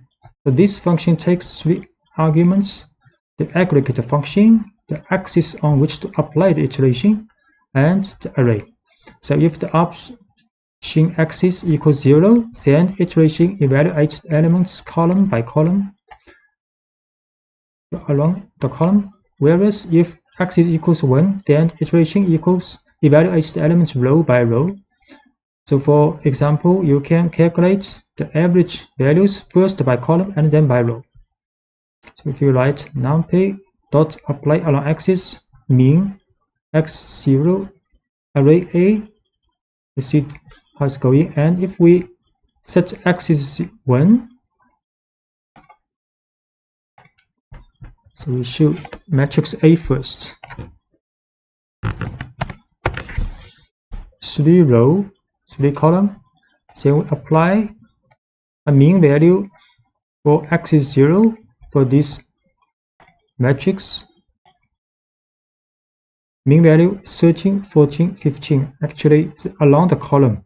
So along the column by column, then we mean value axis equals 1 along the row.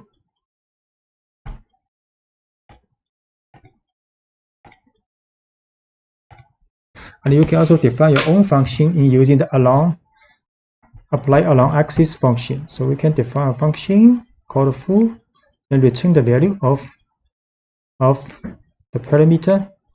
So next we apply this function to array A along axis 1 or along axis 0. Define this function first, then apply along axis for the 1.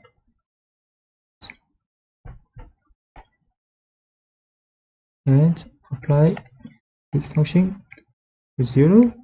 Actually, the result will be the same because you divide elements by 2 along the row. It's same as you dividing elements by 2 along the column. And the conditions and the Boolean arrays. An alternative way to selectively extract the elements in an array is to use the conditions and the Boolean operators. Suppose you wanted to select all the values that are less than 0.5 in a 4x4 matrix containing random numbers between 0 and 1. So A is a matrix, 2-dimensional array with a random number between 0 and 1. So we can get a Boolean array with same dimension. Then write A less than 0.5. Next, we can use this condition to select elements of this array. So create this array first, random number between 0 and 1, 4x4 dimension, 4x4 the shape, A less than 0.5, it's the same dimension, Boolean matrix. We can select condition. Now it is a 1 dimension with all the values meeting this condition in array A. Shape manipulation. During the creation of a 2-dimensional array, it is possible to convert a 1-dimensional array into a matrix using reshape function. Reshape function returns a new array and can therefore create new objects. So this is 1-dimensional array with 12 elements, and we can write A.reshape to 3x4 2-dimensional array. A is a 1-dimensional array, the random number, 12 random number, and we create another array using reshape to 3x4. We choose this array. Now the dimension is 3x4 2-dimensional array. And you can also use a tuple to modify the shape of an existing array. We can also write A.shape and assign a 2-dimensional array in a tuple. So we assign the shape to A, then we show A again. Now A is 2-dimensional array. And the inverse operation is also possible, such as you can convert a 2-dimensional array into a one-dimensional array by using the level function. We use the level function to A, and so A is now is one-dimensional again, and even acting directly on the shape attribute of the array itself, you can also write A shape to 12. You can also first create again A as two-dimensional array. Then we assign the shape to 12, so A is one-dimensional array now. And if you want to transpose a matrix which is inverting the columns with the rows, you can use NumPy's transpose function. We can transpose A. So A's value has been transposed, and now the A's dimension is 4 by 3. So 4 rows, 3 columns now. The join arrays, you can merge multiple arrays to form a new one that contains all of the arrays. NumPy uses the concept of stacking, providing a number of functions in this regard. For example, you can perform vertical stacking with the vstack function, which combines the second array as new rows of the first array. By contrast, the edge stack function performs horizontal stacking, that is, the second array is added to the columns of the first array. So A, B are two arrays, both have the shape 3 by 3, so we can vstack AB, then it will be a new array with shape 3 by 6 by 3, and edge stack AB will create a new array with the shape 3 by 6. So A, B, the two array, to A, B, both 3 by 3, then NP vstack AB. So the shape in the new array is 6 by 3. So array B has been added to the rows of the resulting array. And edge stack AB, you see the array A and array B is being stacked, and the dimension is 3 by 6 now. Two other functions performing stacking between multiple arrays, a column stack and a row stack. These functions operate differently than the two previous functions. So generally, these functions are used with a one-dimensional array, which are stacked as columns or rows in order to form a new two-dimensional array. So can create 3 array all by one dimension. Then we can use column stack ABC or row stack ABC, row C. So ABC, 3 one-dimensional array. Then we can column stack ABC. So they now become a two-dimensional array. The row, each row represents, each column represents these 3 array, and we can also NP row stack ABC. So this also is a 3 by 3 two-dimensional array, and with each row represents ABC.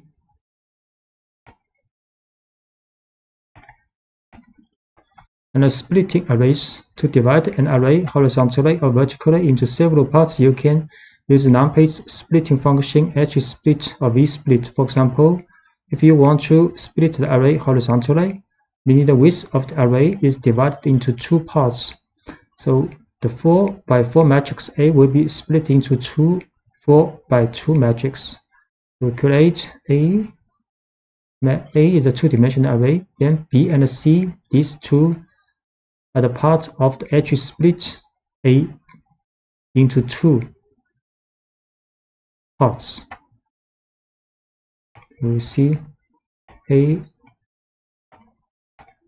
is a two-dimensional array. The shape is 4 by 4. Then B and C is NP. H is split A2 into 2 parts. Then we will show B is this part, and C is another part of the matrix A. And instead, if you want to split the array vertically, meaning the height of the array is divided into 2 parts, the 4 by 4 matrix A will be split into 2 by 4 matrix. We can write np.v split A2. So this time we use v split. Then we will show B is this part, and C is another part of matrix A. A more complex command is the split function, which allows you to split the array into non-symmetrical parts. So passing the array as an argument, you have also to specify the index of the parts to be divided. If you use the option x equals 1, then the index will be columns. If instead the option is axis equals 0, then there will be row index. For example, if you want to divide the matrix into 3 parts, the first of which will include the first column, the second will include the second and the third column, and the third will include the last column. So this, we can do this. A1, A2, A3, 3 parts is NumPy split A by column, and 1, 3 are bounded of this separation. So you can see.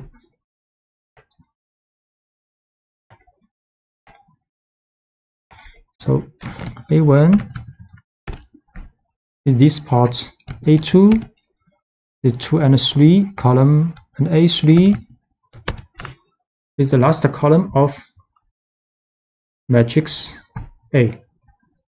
And similarly, you can also do the same thing by row.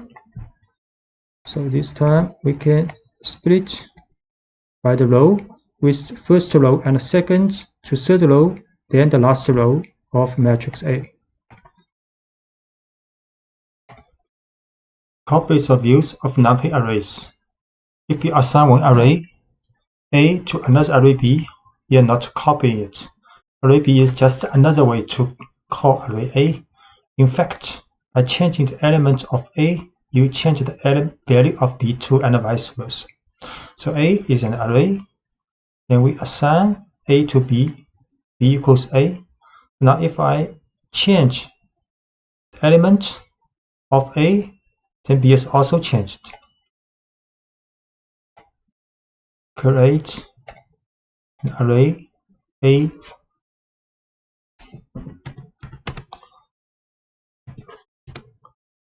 (1, 2, 3, 4). Then we run B equals A, we should be. B is also 1, 2, 3, 4. Now we assign the element, one of the elements in A to 0. Then A will be 1, 2, 0, 4. And B is also 1, 2, 0, 4. So when you slice an array, the object returned is also a view of the original array. So if we create a C, it's a slicing of A, and now we also assign elements, change one of the elements in A to 0, then C is also changed. So C, then C is array 1, 2, and A is array 1, 2, 0, 4. Now we assign the first element of array A to 0. Now A is 0 to 0, 4. Then we'll choose C.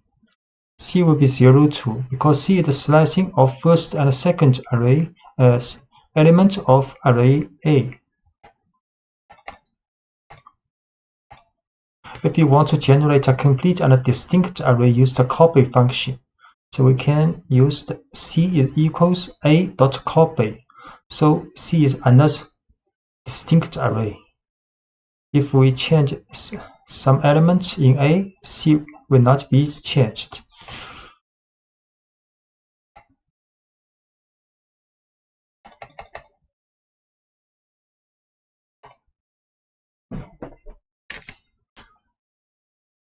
C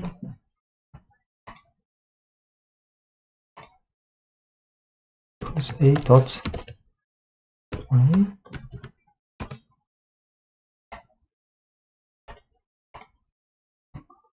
Then A 0 C.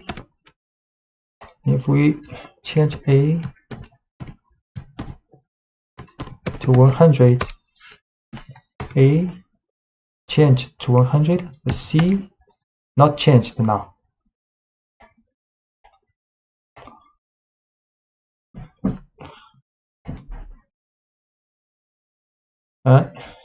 Copies or views of Python lists. If you assign one Python list A to another list B, you are not copying it. List B is just another way to view list A. So by changing the element of A, you change the value of B to and vice versa. So A is a list, and we assign A to B. So B and A have the same element, and B is a view of A. So now if we append one element to B, and A change something in A, then both A and B will also be changed and appended. A is a list. A 1, 2, 3, 4. Then B equals A. B is also a list with the same element as A. Now B append with 5. Then B is 1, 2, 3, 4, 5. Then A also 1, 2, 3, 4, 5. We also change one element in A to 10. A is now 1, 10, 3, 4, 5. Then B also 1, 10, 3, 4, 5.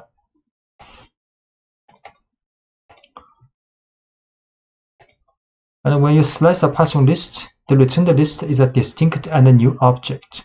So A is 1, 2, 3, 4 list. Then F is a slicing part of A. Then we change element of A to 10. F append 100, and A and F will be changed individually. So A is a list. F is a slicing of A. A is 1, 2, 3, 4, and F 1, 2, 3. Then we change one of the element in A to 10, and we append one element to F. So A, the 1, 10, 3, 4, and F 1, 2, 3, 100. So they are distinct objects. So when you use a copy to a Python list, the returned list is a distinct and a new object. So A is 1, 2, 3, 4 a list. C is the copy of A. Then we change element in A to 10, and C append 10, and A and C will be changed individually. A is a list. C is a copy of A. A is a list 1, 2, 3, 4, and C also 1, 2, 3, 4. Then change second element in A to 10, and append one element to C. Then A the 1, 10, 3, 4, C the 1, 2, 3, 4, 10. So they are independent. Broadcasting of NumPy arrays. Broadcasting allows an operator or a function to act on two or more arrays to operate even if these arrays do not have the same shape. Two arrays can be subjected to broadcasting when all their dimensions are compatible, which means the length of each dimension must be equal, or one of them must be equal to 1. If neither of these conditions is met, you get an exception that states that the two arrays are not compatible. So when the rule of compatibility is met, then the size of the smallest array will be extended to the size of the biggest array so that the element-wise function or operator is applicable. So we see an example. A is a two-dimensional array and B is a one-dimensional array. A plus B is compatible and B will be broadcasted to the size of A and then get addition implemented.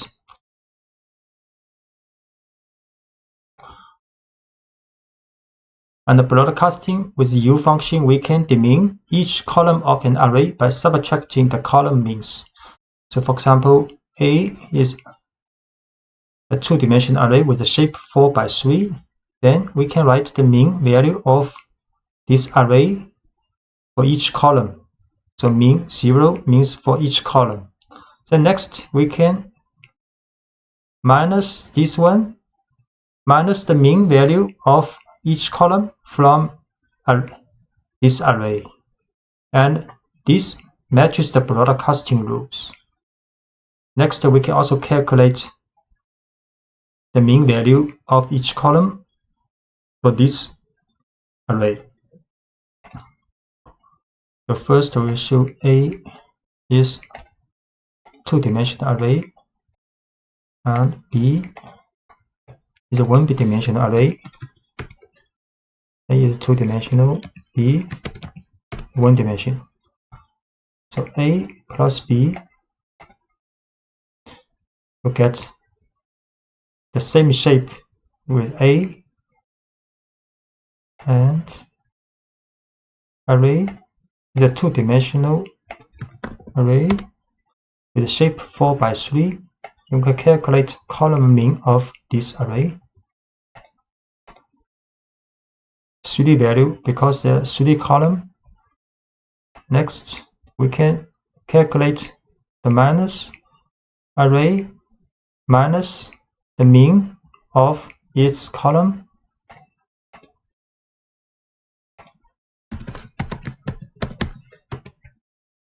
This is the result with the same shape as this array. So this minus is compatible with broadcasting automatically. Next, we can calculate this array's mean value for each column. It will be 0 for each column because it has been demeaned. This value is very close to 0.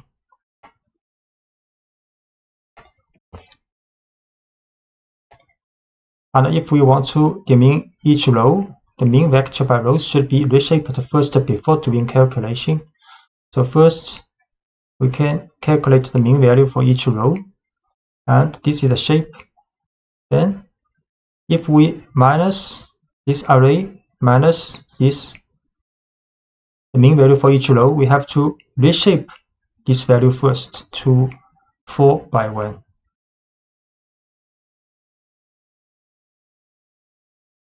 So we'll show again this array 4 by 3. Then the row mean for this array, we have to put 1 here.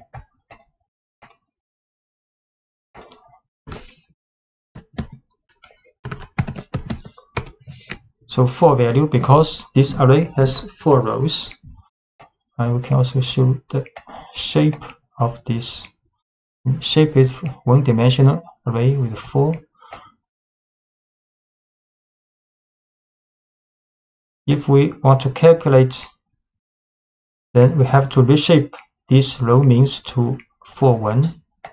Then it is possible with the broadcasting.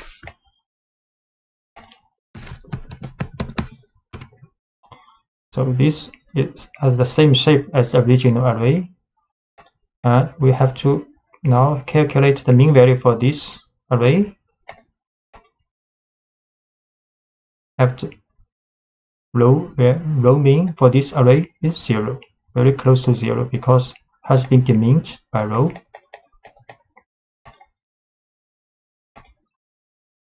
Okay, using NP new axis function to reshape NumPy arrays also.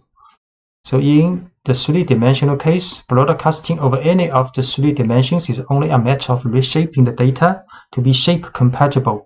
So using reshape is one option, but NumPy arrays offer a special function called np.newAxis along with full slices to insert the new axis. So what this means, we show one array in two dimensions, then we can change the shape of this array to three dimensions by adding np.newAxis here. Then the shape will be 4, 1, 4. So this array, the two dimension, two dimension, all the values 0. Then we can create another array based on this array with three dimension. Add np.newAxis here. Then show the shape of this array like 4, 1, 4.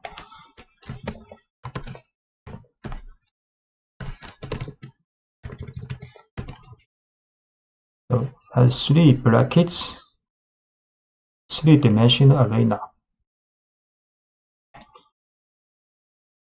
And we create another array with random normal distribution for one dimension. Then we can change these arrays, can create another array based on this array but the dimension to 3, 1. We can also create another array based on this array but dimension is 1, 2, 3. So this is an array with one dimension, but if we run this, it will be a two-dimensional array with the shape 3, 1. If we will run this, add one np.newAxis here, so the shape will be two-dimension with 1, 3 now.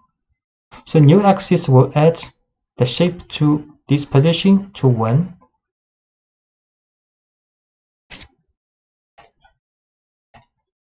Thus, if we had a three-dimensional array and wanted to demin axis 2, say we would need to write. So this is a three-dimensional array, and we want to get the mean for 2 is the last dimension.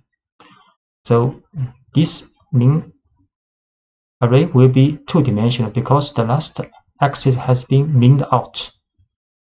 And next, if we want to calculate AR minus this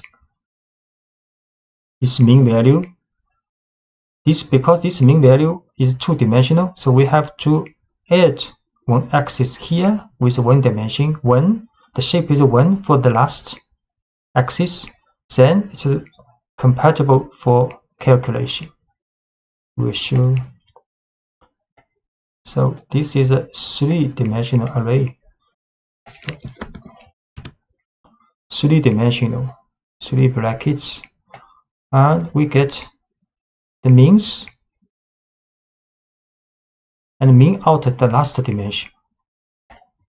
Sure. So this mean matrix is two-dimensional with 3, 4. We show the shape 3 by 4.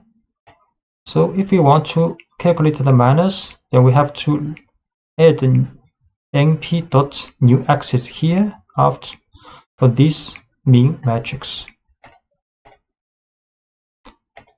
The mean, we can calculate again the mean value for this. The mean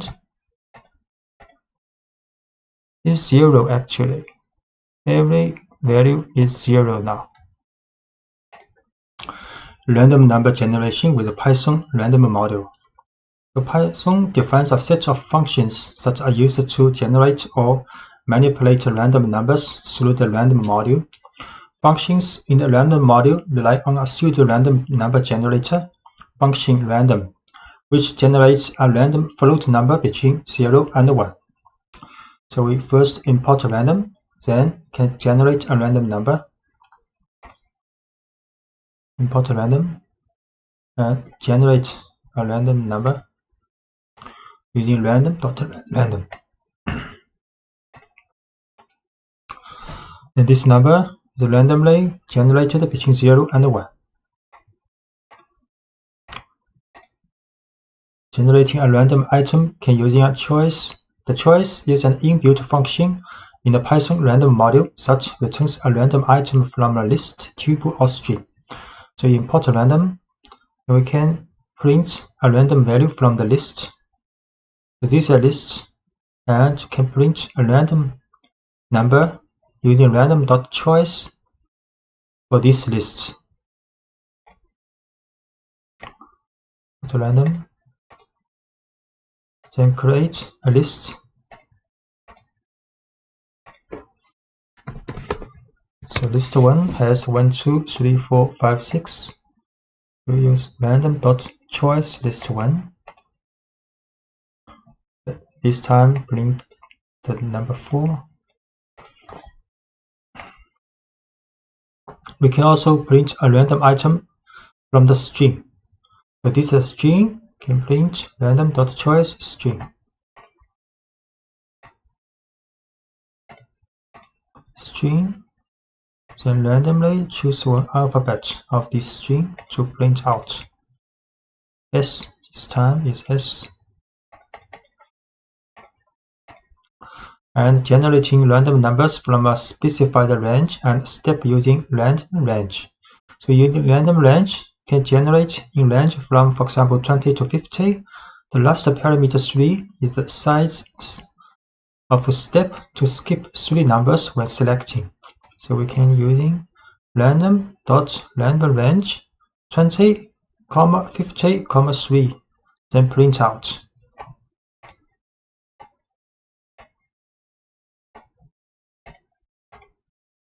So it's 47. So you can see the 47 minus 20 can divided by 3. So this number is between 20 to 50 and with step 3 over 20. The seed function is used to save the state of a random function so that it can generate the same random numbers on multiple executions. So for example, we set random.seed to 7, then print a random number, and we set random seed to 5 and print a random number. Then we set again to seed to 7, then this time the number will be the same as this time. We show random seed 7. So we print a random number 0.3323, then set a random number to 5, then print 0.622, then we set to 7 again, then get a random number, same 0.323, and generating random number list in Python using shuffle if you want to change the position of the elements of a choice. So this is the list ABCDE. So we can random.shuffle sample list for this list. So we will see.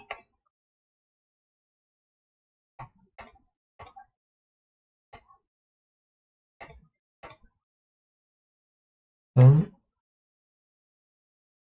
print. This is the original list. And random shuffle sample list. We shuffle this list, then print again. So after the first shuffle, now the sequence of elements has been changed. Second shuffle, also changed. Sequence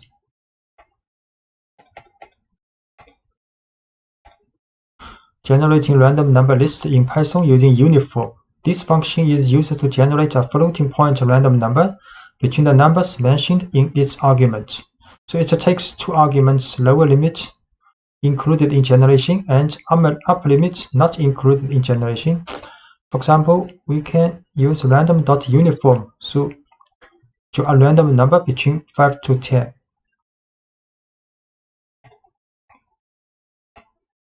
Uniform 5, 10, 9.54.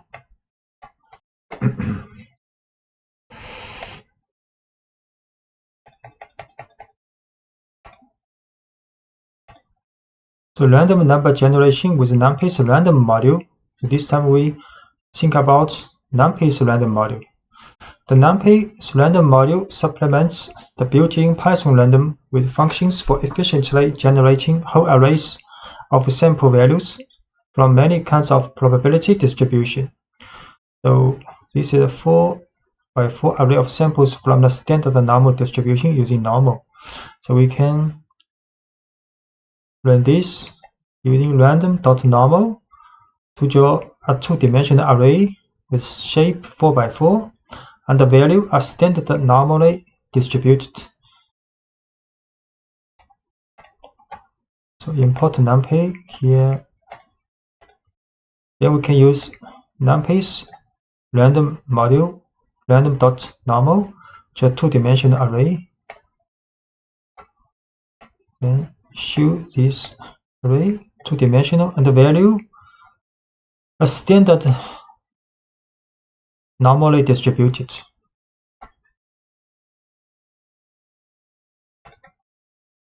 And we can also draw a 4x4 array of samples from the normal distribution with mean equals 5, standard deviation equals 2.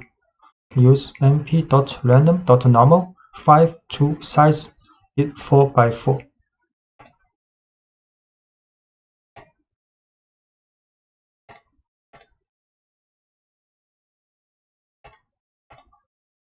So this time, this matrix 2x2 two-dimensional NumPy array with the shape 4x4 and the value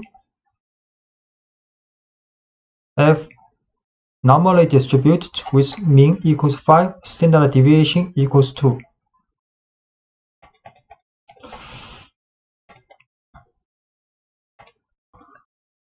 And set random seed in NumPy. You can return the same random sample.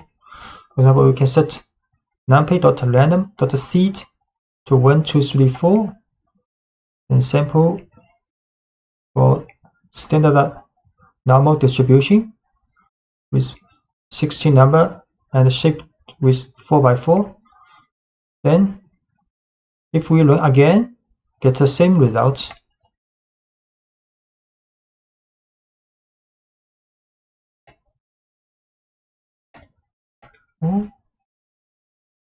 Simple.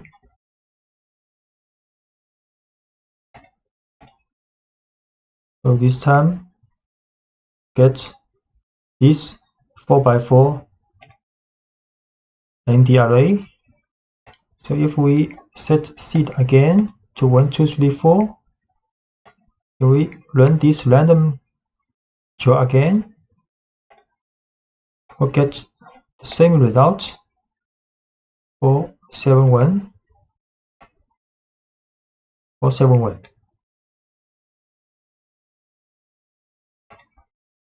And you can also use random n to generate a standard normal values.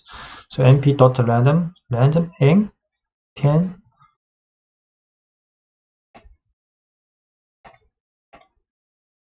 So these 10 numbers also standard normally distributed.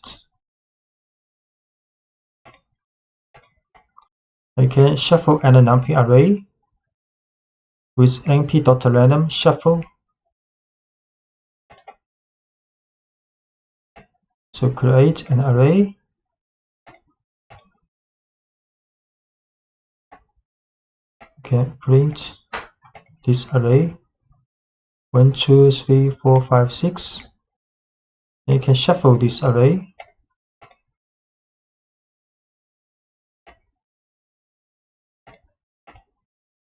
And shuffle this 2, 1, 6, 3, 5, 4.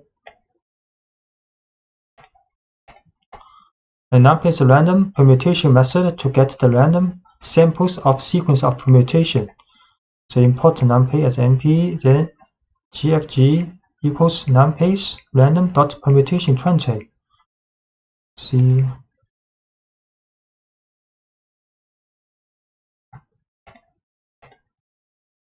we show actually is the 20 number from 0 to 19, then randomly arranged after shuffle. I can get the random sequence permutation of a two-dimensional array. So create a two-dimensional array with a shape 4 by 3. Then we shuffle this.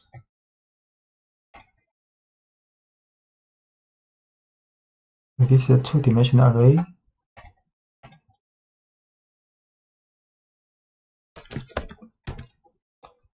This is the original one. And next we shuffle this array. Then the rows, you can see the rows has been randomly reordered. But the elements within each row will not be changed.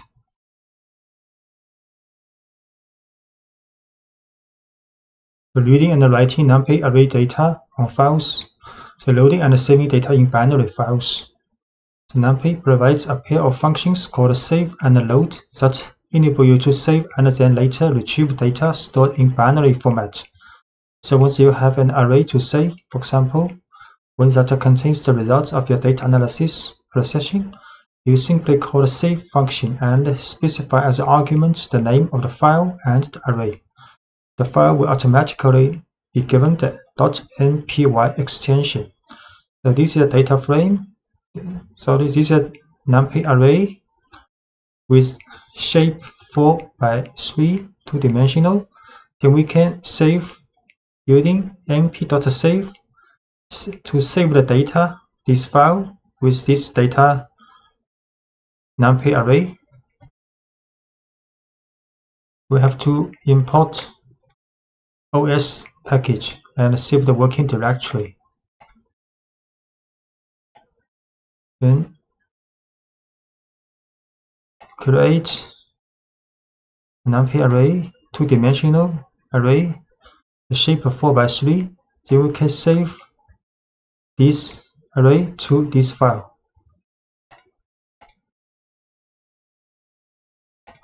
Save the data.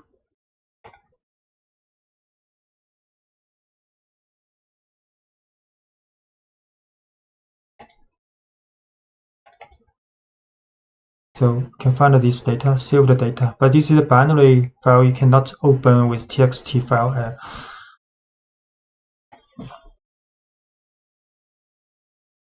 So when you need to recover the data stored in an NPY file, you use the load function by specifying the file name as the argument. So this time adding the extension NPY. So we can also load this file, but have to add NPY after the file name. We can load this file to NumPy array. So we can show exactly the same as the original array. And the reading files with tabular data using gen from txt function. So you can also read files in textual format txt or CSV. For example, the following data is in the CSV format, so in which data are collected in a tabular format where the values are separated by comma. This file is CSV file. To be able to read your data in a txt file and insert values into an array, NumPy provides a function called gen from txt. So normally this function takes 3 arguments: the name of the file containing the data, the character that separates the values from each other, in this case is a comma, and whether the data contain column headers. So because data has a column header, we set true. Delimit the comma and gen from text this file.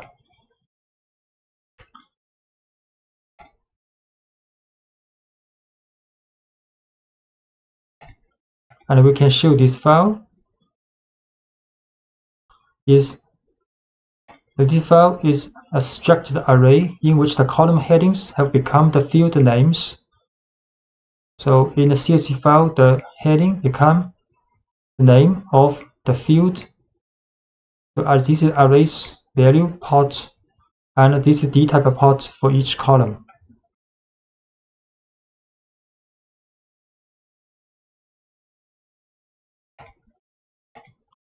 You can also, the bottom of the array, you can find the column headings contained in the file. These headers can be considered a label, such act as index to extract the value by column. So we can run data ID. We show this array, data 0. We show this array.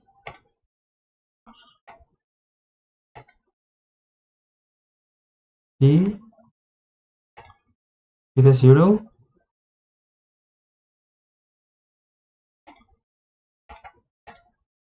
The gen from text function will replace the missing values in the file with an NaN value.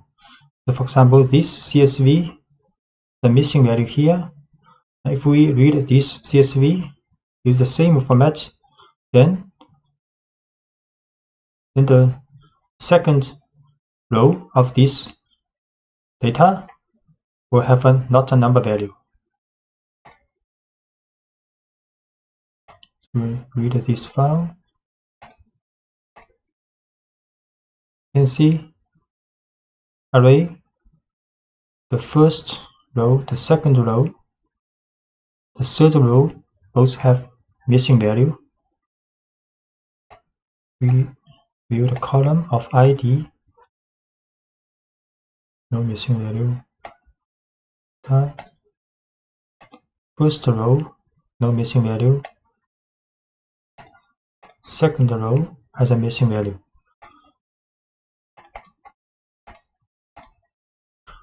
And the reading files with tabular data can also use NumPy's load.txt file. For example, this is a txt file with 6 rows.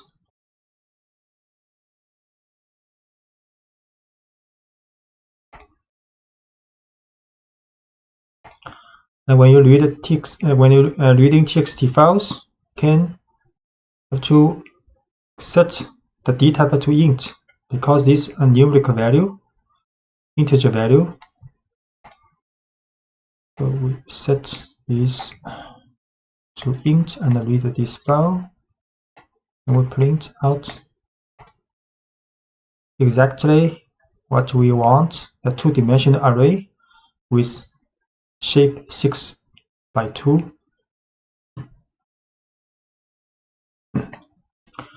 You can also set a skip rows here if you want to skip the first row in this txt file. So this txt file, the index name, but we do not want to read this in the NumPy array. So we skip this first row.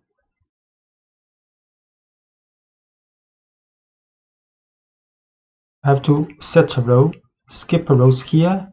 So loader text will read from this row first. So this is the second row, which means the first row is skipped. And the dtype is a string. I have to add str here.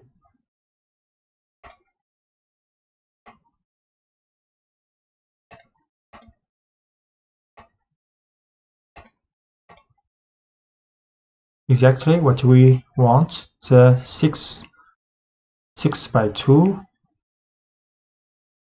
two-dimensional array. So pandas is an open source Python library for highly specialized data analysis. It is currently the reference point that all professionals using the Python language need to study for the statistical purpose of analysis and decision making. Pandas is designed on the basis of the NumPy library, So it is not only makes this library compatible with most other modules, but also takes advantage of the high quality of the NumPy module. Pandas provides two new data structures called series and data frames, which are designed to work with relational data or labeled data, thus allowing you to manage data with features similar to those designed for SQL relational database and Excel spreadsheets. And Pandas provides also an extended set of functions and methods that allow you to perform operations efficiently. Installation of Pandas.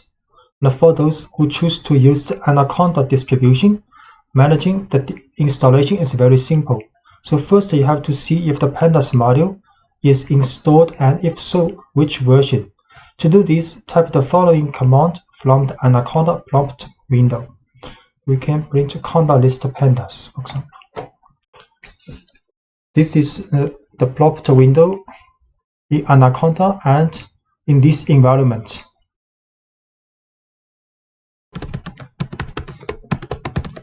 We can show conda list pandas.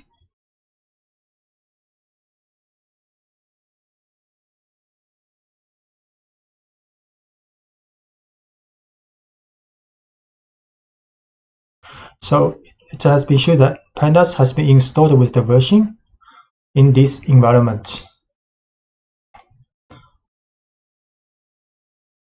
And if you do not have pandas installed, you will need to install and the following command conda install pandas.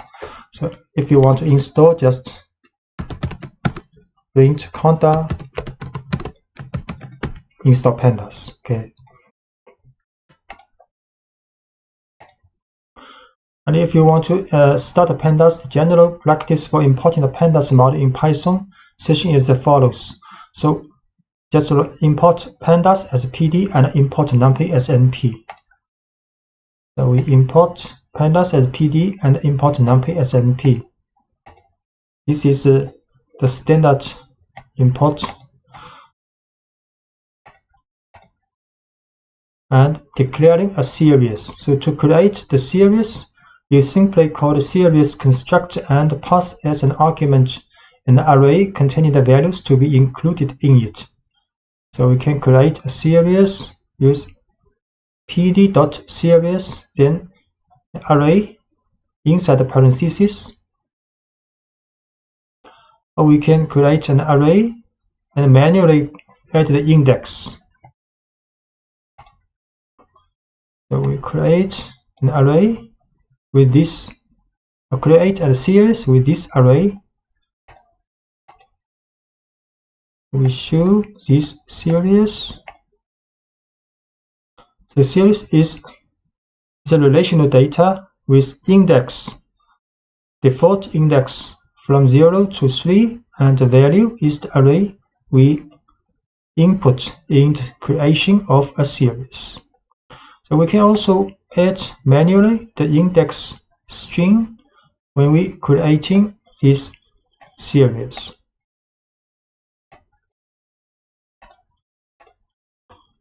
So this time the index has been changed from A to D.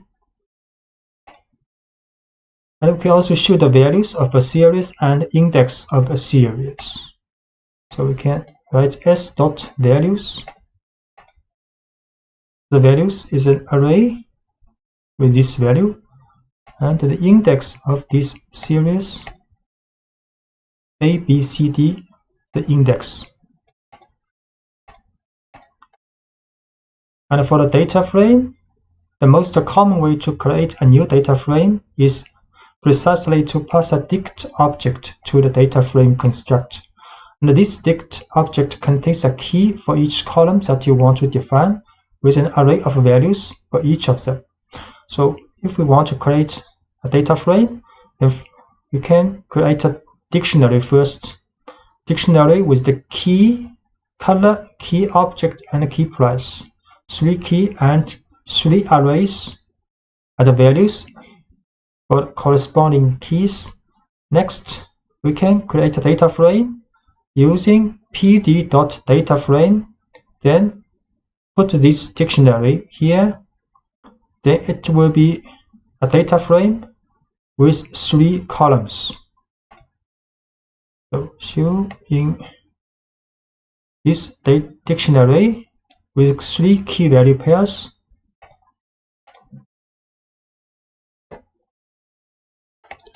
If we show this dictionary 3 key value pairs, then create a data frame with this dictionary information. Then we show this data frame. The data frame actually is a tabular data with index. This index default because we have 5 rows. So pandas put the default index from 0 to 4 for these rows. And the column has a header, 3 header variables, exactly the 3 keys in this dictionary. And the values, 3 column values, are 3 values associated with these 3 keys in the dictionary.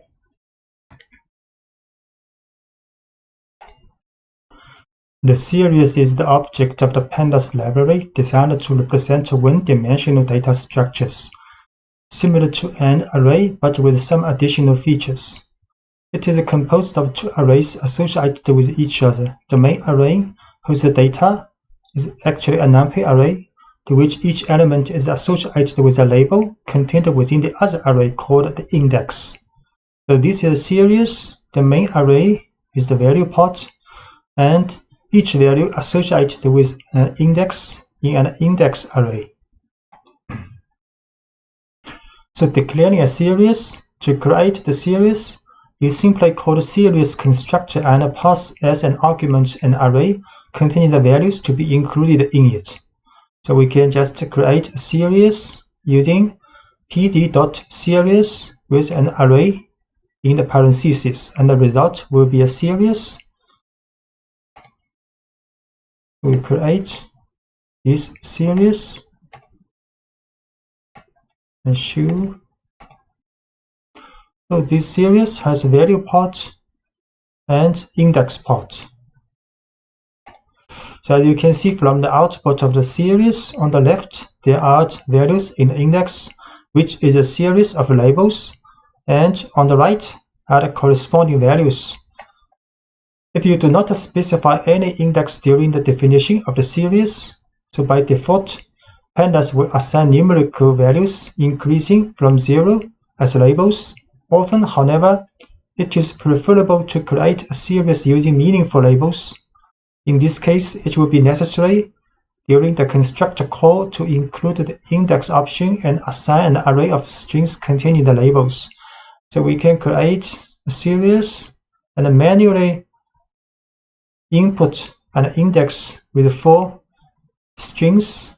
Then the result of this string will be like this, and the index has string values the same as we have input here.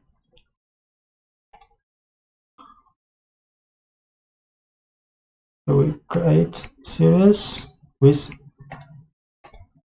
ABCD index. So the index has been the value you want. And if you want to individually see the 2 arrays that make up this series, you can call the 2 attributes of the series as follows: index and values. We can write s.values, and it will show the value part, and s.index to show the index part of this series. So s.values, value part, s.index, the index array. And you can select the internal elements of series. Then select the individual elements as ordinary NumPy arrays by specifying the keys. So we can select, for example, the 3rd value of this series, or we can select by the index string of this value. You can also select multiple items in a series. We select the the first two values of this series, and we put up an array inside this bracket. You can choose two values with index B and C. So choose this individual element.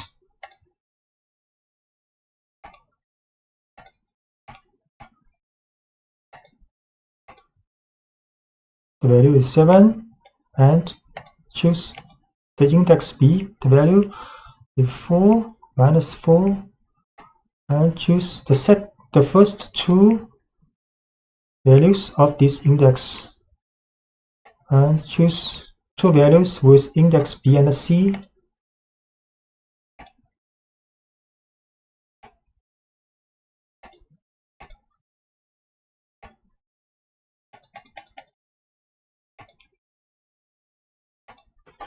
And you can assign values to the elements. So you can select and assign the value of a series by index or by labels. For example, we assign 0 to this series index 1's value. So the result will be like this. You can also assign 1 to this series index B's value.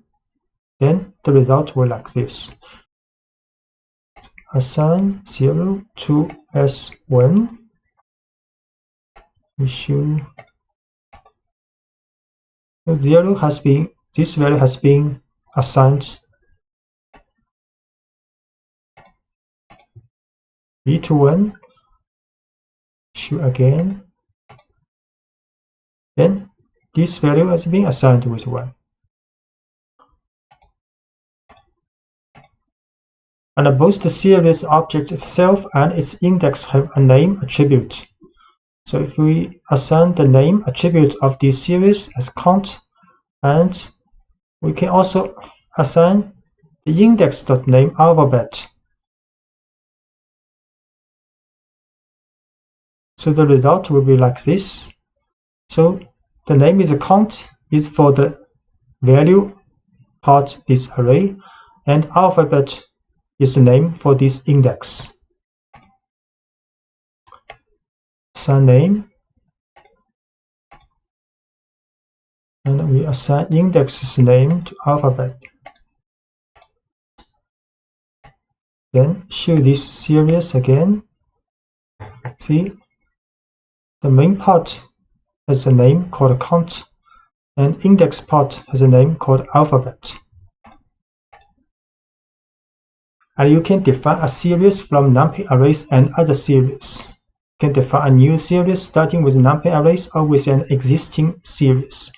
For example, this is a NumPy array, and we can define a series using this NumPy array. The result is the value part is an array. The value is same as this NumPy array, and index is added by default by pandas. We can assign first create this NumPy array, then create this series using the value of this NumPy array.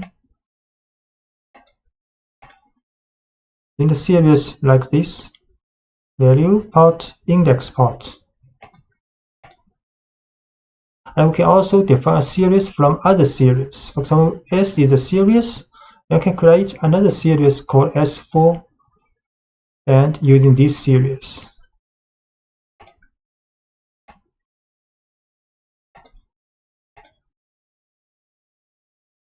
Can we show? Yeah, 4 values and with index same as this series.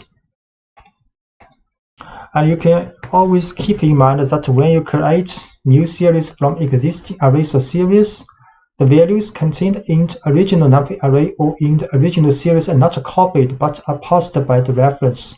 So if the values of either one changes, then values in the other object will also be changed. What this means?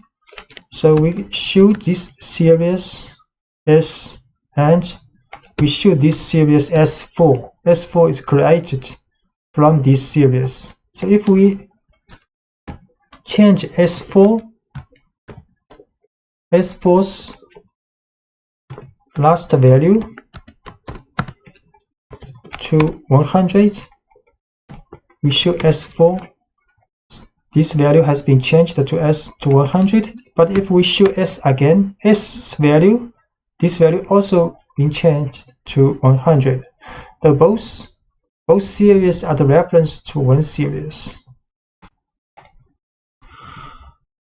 So you can filter values of a series. So many operations that are applicable to NumPy arrays are extended to the series. One of these is filtering values contained in the series through conditions.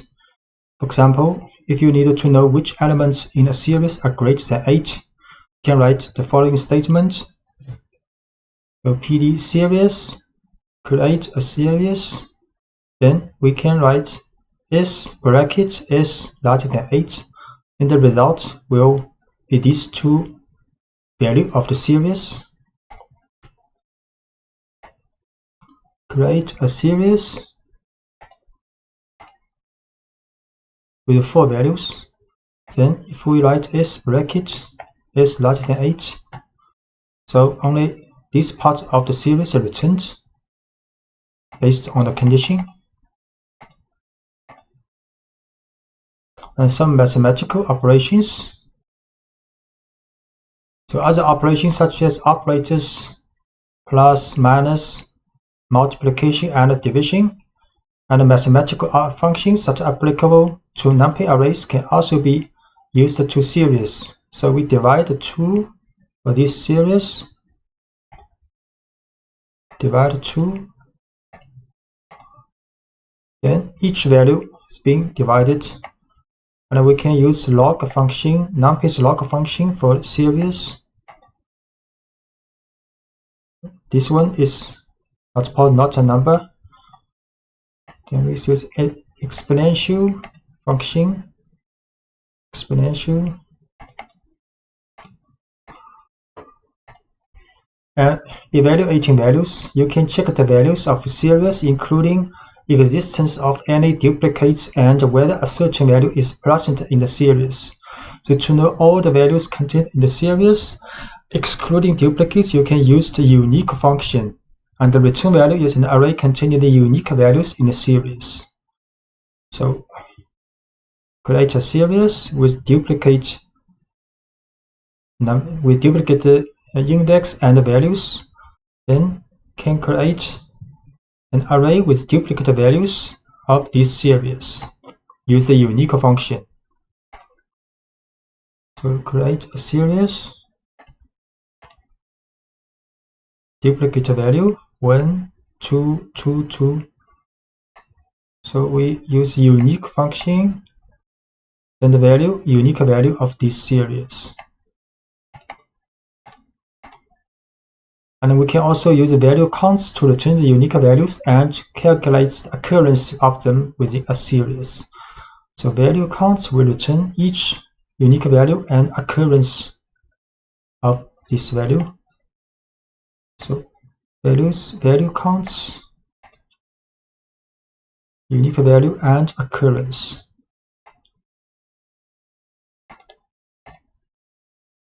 And we can also use function isIn to say if the values are contained in the series, and the returned Boolean values can be used to filter data in a series. So if we write series.isIn03, then it will return a Boolean value series. So if true means this value in the series is in these two values, is matched these two values. So next we can use the bracket to filter out the values only meeting this condition. So it will return these two values, only two true here. So is in 0, 3,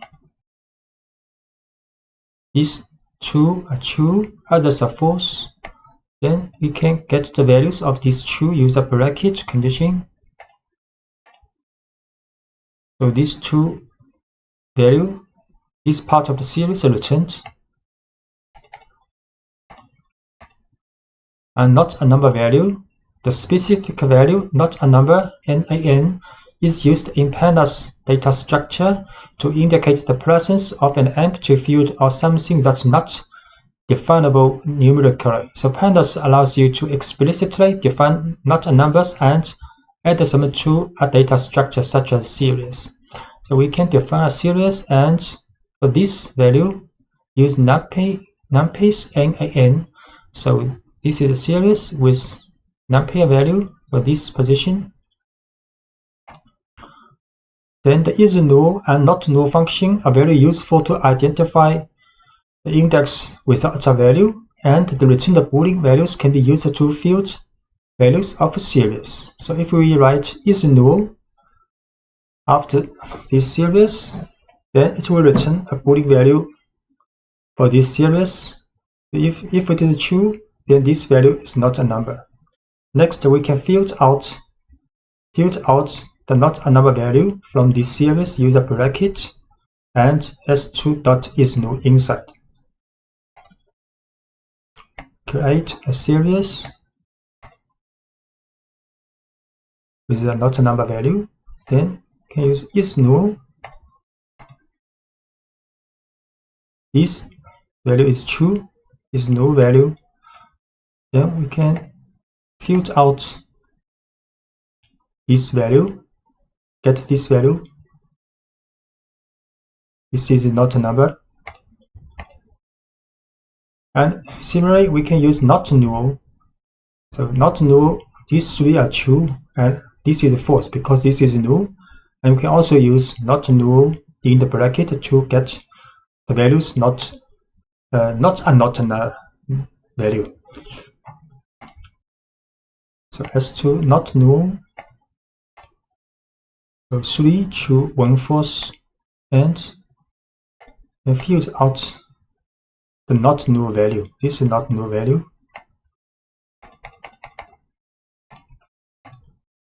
And series as dictionaries. So an alternative way to think of a series is to think of it as an object dictionary. In fact, you can create a series from a previously defined dictionary. So this is a dictionary with key value pairs, and we can create a series from this dictionary. Then the key will be converted to the index in the series, and the value will be the value in the index in the series. So create this dictionary, and create this series. So the keys of the dictionary transformed as the index of the series. And you can also define the array index separately. In this case, controlling correspondence between the keys of the dictionary and the labels arrays of index will run. If there is a mismatch, pandas will add the not a number value. So we can also using this array as the index in the creation of a series. So because some values in this array does not match the key value in this dictionary, so the index for some of the values in this array but cannot be found in the dictionary will have not a number value. So we define an array called colors and use these colors as the index of the series, but the value part use my dictionary. So the resulting series will have this index matching this colors array, but this value is not a number because green cannot be found in the dictionary.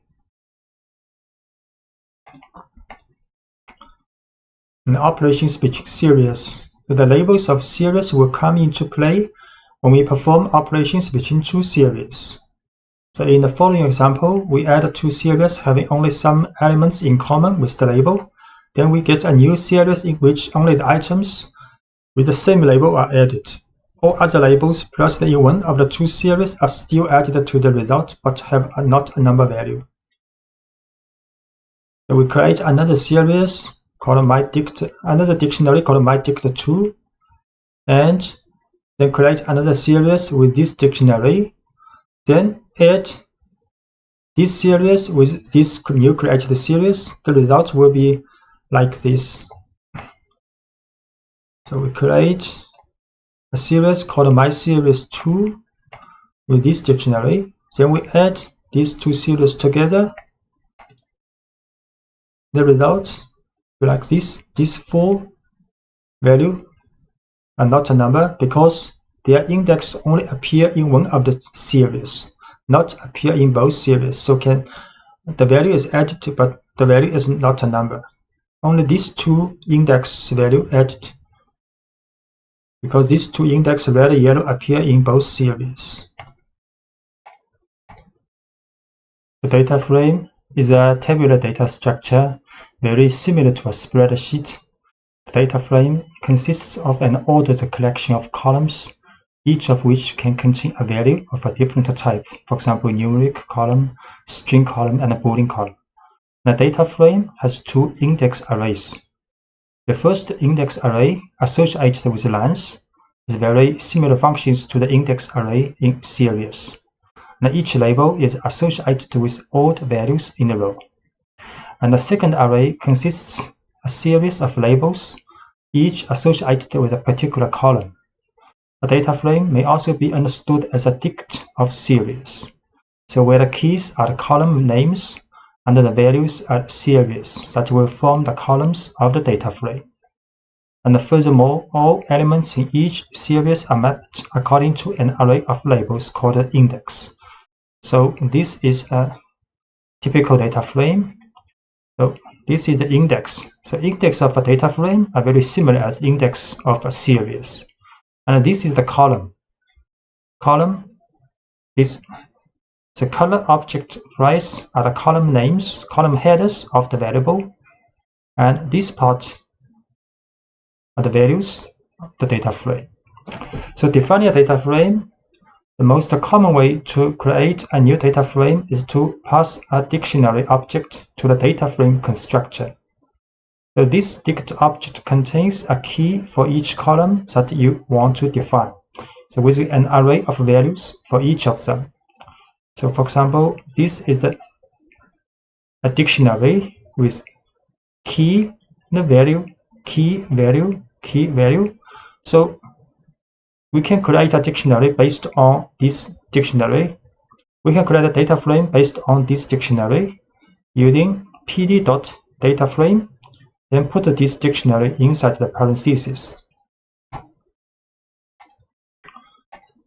So we can create this dictionary first, then create a data frame using this dictionary. Then we show this data frame. So it has 3 columns and 5 rows. This is the index of the data frame, and pandas added this by default from 0 to 4.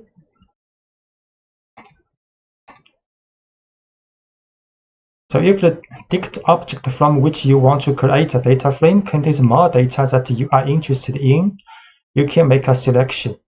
So in the construct of the data frame, you can specify a sequence of columns using the columns option. And the columns will be created in the order of the sequence regardless of how they are contained in the dict object. So we can, for example, create a data frame but with only 2 columns from this dictionary. So create this data frame. We show So only 2 columns in this data frame called frame 2. So if the labels are not explicitly specified in the index array, pandas will automatically assign a numerical sequence starting from 0. Instead, if you want to assign labels to the index of a data frame, you have to use the index option and assign it an array containing the labels. So we can manually add this index when we create this data frame.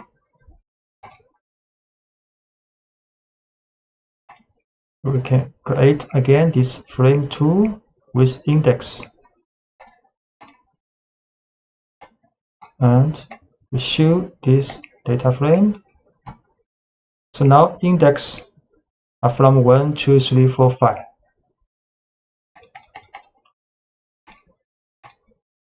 And an alternative way to define data frames, so instead of using a dict object, you can define 3 arguments in a construct in the following order: a data matrix, an array containing the labels assigned to the index option, and an array containing the names of the columns assigned to the columns option.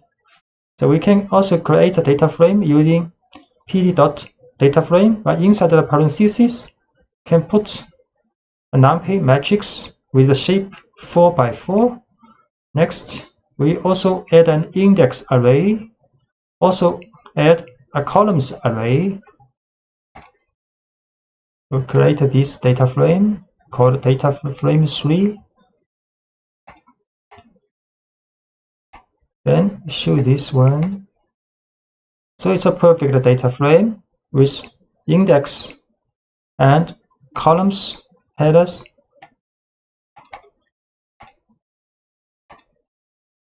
Selecting elements of data frames. If you want to know the name of all the columns of a data frame, you can specify the columns attribute on the instance of the data frame object.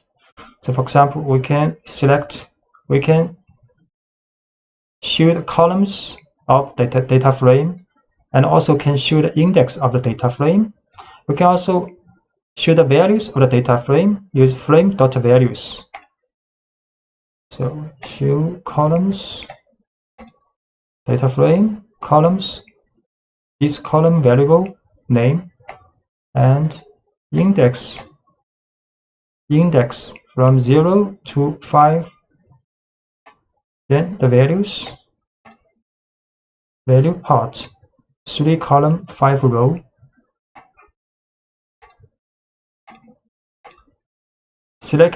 Selecting elements, or if you are interested in selecting only the contents of a column, you can write the name of the column. So we can write a frame, bracket, and quotes price, that will return the value of a price column. Another way to do this is to use the column name as an attribute of the instance of the data frame. We can also write frame.price, frame bracket price.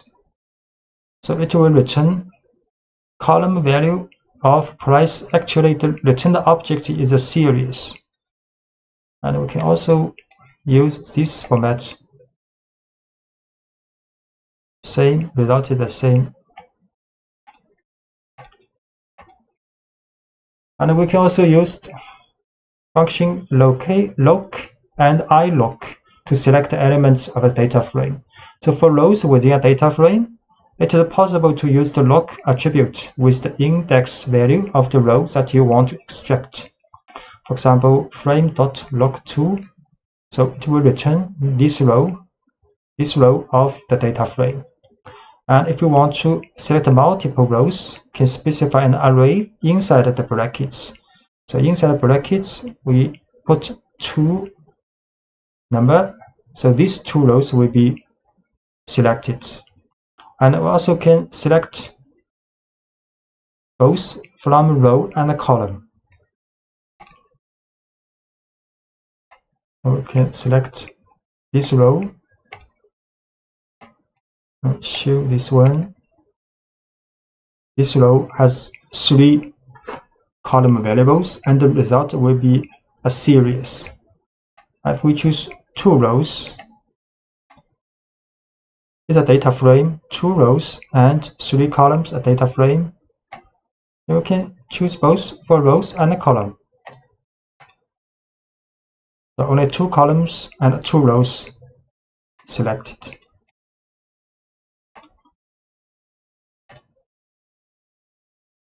We can also use iLook. So if the selector rows only using integer value, so we can use iLook. So iLook does not support the string column names, only for the numeric value.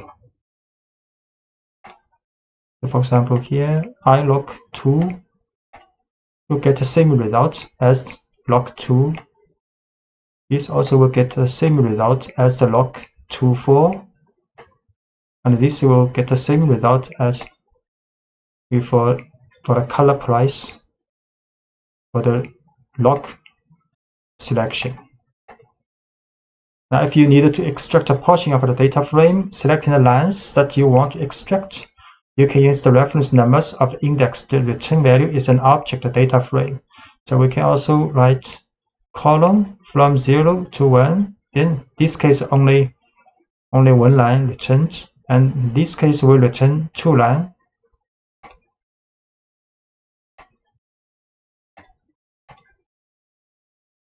Even if it is 1 line, the result will be a data frame. It's 2 line data frame. And if what you want is to achieve is a single value within a data frame, you first use the name of the column, then the index or the label of the row. So you have to select the column first, then the row.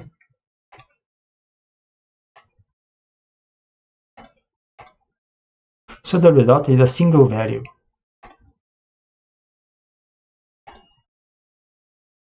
We can assign label names to index and columns. So you can assign label names to the array of index and the name of the columns. For example, this is a data frame with 3 columns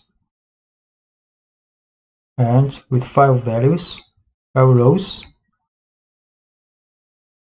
Then we can assign an index name called ID using frame.index.name, and can also assign a name called item to the columns using frame.columns.name. So we create data frame first.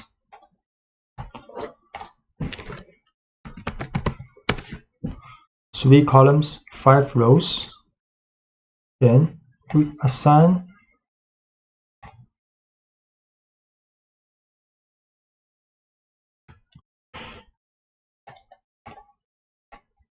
ID to the index name and assign item to the columns name.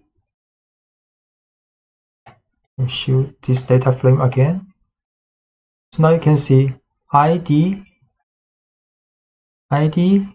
appears here, an item stay here. Item is the name of this column. ID is the name of this index.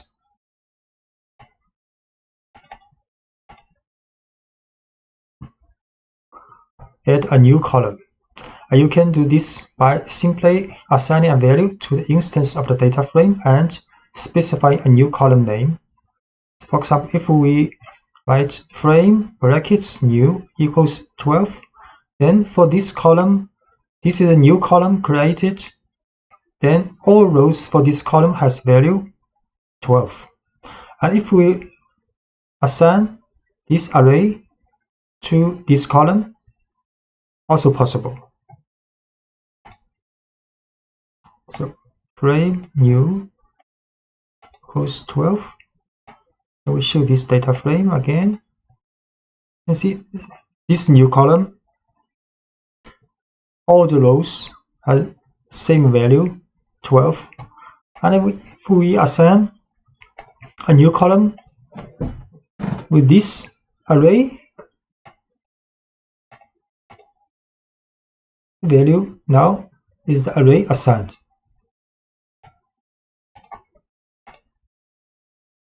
And the columns of the data frame can also be created by assigning a series to one of them. So for example, this is a series with number from 0 to 4.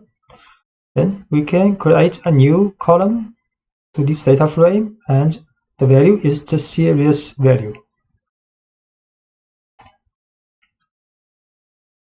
So this is a series value 0 to 4, and we can assign this series to the column new of the data frame. Show again. So now data frames, this column's value is 0 to 4. And to change a single value, you simply select the item and give it the new value. For example, if we want to change the value of the column price, and this is the third value, third row of column price to 3.3, we can just write the frame bracket price, then bracket 2 equals 3.3.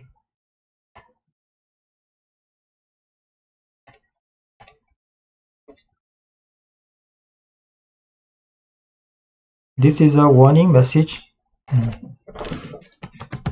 Show 3.3 this value.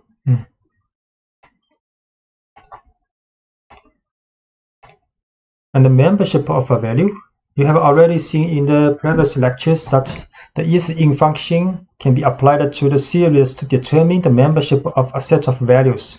And this feature is also applicable to data frame object. So we can write data frame dot isIn, and inside the parentheses is an array for these two values.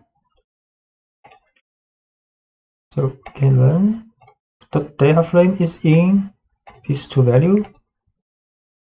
So you can see some appear as true.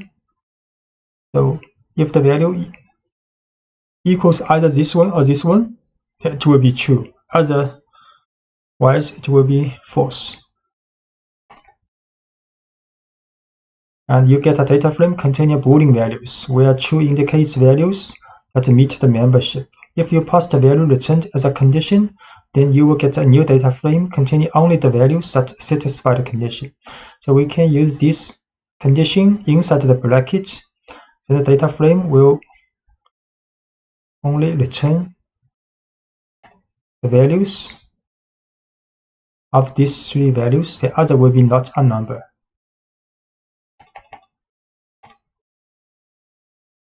And deleting a column. So if you want to delete an entire column and all its contents, use the delete method, del command. So we can write del frame new, then this column will be deleted. Delete frame new. Then we show this data frame again. So no column called new now, only 3 columns left.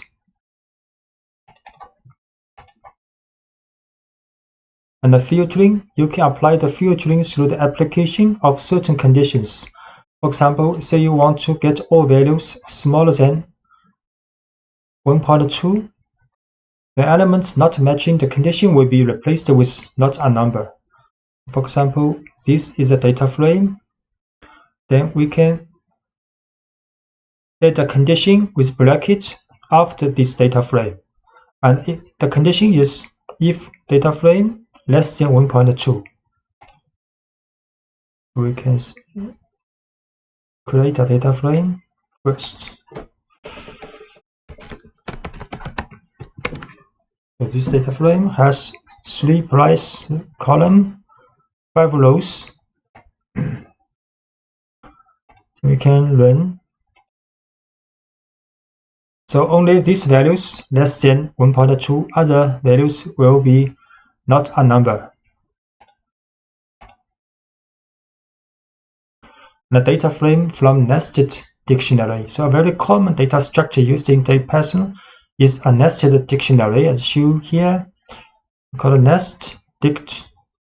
And this is the external key, a key, red, white, blue. Then the value for the key is also a dictionary with key value pairs inside.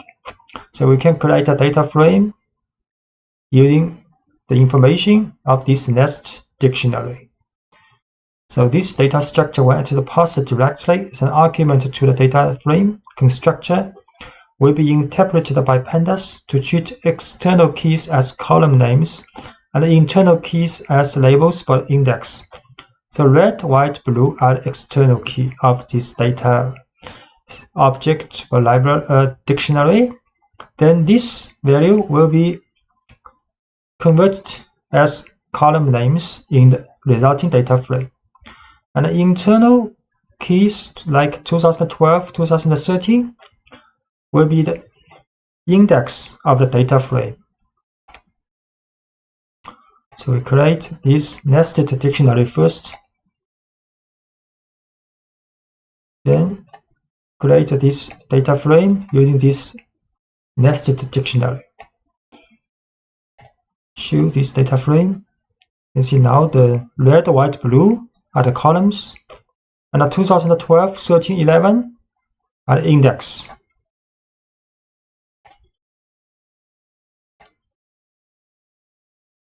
And it's also possible that not all fields will find a successful match. Pandas compensates for this inconsistency by adding NaN. You can see this not a value.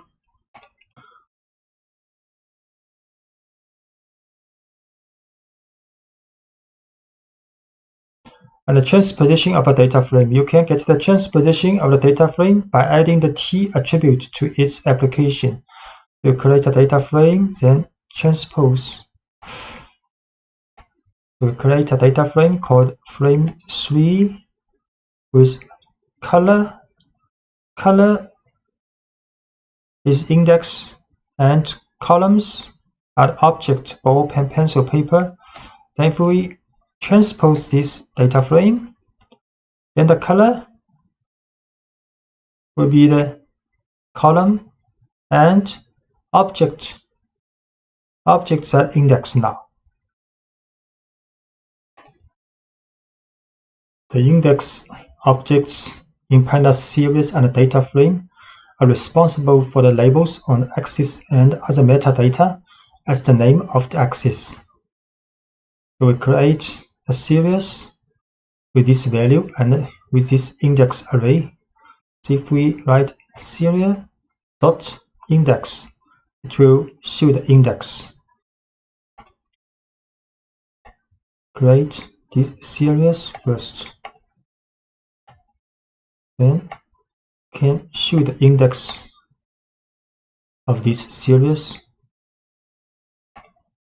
And unlike all the other elements in the pandas data structures, the index objects are immutable. So once declared, they cannot be changed. This ensures the secure sharing between the various data structures. Methods on index. So there are some specific methods for index available to get some information about index from a data structure. For example, ID minimum and ID maximum are two functions that return respectively the index with the lowest value and the index with the highest value. So this maximum is blue, a minimum is blue, then maximum is white. Arranged alphabetically.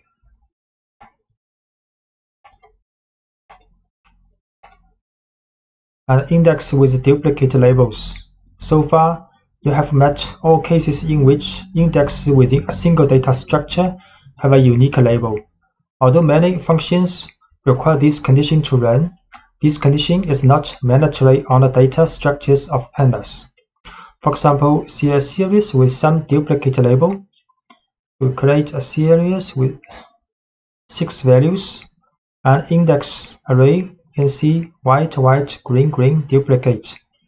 So regarding the selection of elements in a data structure, if there are more values in correspondence of the same label, you will get a series in place of a single element. So if we want to show the value of this series with the white index, then it will return 2 values in a series. And the same logic applies to the data frame with duplicate index that will return the data frame. To create a series with duplicate labels in index, then we show the index to the values of index with white. To return 2 rows, and the result is a series.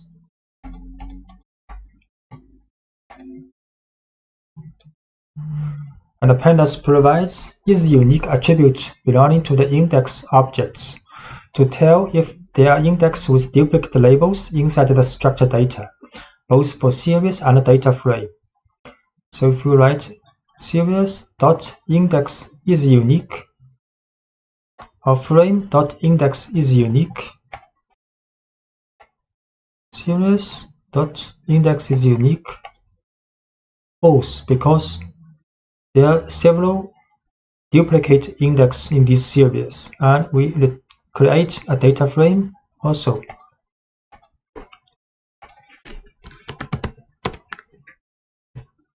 Data frame has 3 columns, 5 rows, index from 0 to 4, and we show this data frame's index is unique. Yes, true, because index no duplicate values. Reindex. It was previously stated that once it's declared in a data structure, the index object cannot be changed. But by executing a reindexing, you can also overcome this problem. It is possible to obtain a new data structure from an existing one, where indexing rules can be defined again. For example, we create a series with 4 values, and this is the index string for this 4 value. And during reindexing, it is possible to change the order of the sequence of index, delete some of them, or add new ones. So in the case of a new label, pandas adds not a number as the corresponding value. So for example, we can create a new series using reindexing. So series reindexing with these 4 index strings, then the result will look like this. 3, 4, 5, 3, 4, 1 has value, but 5, the value is not a number, because in this series, no index value equals 5. Create a series with 1, 2, 3, 4 index. Then reindexing with the index value 3, 4, 5, 1. Then the result is another index, but 5 index value is 5, since value is not a number.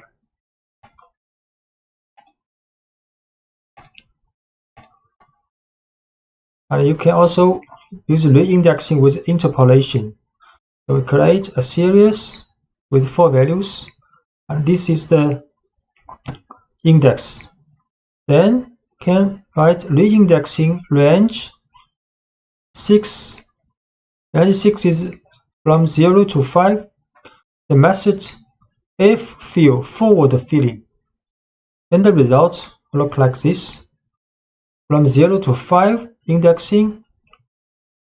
Then the value comes from series 3, but if not available value, for example, index 2, 4, not appear in this series, then these 2 values will be filled forward filling from other values. And similarly, if we set method bfill backward fill, then if the index cannot be found in this series, the value will be filled backward. We'll create a series first with 4 values with these 4 index. Then we reindex this series and with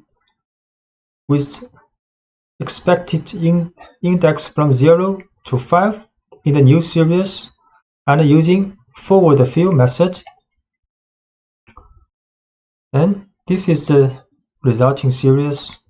And if we use backward filling,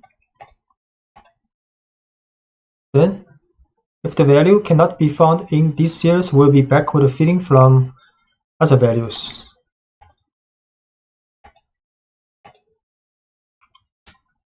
And we extending the concepts of reindexing with series to the data frame case. You can have a rearrangement not only for index, but also with regard to the column. So this is data frame, then reindexing this data frame, and we'll return a new data frame with the range, index with the range from 0 to 4. And the method is forward filling, and a column is these 2 4 columns. This is the result data frame. So we show the frame again. First, this is the data frame. Then we use reindex of this data frame with index from 0 to 4, method forward filling, columns, colors plus news objects.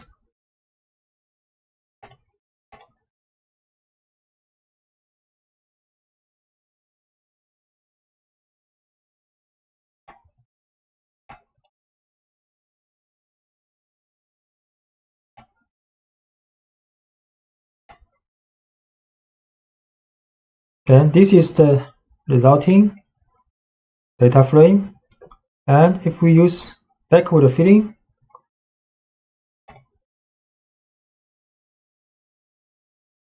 so this column new will be filled with the neighboring column's value, backward filling, and in this case it will be forward filling by the neighboring column's value. You can see this column the same as this one, and if we use backward filling, this column are the same as this one, because the original data frame has a new column called new.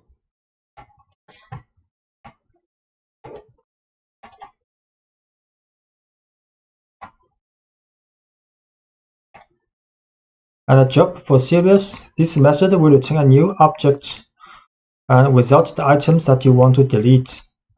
We create a series first with this index, and the value is 0 to 3. Then next we can job yellow index. Then the result will be a series with 3 rows, 3 items. We can also job this blue and white both. Create a series, 4 values with this index. Then we job yellow, then return another series without the yellow index. We can also draw 2 values, then only return this red and yellow.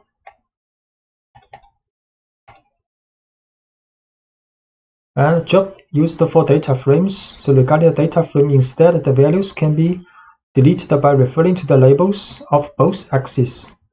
So this is a data frame with index column, 4 columns for index. And if we want to delete rows, you just pass the index of the rows. The frame.job pass these 2, then these 2 rows will be jobbed. And if you want to delete the columns, you have to specify axis equals 1 here. So we create a data frame, 4 columns, 4 rows with this different color index. Then we job blue and yellow, and the result will be a smaller data frame with 4 columns and 2 rows. And if we job pen and pencil at axis equals 1, then the result will be a data frame with only 2 columns, and the pen or pencil columns are jobbed. arithmetic operations and data alignment. The pandas can align indexes coming from two different data structures when you are performing an arithmetic operation. For example, two series are defined, but the labels of them are not perfectly matching each other. If summing these two series, so when the labels are present in both operators, their values will be added, while in the opposite case, they will also be shown in the result in the new series, but with the value not a number. So we create two series, but with not exactly the same labels in the index. So if we add these series together, some labels which do not appear in both series will have a value not a number. So create these two series. So S1, 2, 3, 4 values, 4 labels. S2, 5 values, 5 labels. Then we sum this series. Result will look like this: 1, 2, 3, 4, 5, 7, 5, 6, 6 labels, 6 values, but 3 of these values are not a number, NaN value. In the case of the data frame, although it may appear more complex, but the alignment follows the same principle as in series, but is carried out both for the rows and for the columns. So we create two data frames, then sum these two together. The result will like this: many, not a number value. We create two data frames. Let's show data frame 1 and data frame 2. 4 columns, 4 rows in the data frame 1. 3 columns, 3 rows, the data frame 2. Columns not the same. Pen has pen, ball, but pencil, paper, mug only appear in one data frame. Then we sum these two. That will be a 5 column, 5 rows data frame with many. For these 3 column is not a number value, and these 2 rows, green, red, also not a number value. And this is called flexible arithmetic methods. So for example, we can use frame 1 dot add frame 2, the same as frame 1 plus frame 2. Can use this example. Result is the same as before.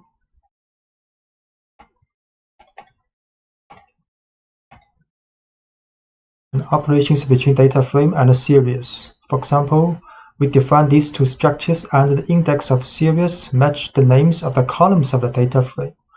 So this is a data frame with columns, ball, pen, pencil, paper, and this is a series, index, also ball, pen, pencil, paper.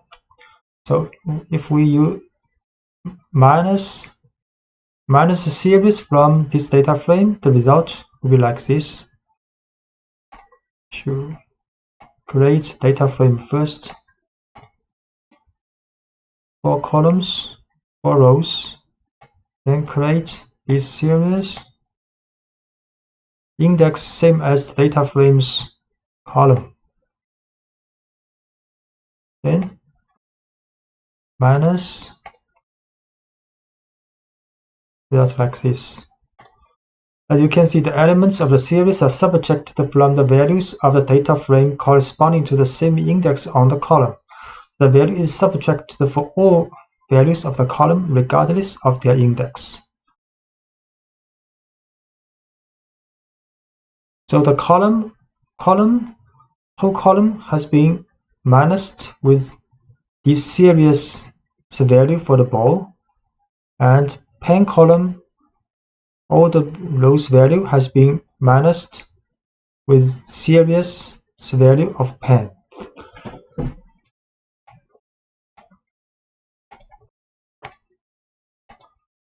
And if an index is not present in one of the two data structures, the result will be a new column with that index only, such all its elements will be not a number. So for example, we set series mark equals none. Then if we minus frame with series, then the result will have 4 rows but 5 columns. One column mark comes from this series and with all the value, not a number now, because this mark does not appear in the data frames column. We create the new value in the series. So now series has a label mark and the value is 9. Then frame minus series, the results, the extra column for mark but not value are all not a number. And function application and mapping functions by element. The pandas library is built on the foundations of NumPy and then extends many of its features by adapting them to new data structures as a series and a data frame. So among these are the universal functions called ufunc, and this class of functions operates by element in the data structure. For example, you could calculate the square root of each value in the data frame using the NumPy's np.squared. You can write np.square root, then apply to this data frame. So data frame created.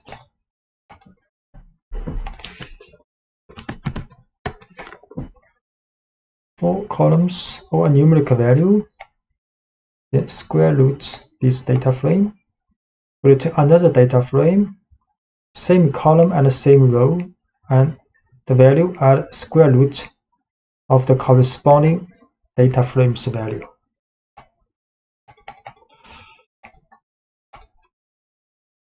And functions by row or column, using the apply function to apply, for example, and the user define a function on columns or rows of the data frame. So we can define a function called fx and to return the maximum value minus the minimum value.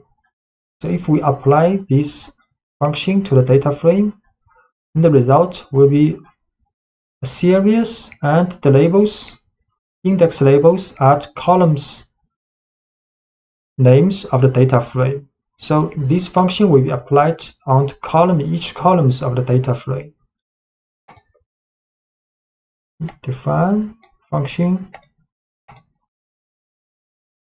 We can also define function like this way. This is another way, lambda, but we use this way also. Then data frame, apply this function, return a series, the labels out columns of the data frame, and the value out a difference between maximum value and minimum value for each column of the data frame. And if we want to apply by rows, we can set axis equals 1 in the apply function. So this data frame also apply this function, but by row, set axis equals 1.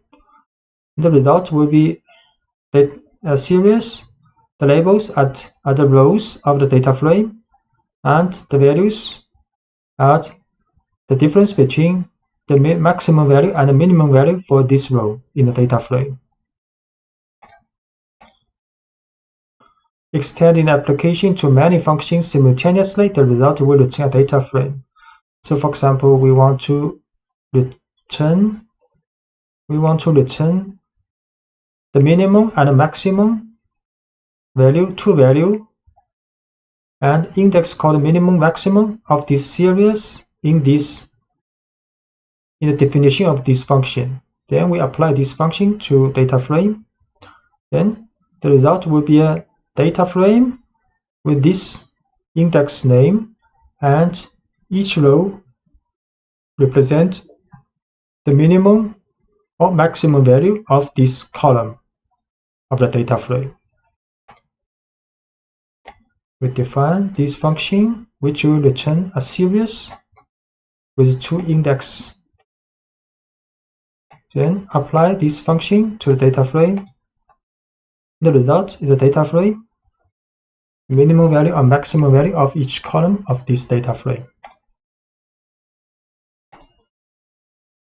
Most of the statistical functions for NumPy arrays are still valid for pandas data frame, so using the apply function is no longer necessary. For example, functions such as sum and mean can calculate the sum and the average respectively of the elements contained within a data frame. So we create a data frame with 4 columns and with 4 index labels. And we can just write frame.sum, then the result will be a series, and the index labels are column names of the data frame, and the values are the sum value of each column of the data frame. Create data frame first.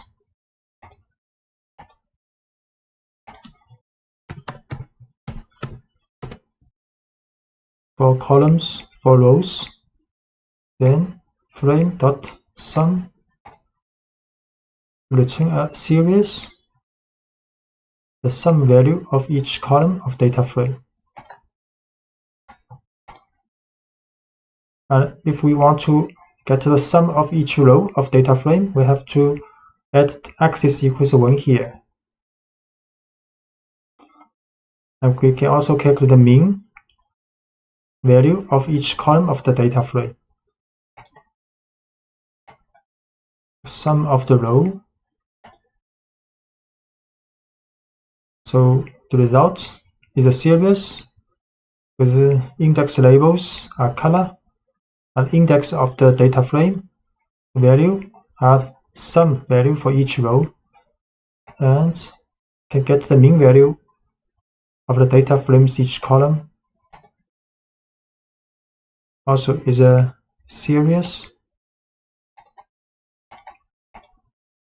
We can calculate accumulation of each column and a row, for example. So this is the accumulation value for each column. Use frame.cum, and if you want to calculate the accumulation value for each row, then have to add axis equals 1 here. So the accumulation value for each column of the data frame. So each row by row calculated, accumulated. Then the accumulation of each column, each row, we have to add axis equals 1 here. Then for each row, accumulate the value. Accumulate the value.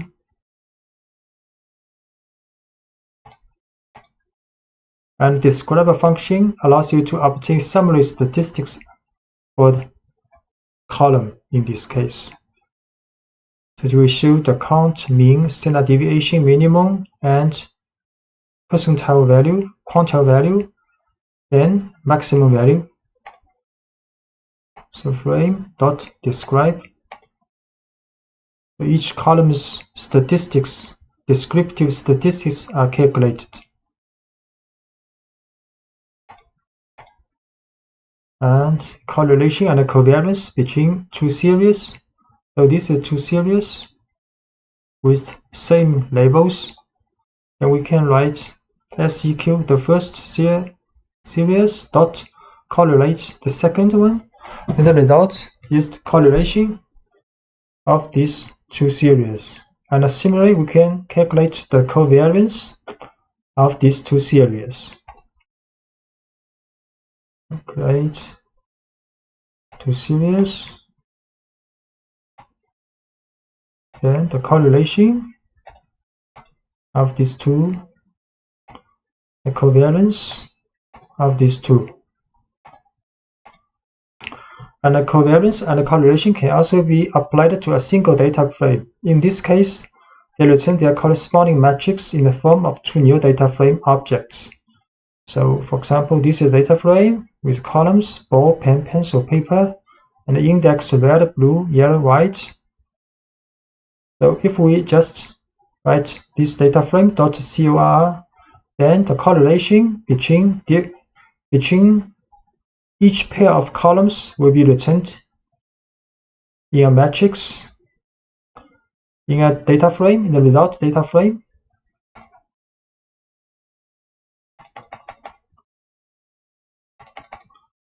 So we create this data frame called frame2, choose this data frame, then you just write data frame 2's correlation.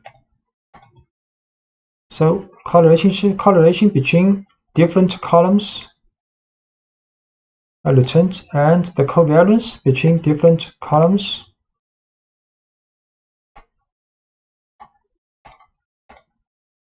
and using the COR with method, you can calculate the pairwise correlations between the columns or rows of a data frame with a series or another data frame. So we create a series with index with 5 labels, and if we write data frame.cor with a series, then the result will be like this.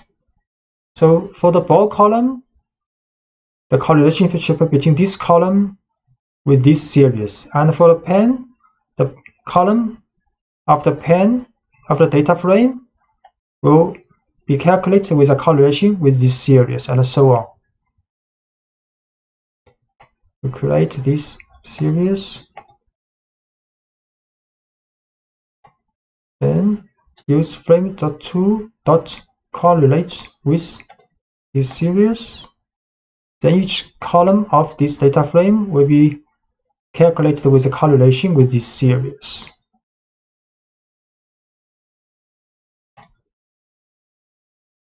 And we can also write frame2.cor with frame. So these two different data frames calculated with correlation for same column. So the column ball in this data frame is calculated with a correlation with the column ball in this data frame. Frame2 share with frame. So the result is a series, but the labels represent the different columns in both data frame, and value is the correlationship between these columns.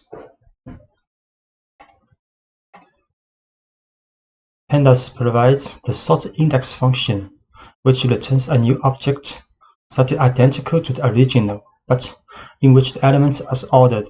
So let's start by seeing how you can sort items in a series. We create a series with 5 values and its label. Then write ser.sortIndex. Then output will be a series, and the order of the elements has been sorted according to the order of the index alphabetically. Create a series, then sort index. So the elements are sorted according to the index alphabetically. As you can see, the items were sorted in ascending alphabetical order based on their labels. This is the default behavior, but you can set the opposite order by setting the ascending option to false. So we set ascending to false. Then the items sorted, but with a descending order alphabetically of the index. And with the data frame, the sorting can be performed independently on each of its two axes. So if you want to order by row following the index, you just continue to use the sort index function without arguments, as you have seen before. Or if you prefer to order by columns, you need to set the axis options to 1. So we create a data frame. If we write frame.sortIndex, then the data frame's observations will be sorted by the index alphabetically in the ascending order. So we create a data frame for rows, then sort index. You can see the observations rows have been sorted alphabetically in the ascending order based on its index.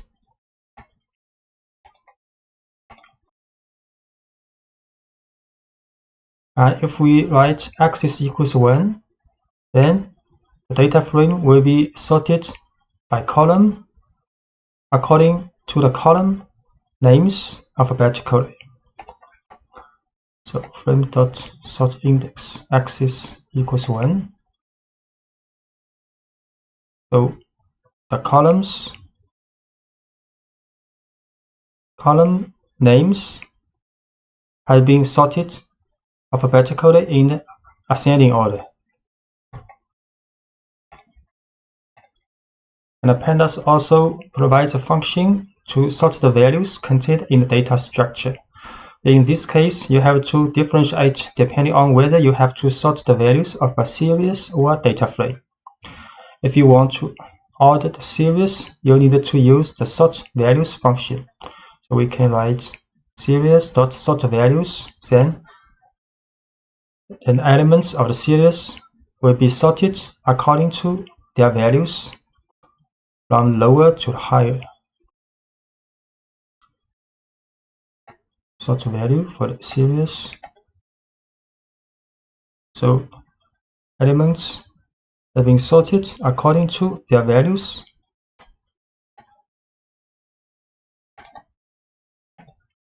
And if you need to order the values in a data frame, you will use the sort values function seen previously, but with the by option. Then you have to specify the name of the column on which to sort. So for the data frame, we can sort values by this column pen.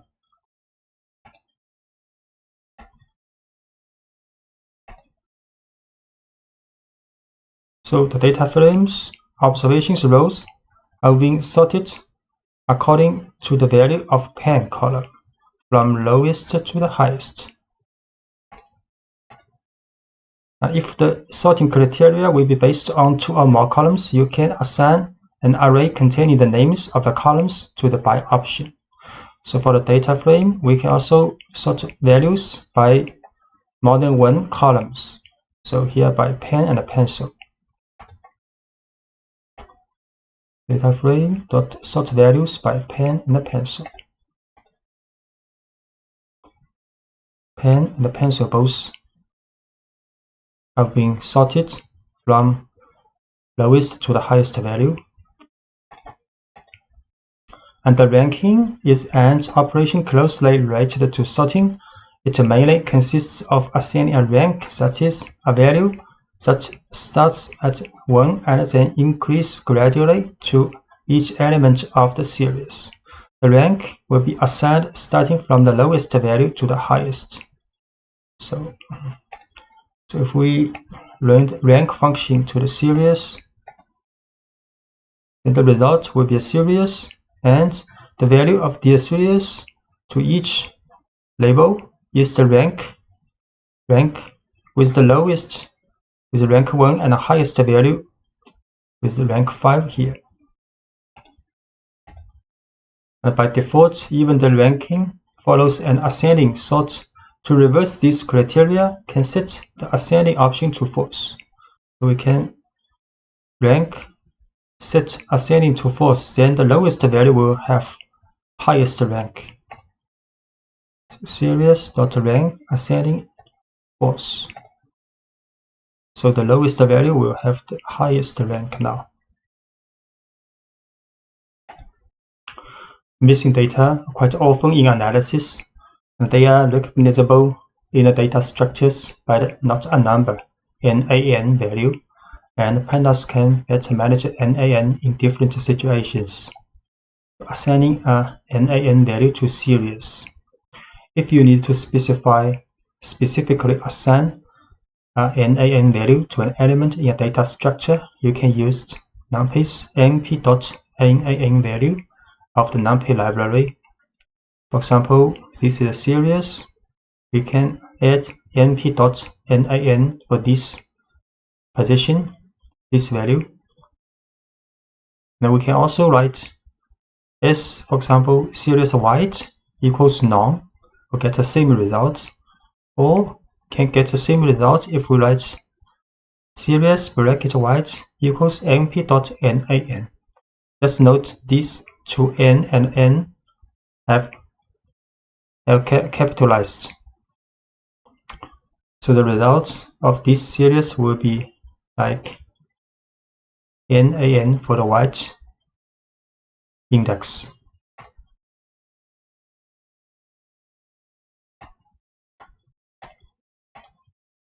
We create this series NaN here. We can also write like this, assign non-value to white, or we assign np.nan to white, and we'll have the same result for these three statements. And assigning a NaN value to a data frame. So this is a data frame created, so we can assign one of the value for the column ball and the index red to np.nan, or we can write frame ball red to none. Create a data frame first. Then we can assign ball red. So now this element's value is NaN. We can also do like this. Assign a null value to this position. Get the same result.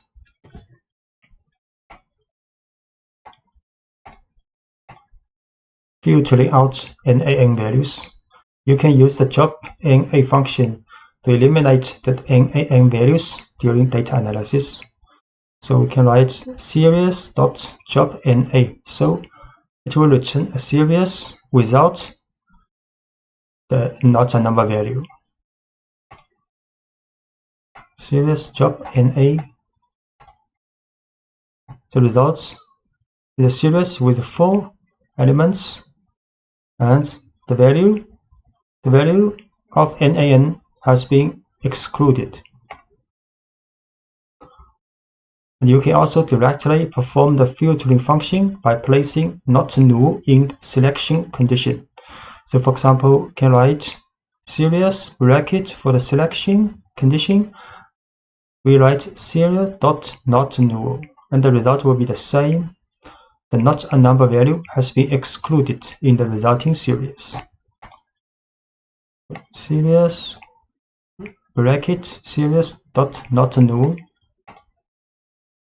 get the same result.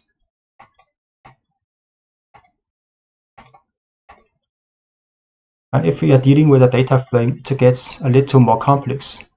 If you use the job_na function on this type of object and there is only one NaN value on a column or a row, then it will eliminate this column or row. So for example, this is a data frame with some not number value, like this.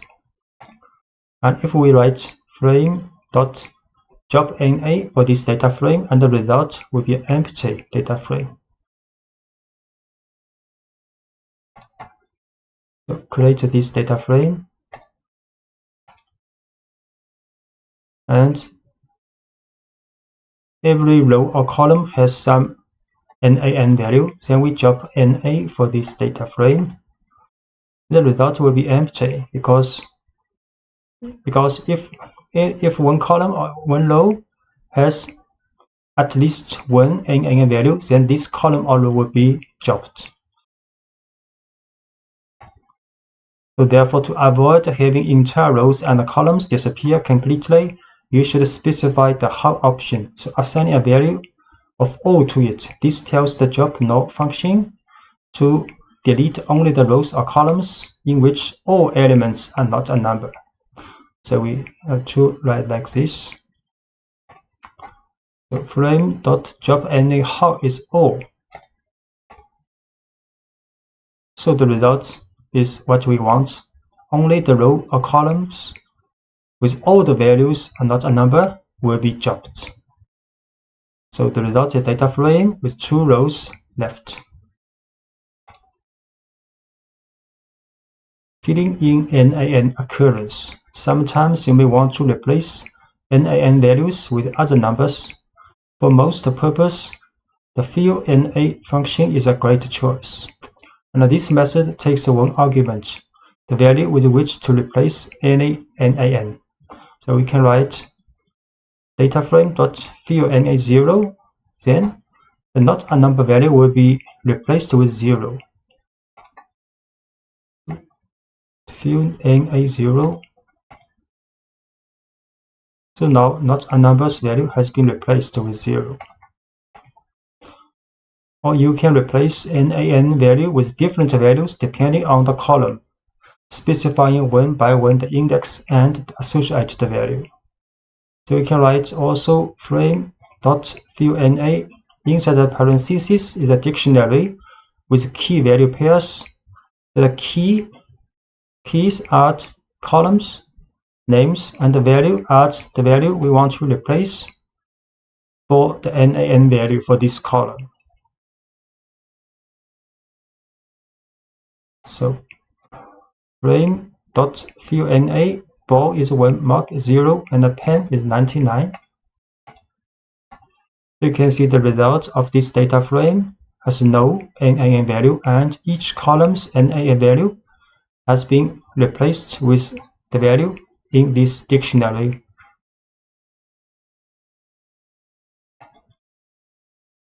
Hierarchical indexing pandas allows you to have multiple levels of index on a single axis. It gives you a way to work with data in multiple dimensions while continuing to work in a two-dimensional structure. So let's start with a simple example. Creating a series containing 2 arrays of index, such as creating a structure with 2 levels. So we create a series, these values, 8 values. Then the index will have 2 dimensions. So this series will look like this. This is the first dimension of series of index. First index, second index. Create series. Here's the first index, second index. And if we show the index, it will look like this. Color first, upside down second. Each pair of 2 index. So show the index.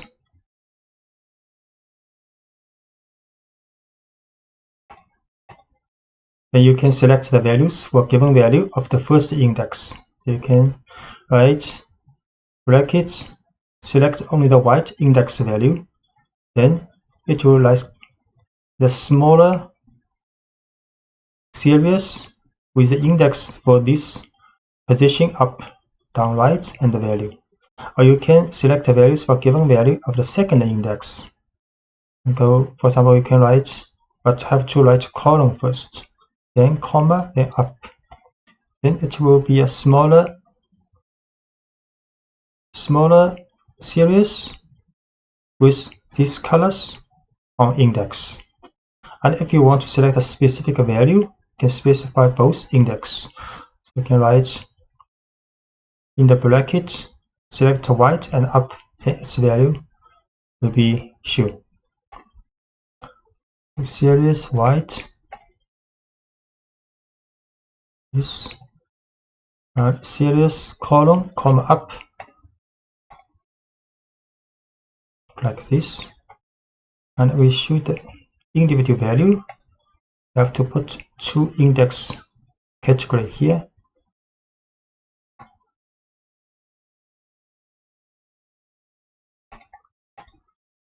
And hierarchical indexing plays a critical role in reshaping data and group-based operations, such as a pivot table.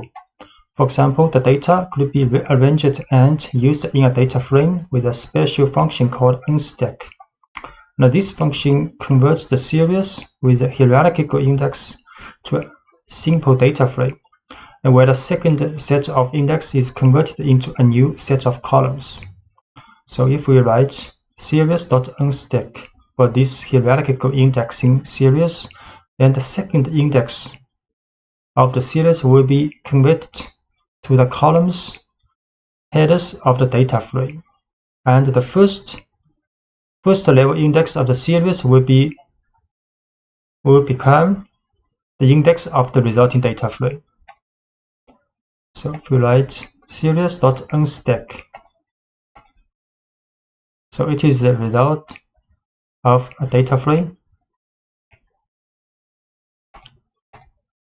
And if what you want is to perform the reverse operation, so which is to convert a data frame to a series, you can use the stack function. So if we write data frame.stack, then the result will be a hierarchical indexing series, and the data frame's column headers will become the second level index of the series, and the index of the data frame will become the first level index of this series. So we can create a data frame first. So data frame has 4 columns, 4 rows. Then we can write data frame.stack. So the result is a series, and data frame's columns become the second level index of the series. And with data frame, it is possible to define a hierarchical index also, both for the rows and for the columns. At the time of the data frame is declared, you have to define an array of arrays for index and columns options. So for example, we can create a data frame, and there are 4 rows, 4 columns with total 16 values. And for the index, we can write 2 levels. For the columns headers, also 2 levels. Then the result will be like this.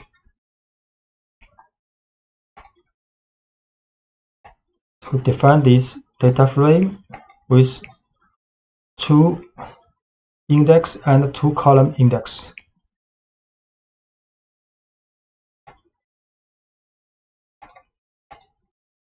Occasionally, you might need to rearrange the order of the levels on an axis or sort for values at a specific level.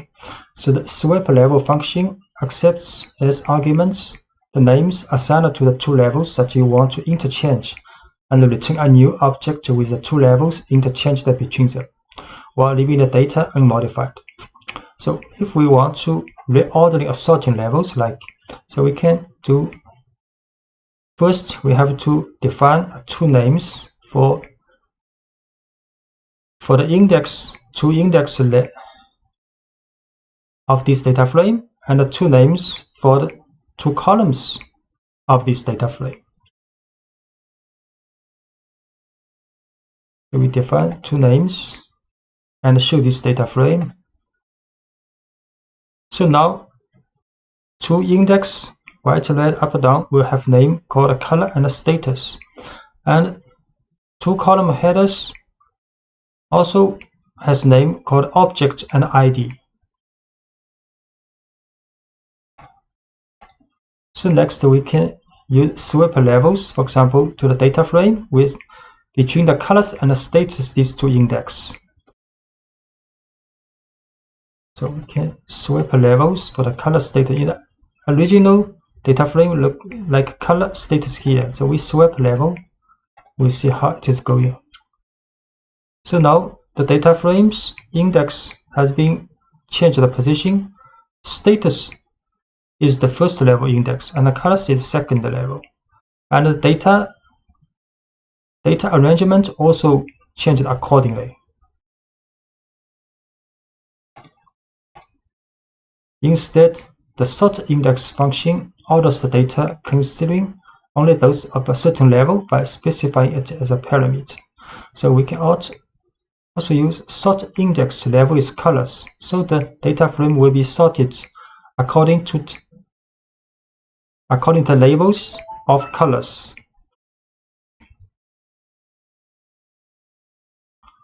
So we can sort index level colors. So the colors labels are sorted alphabetically, then the values will also rearrange it accordingly. And the summary statistics by level. So many descriptive statistics and summary statistics performed on a data frame or on a series have a level option, so with which you can determine at what level the descriptive and summary statistics should be determined. For example, if you create a statistic at row level, you have to simply specify the level option with the level name. So if you want to get the sum value by level colors, so we can just write data frame.sum level is colors. The result will be a data frame, and the index is the color for different color, and the value is for the different columns. Data frame sum level by color. So you can see color, white, red, and the column pen 1, pen 2, paper 1, paper 2. And if you want to create a statistic or given level of the column, for example, the ID, you must specify the second axis as an argument through the axis option set to 1. So if you want to calculate sum by column ID, we have to add axis equals 1 here. So mFrame.sum level ID, because ID is at the column, I have to add axis equals 1. So the result is clear for the two index different level, different index, then the columns is by ID only.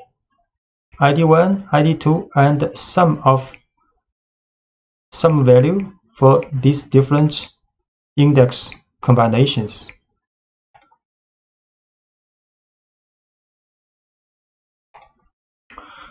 So the most common operation of a person approaching data analysis is to use the data contained in a CSV, comma separate the values, format or text separated by space or tabs, so generate with the txt extension file. Pandas provides a set of functions like read a CSV, read a table specific for these types of files. So let's start by creating a small CSV file in a working directory called section 1201 CSV with 5 rows, the data, and the first row is the column variable.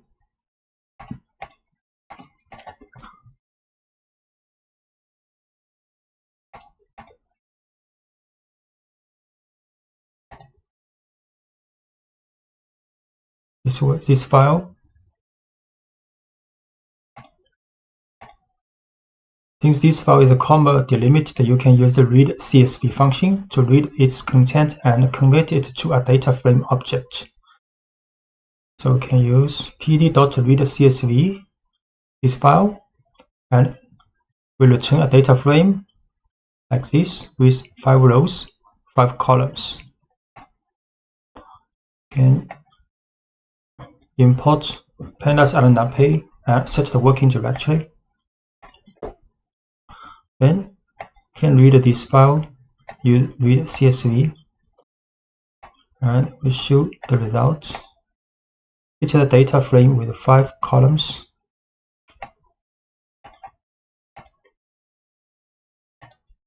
And since CSV files are considered text files also, you can also use the read table functions, but by specifying the delimit. So we can also read this file by using the function read table, but have to set the sep, the comma here. We can also read table. So the result will be the same, this data frame. In previous CSV file, headers that identify all the columns are in the first row, but this is not a general case. It often happens that the tabulate the data begin directly in the first line. So for this CSV file, there are no header in file. So in this case, you could assign the default names to the columns by setting header option to none. So if we write header none, then the result data frame will be automatically set with header from 0 to 4. So we can read this file 2. File 2 has no header, so we can set a none. The result is a data frame with 5 columns, and the column headers have been set automatically by pandas with default value from 0 to 4. And in addition, you can specify the names directly by assigning a list of labels to the name option. So we can also set names here, then the names will be manually added to the column headers in the resulting data frame. So we can read CSV, but set a names array. Then it will be perfect data frame with 5 columns and their column headers.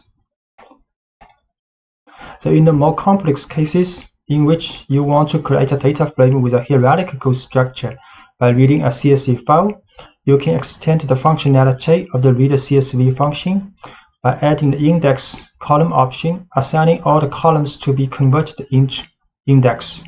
To better understand this possibility, create a new CSV file with 2 columns to be used as index of the hierarchy. So this is another CSV file.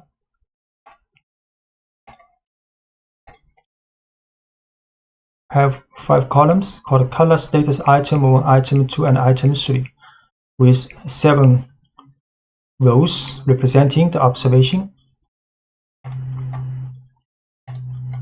So when we read this file, we can set the index column for these 2 columns.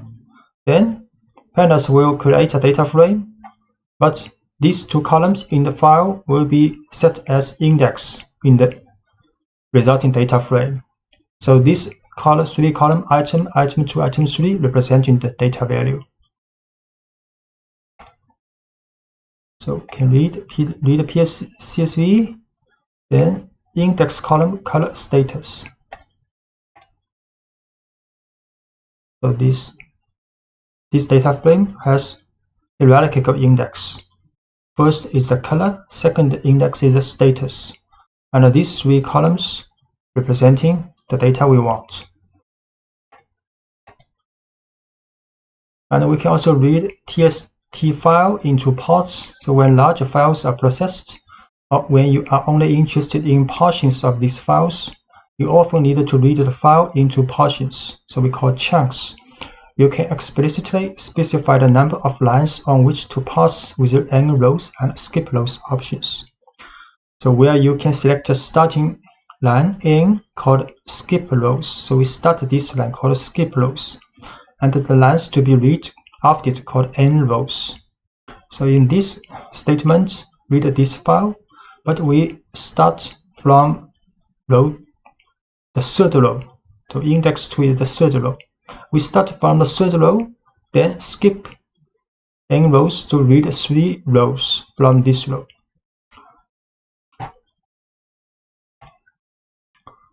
So we read this file, start from the third row, and from this row we have to read 3 rows. So the result will be a 3-row data frame without the head is set by default.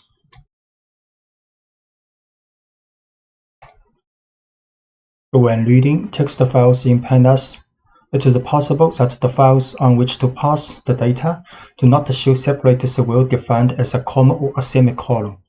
In these cases, the regular expressions come to our aid, and you can specify a regexp within the reader table function using the sep option. A regular expression called RE specifies a set of strings that matches the rules defined in it, and let you check if a particular string matches a given regular expression in data analysis.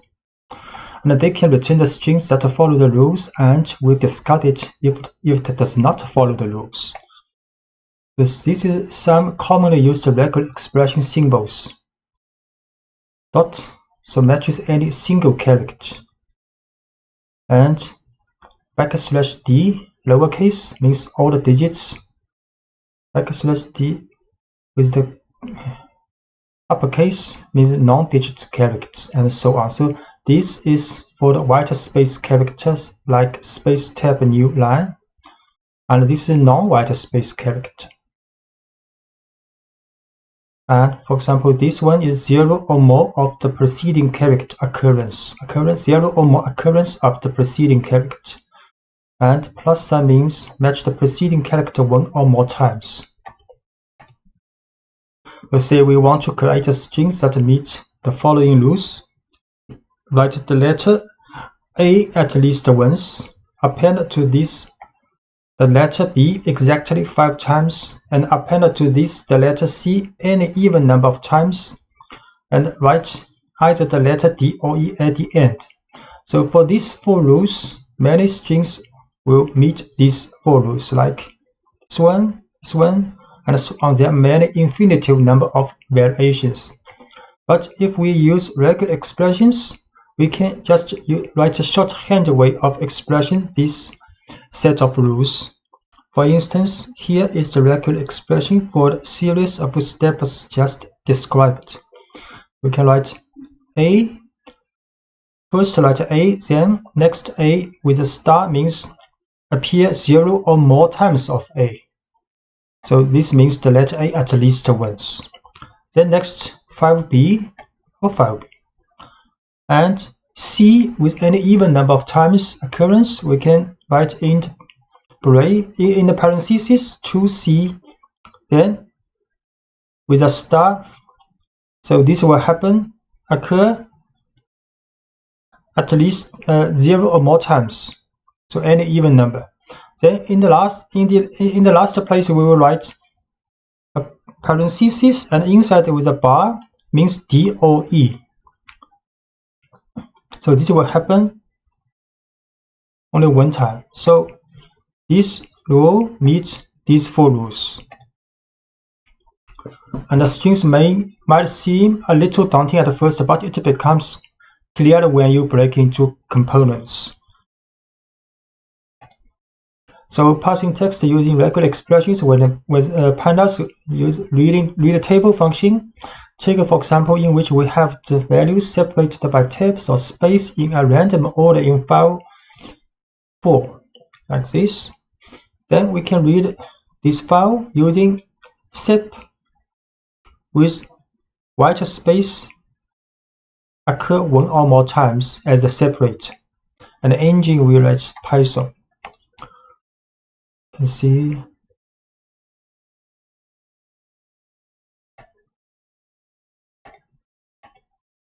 then read the table. This file sep is the white space occur 1 or more time, engine Python. The result is perfect.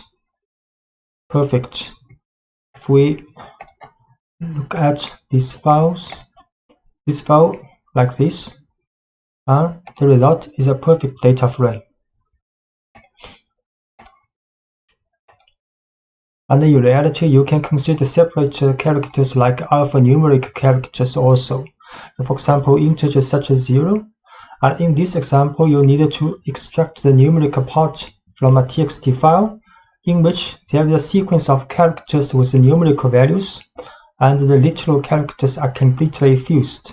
So this is a file, and we want to read the numerical values. Then we can write a sep as non-numeric data occur one or more times at the separate. Can try this. So this is the file. This is the file aligning with the numbers and alphabets. So can read the table, use separator as non-digital symbol occur one or more times, and header none and engine is Python. And the result is perfect. Numeric data has been extracted out and read into a data frame. You might want to write the data contained in a data frame to a CSV file.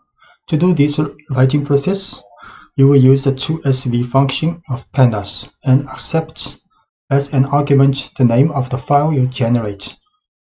So this is a data frame, and we can write this data frame to this file called 7CSV. Create a data frame with 4 columns and 4 rows. Both have column headers and index names. Then you can write to section 1207 CSV. And if we open this file,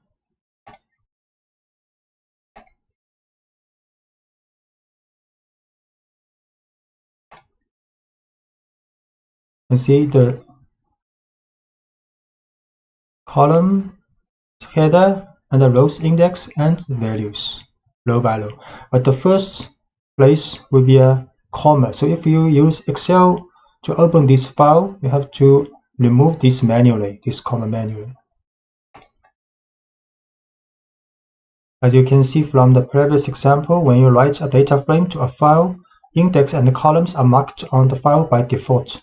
And this default behavior can be changed by setting the 2 options index and headers to false. So if we do not want pandas to add index and columns headers in the CSV file, we can set false to these 2 options. So we write to file 7b again with index and column header to false.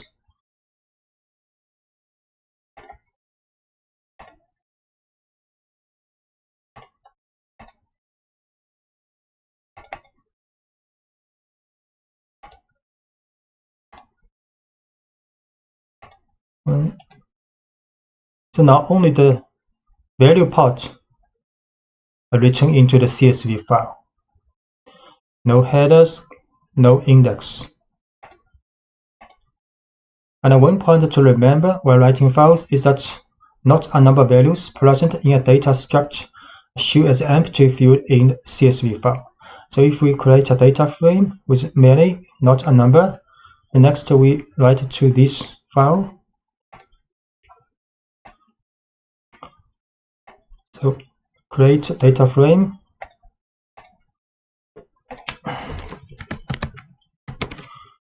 There are lots of not a number value. So we write to section 8 CSV.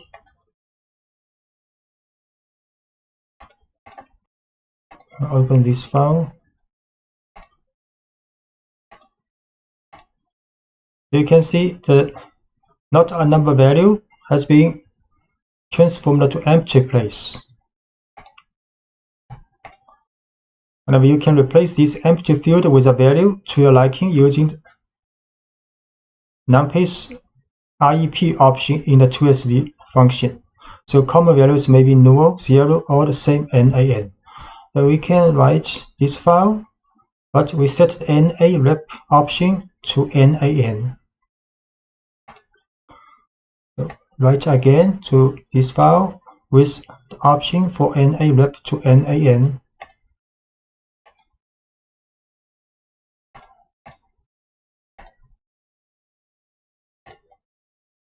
Open this file. So now it's perfect. Not a number has been written into the file with not a number value. It is not uncommon that data collected in tabular form in an Excel spreadsheet. Pandas provides two functions to this purpose. To Excel, used to read data frame to Excel, and read Excel is used to read Excel data into a data frame. So note that you have to install OpenPyXL package.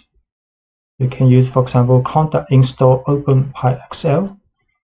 And the read Excel function can read both Excel 2003 and 2007 form. So let us see an Excel file.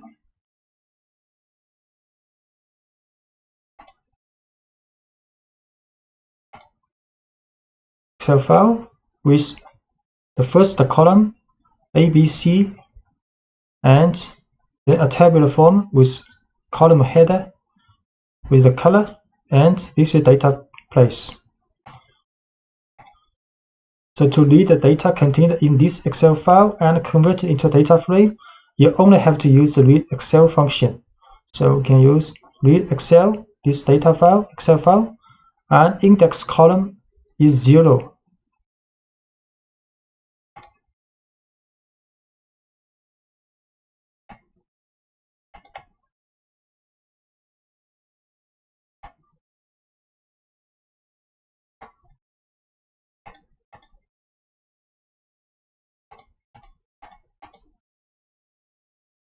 So read this Excel file.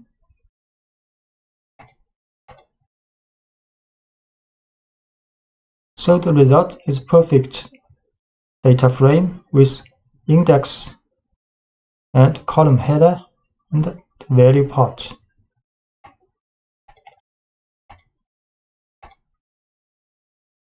As you can see, by default, the returned data frame is composed of the data tabulated in the first spreadsheet. If, however, you need to load the data in the second spreadsheet, you must then specify the name of the sheet or the number of the sheet, just as the second argument. So if you want to read data in the second sheet, we can write sheet number 1 means second, and also put the sheet name here, sheet 2. For example, this file also has a sheet 2 data. So we can read Excel sheet 2 to be a perfect data frame as we want. Okay. We can also set the sheet number 1 means second is the same result. And to convert a data frame into a spreadsheet on Excel, you have to write the following. For example, we can convert this data frame into an Excel file's first sheet. So we create a data frame with 4 columns, 4 rows. Then we write to this Excel file called data02.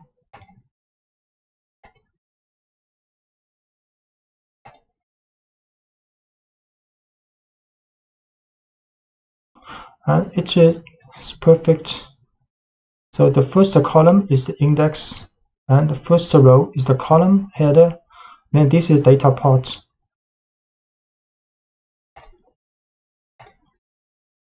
The merge operation, which corresponds to the join operation for those who are familiar with SQL, consists of a combination of data through the connection of rows using one or more keys. So in fact, anyone working with relational databases usually use the join query with SQL to get data from different tables using some reference values, keys, shared between them. So on the basis of these keys, it is possible to obtain new data in a tabular form as the result of the combination of other tables. So this operation with the library pandas is called merging, and the merge is the function to perform this kind of operation.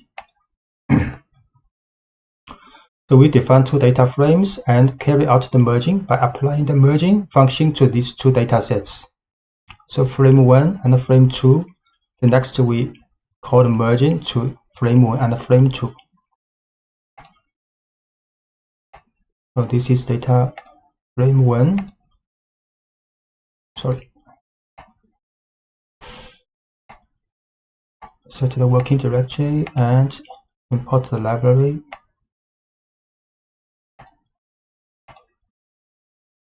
This is frame 1 with ID price column with 5 rows, and this is frame 2 ID color, 4 columns. ID price and ID color columns. Then if we merge these two data frames, the result will be 4 rows with this ID and 3 columns ID, price, and color. So as you can see from the result, the returned data frame consists of all rows that have an ID in common. In addition to the common column, the columns from the first and the second data frame are added. So in most cases, you need to decide which is the column on which to base the merging. To do this, have to add on option with the column name as the key for the merging. So we create two data frames again, but in this case, have two data frames having columns with the same name. So if you launch a merge, you do not get any results. So we create again another called data frame 1 with 3 column ID color branch with 5 rows, and frame 2 ID branch 4 rows. You can see in these two data frame have 2 columns called ID branch in both data frames. So next, if you use merge data frame 1 and frame 2, you will get nothing because pandas do not know which is the criteria you want to merge with. Empty. So it's necessary to explicitly define the criteria for merging that the pandas must follow. So specifying the name of the key column in on option. We have to set an on option, for example, ID here. So merge data frame 1, frame 2 on ID. So the result will be a data frame with 4 rows, and the merging operation implemented based on common ID values in 2 data frames. Then these rows are combined with all the columns in 2 data frames. But the brand in 2 data frames has been changed with the name for the brand X and the brand Y.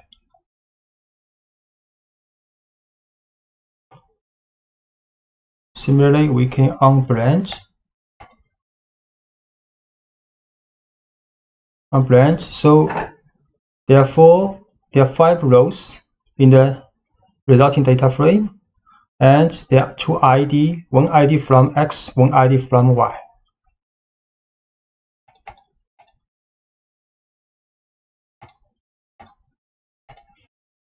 And often, however, the opposite problem arises, that is to have 2 data frames in which the key columns do not have the same name. To remedy this situation, you have to use left on and right on options, so which can specify the key column for the first and for the second data frame. So if we change data frame 2 column name to SID branch, Then we can merge these two data frames, for example, left on ID and right on SID. Then pandas will find the same ID in the first data frame with the same ID on second data frame's SID column. So the result you can see will have 5 columns, and these 2 columns have the same value, then other columns combined with blend X, blend Y. So we change data frame, choose column name to SID and blend, then merge left on ID, right on SID.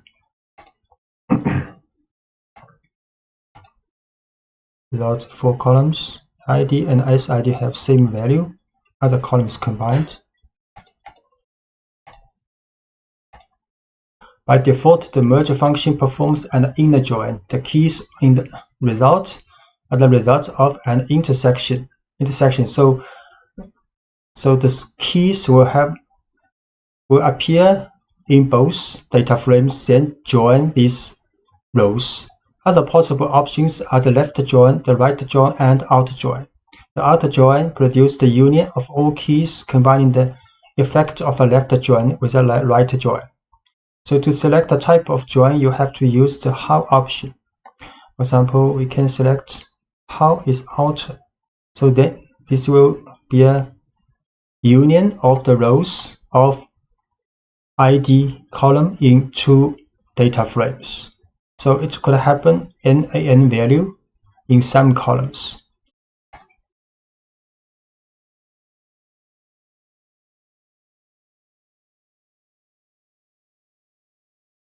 We change it back.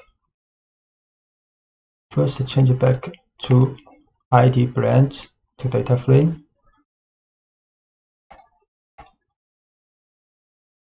Then we use the out option for the join. Key is ID. Then there are 6 rows, and these 2 rows for the blend Y is not a number value. And we can try the left. So the ID's value will no more than the ID's value on the first data frame. So if the ID's value does not appear in the first data frame's ID value, then these rows will not be joined. So this is left. In this case, also 6 rows in the resulting data frame. And for the right, similarly, so the ID value only appear in the data frame 2, then these rows will be joined with the data frame 1. And the rows with the ID value not appear in data frame 2 will not be joined together. So only 4 rows in the resulting data frame.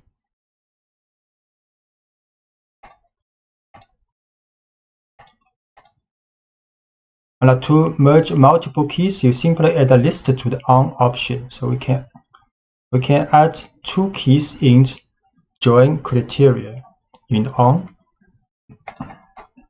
So PD merge frame 1, frame 2 on ID blend use outer. You can see how it's going. The lot, there are 9 rows in resulting data frame. So these 2 IDs, these 2 columns, the value appear in 2 data frames, either in frame 1 or frame 2, or appear in both, will be joined together for these rows. So the result will be 9 rows. And you can also merge on an index. So in some cases, instead of considering the columns of a data frame as keys, so index could be used as keys for merging. Then in order to decide which index to consider, you set the left index or right index options to choose. So we can write, for example, merge these 2 data frames, right index true and the left index also true. Let's see. merge with the index.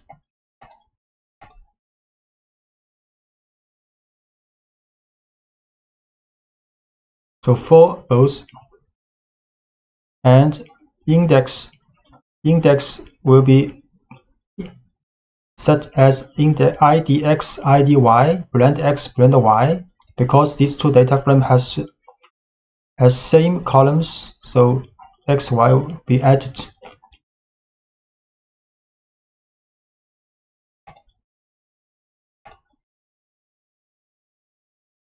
And we can also use Alt option in the index join.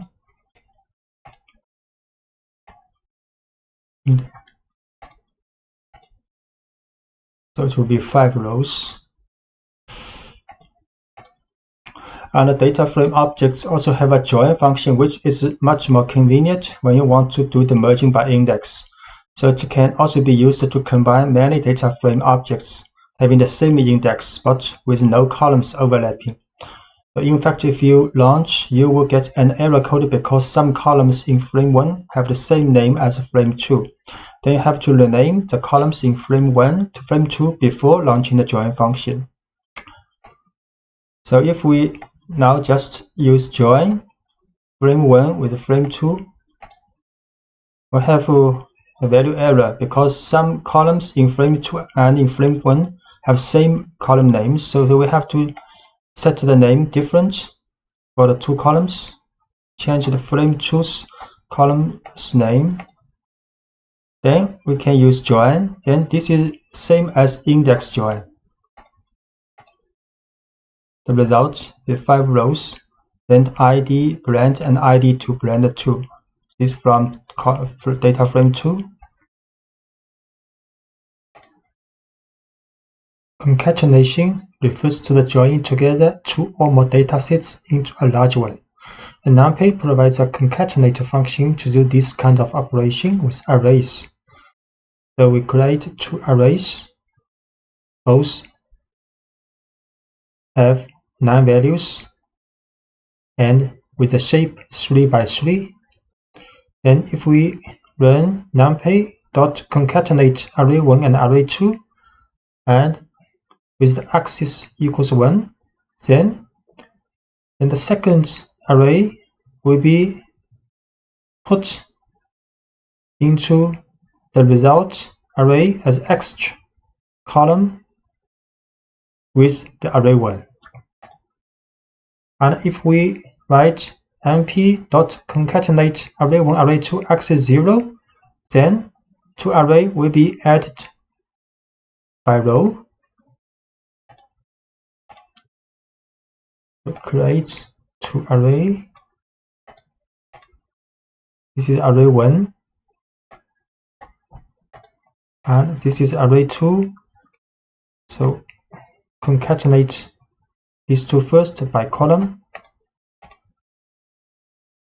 The result will be an array with shape 3 by 6 and concatenate these two array row. The result will be an array with shape 6 by 3. And concatenate pandas series and data frames. Can use concat function in the pandas to this kind of operation. So we create two series with 4 random number and with different index. So if we concat serial 1 with serial 2, the result will be a series with 8 elements. Create series, then create another series, and we concatenate these two series together. The result will be a series with 8 values. And by default, the concatenate function works on axis 0, having as a returned object a series. If you set the axis equals 1, then the result will be a data frame. So if we run pd.concat serial 1 and serial 2, but with the axis equals 1, the result will be a data frame. So the serial 1 will be on the first column, and serial 2 will be on the second column, but these two parts will all have the value not a number. So we run this axis equals 1, concatenate these two series. The result will be a data frame with many not a number value. And the problem with this kind of operation is that the concatenated parts are not identifiable in the result. For example, you want to create a hierarchical index on the axis of concatenation. You can do this. You have to use the keys option. So if we put the keys equals 1, 2 in this concat operation, then the result will have a hierarchical index for this series, and the first index will be identified with the key 1, 2, exactly same as we have put here in the function. So PD concatenate these two series with keys 1 and 2. The result is a series with a hierarchical index 1, 2 in the first index. And in the case of combinations between series along the axis 1, the keys become the column headers of the data frame. So if we concatenate these two series and axis equals 1, keys equals 1 and 2, then the result will be a data frame, and the column headers will have this name 1 and 2 from this keys array. So PD concatenate these two series, axis equals 1, keys equals 1 and 2.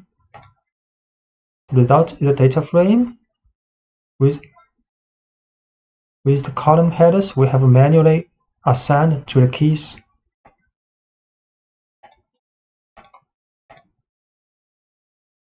And for the data frame case, these two data frame with 3 columns, both have 3 columns with same column header and different index. Then if we concatenate these two data frames together, the result will be a data frame with 6 rows and 3 column heads. So create these two data frames.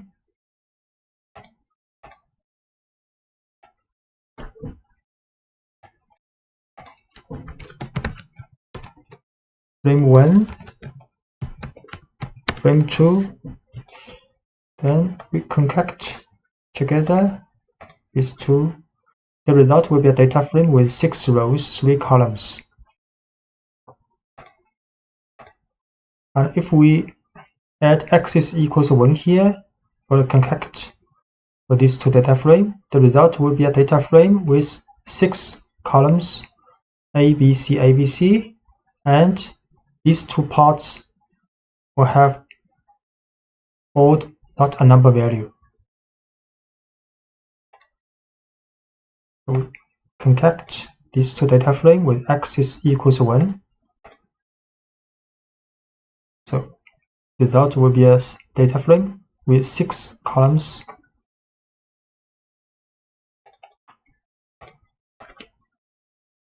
And combining datasets, there is another situation in which there is a combination of data that cannot be obtained either with merging or with concatenation. So combine first can perform this kind of operation along with data alignment. For example, these two series we create first as random number, 5 random number with index 1, 2, 3, 4, 5. Second series as 4 random number with index 2, 4, 5, 6. We see this index overlapping. So if we write serial 1 dot combine first serial 2, the result will be a series with 6 index. But because of this duplicate index 2, 4, 5, but if we write combine first, so for duplication, these duplicate values will be assigned with first series here. So we create 2 series, first one and the second one, both a random number. Then we combine first serial 1 here, then combine first with serial 2. The result will be a 6 value series, and we check for the, for example, index 2, the value will be same as index 2's value in serial 1, and so on. And if we put serial 2 first, then use combine first function with serial 1, it will be different. Also 6 values with index 1 to 6. Now this time, for example, index 2's value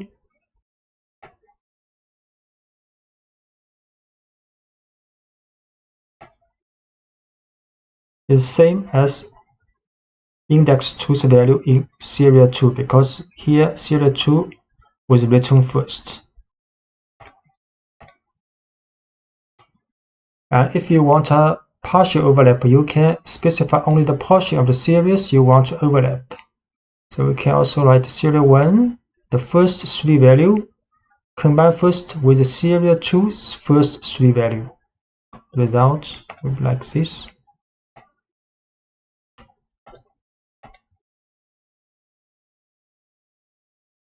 So there are only 5 values because one index was overlap. So for the first 3 value for the serial 1 has 3 index 1 to 3, and for the serial 2 first 3 values has index 2, 4, 5, so index 2 is overlapped. But index 2's value in the resulting series will be the same as the index value of 2 in the first series. You can see.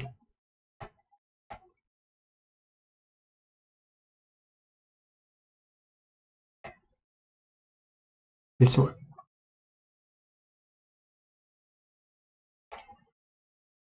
Sometimes you would like to rearrange the data by column values on rows or vice versa. This type of operation is called pivoting. You have already seen that a data frame can support hierarchical indexing, and this feature can be exploited to rearrange the data in a data frame. In the context of pivoting, you have 2 basic operations. Stacking means rotates or pivots the data structure, converting columns to rows, and unstacking converts rows into columns. So pivoting with hierarchical indexing. So this is a data frame with 3 columns and 3 rows. So we can create a series if we use stack function to this data frame. So we create this data frame, then we run stack function. We show this series. So this series has a hierarchical index. This is first index, this second index. So after stacking, the result is a series with a hierarchical index. And you can see the columns of the data frame has been transformed to the second index of this series. And from this hierarchical index series, you can transform to data frame by use of the unstack function. If we run unstack function to this series, then the result will be the original data frame. And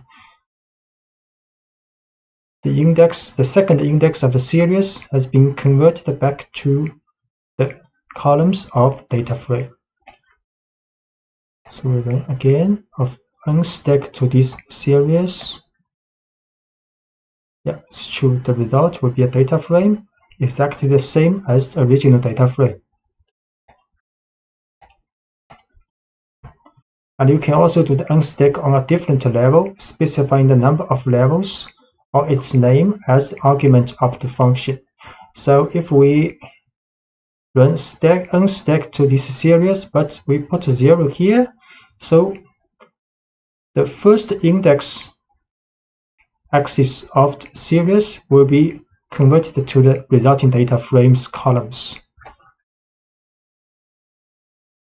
So series unstack 0. You see now the ball, pen, pencil will be in the index, and the white, black, red will be at the column head.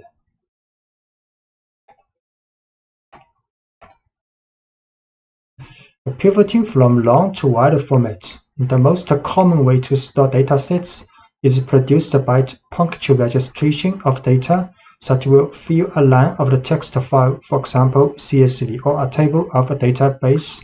This kind of tabular format of datasets can be referred to as a long or stacked format, like Excel table. To get a clear idea about that, consider the following data frame. So we create a data frame. You can see this data frame has 3 columns and 9 rows. Each line represents a data observation with 3 variables. So instead of the long format, there is another way to arrange the data in a table that is called a wide format, in which the row index and column headers are the values of some columns in the long form. So in the wide form, the row index and column headers are the values of some columns in the long format. So pandas gives you a function pivot that allows you to make a transformation of a data frame from the long type to the wide type. And it accepts as arguments the column or columns which will assume the role of key. So starting from the previous example, you choose to create a data frame in wide format by choosing the color column as the key, an item as a second key, and the value of which will form the new columns of the data frame. So we will show if we run the pivot function to this long data frame, and we put color first, then item second, and the result will be a data frame in wide format, and color is index and item is columns. So this is create a long format data frame first. So this is a long form with 3 columns. Each row represents one observation for 3 variables.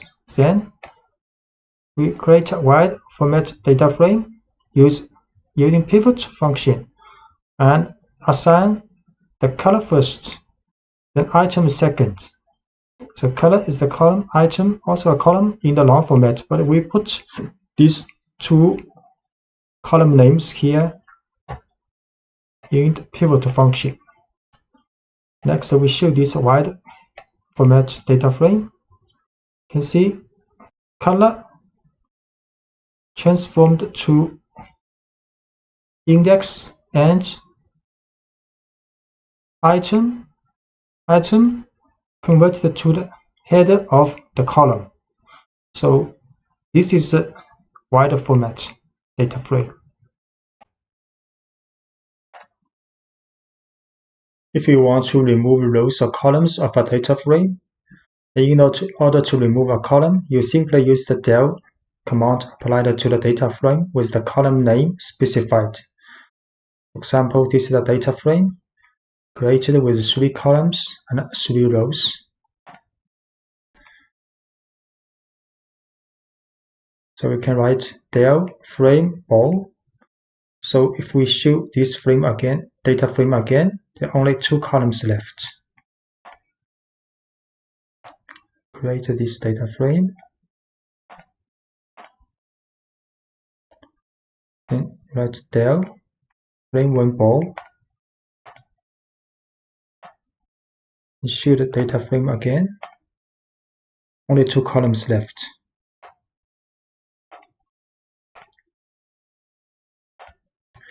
And if we want to remove an unwanted row, you have to use the job function with the label of the corresponding index as an argument. So if we write frame1 dot job white, so the row of the white will be removed. So we next run this. So only 2 rows left.